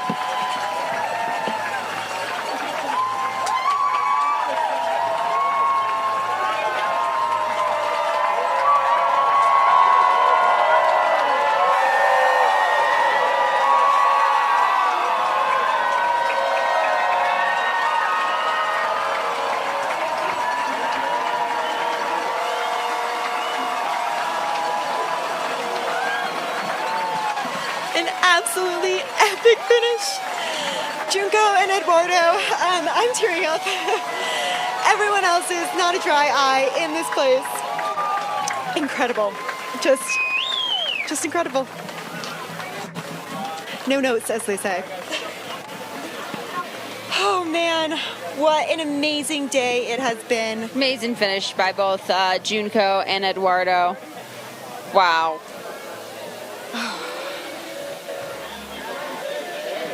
Happy birthday, Junko. It's amazing. The human spirit cannot be crushed. Everyone's singing happy birthday at the finish line. Big hugs. And I'm not sure, is the last finisher still out? Yep, we got Ashley Ola King. Looks like she might be due now, so let's keep a lookout for her just to make sure. Because I'm pretty sure we've got one last finisher. I should get one more picture.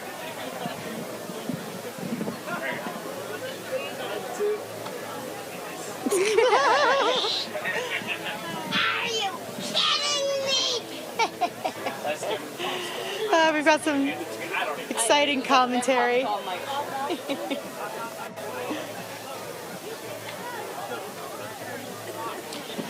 Holy cow, that was truly an incredible moment. There's Junko. Happy birthday, my gal. Okay,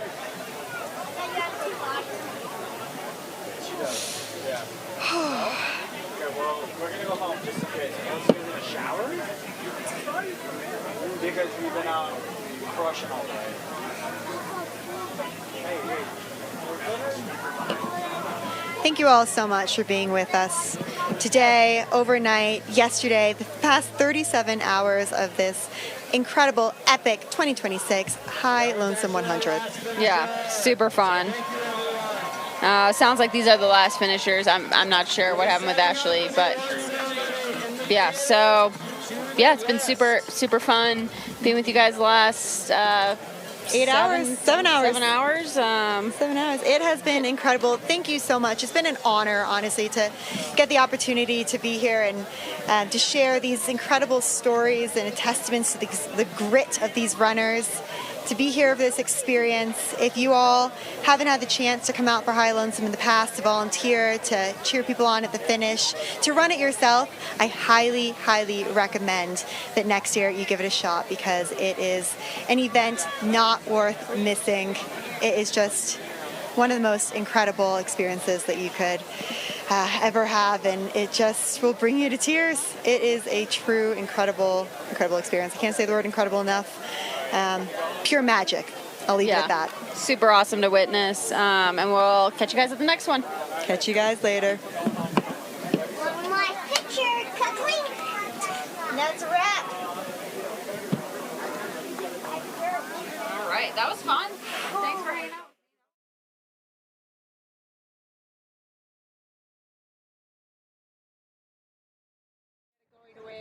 Party at our retreat in La Jolla, and they came out on the patio. We were all going to dinner, and they surprised me with just wearing those shirts. And at first I was like, "Oh, that's cute! You guys have matching shirts." And then I looked closer, and I was like, "Oh my God!" They are perfect crewing shirts. Oh yeah, and that's what Mark Herman is one of them. He threw me on Leadville last year. He said, "These shirts would be perfect for you." And I was like, "That's a great idea." Ask everybody to give me their shirts. Yeah. As you told me, you're starting to get your CEO at Goodworks.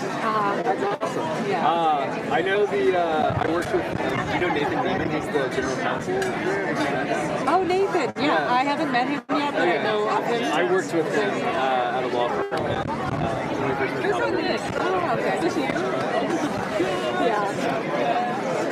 So my clients did this for my going away party. When I was like retired from this stitch, and they said, "Oh, we're gonna have a Hawaiian shirt theme party, so everybody wear your Hawaiian shirts." But then I came out for dinner, and they were all wearing so we walked around La Jolla, and everyone's like, "Oh, is that a bachelorette party?" Yeah. And then Mark Herman was like, my friend was like, "Oh, these would be perfect." The guy who placed me in, like, and he was like, "This would be perfect for your guru." And I was like, "That's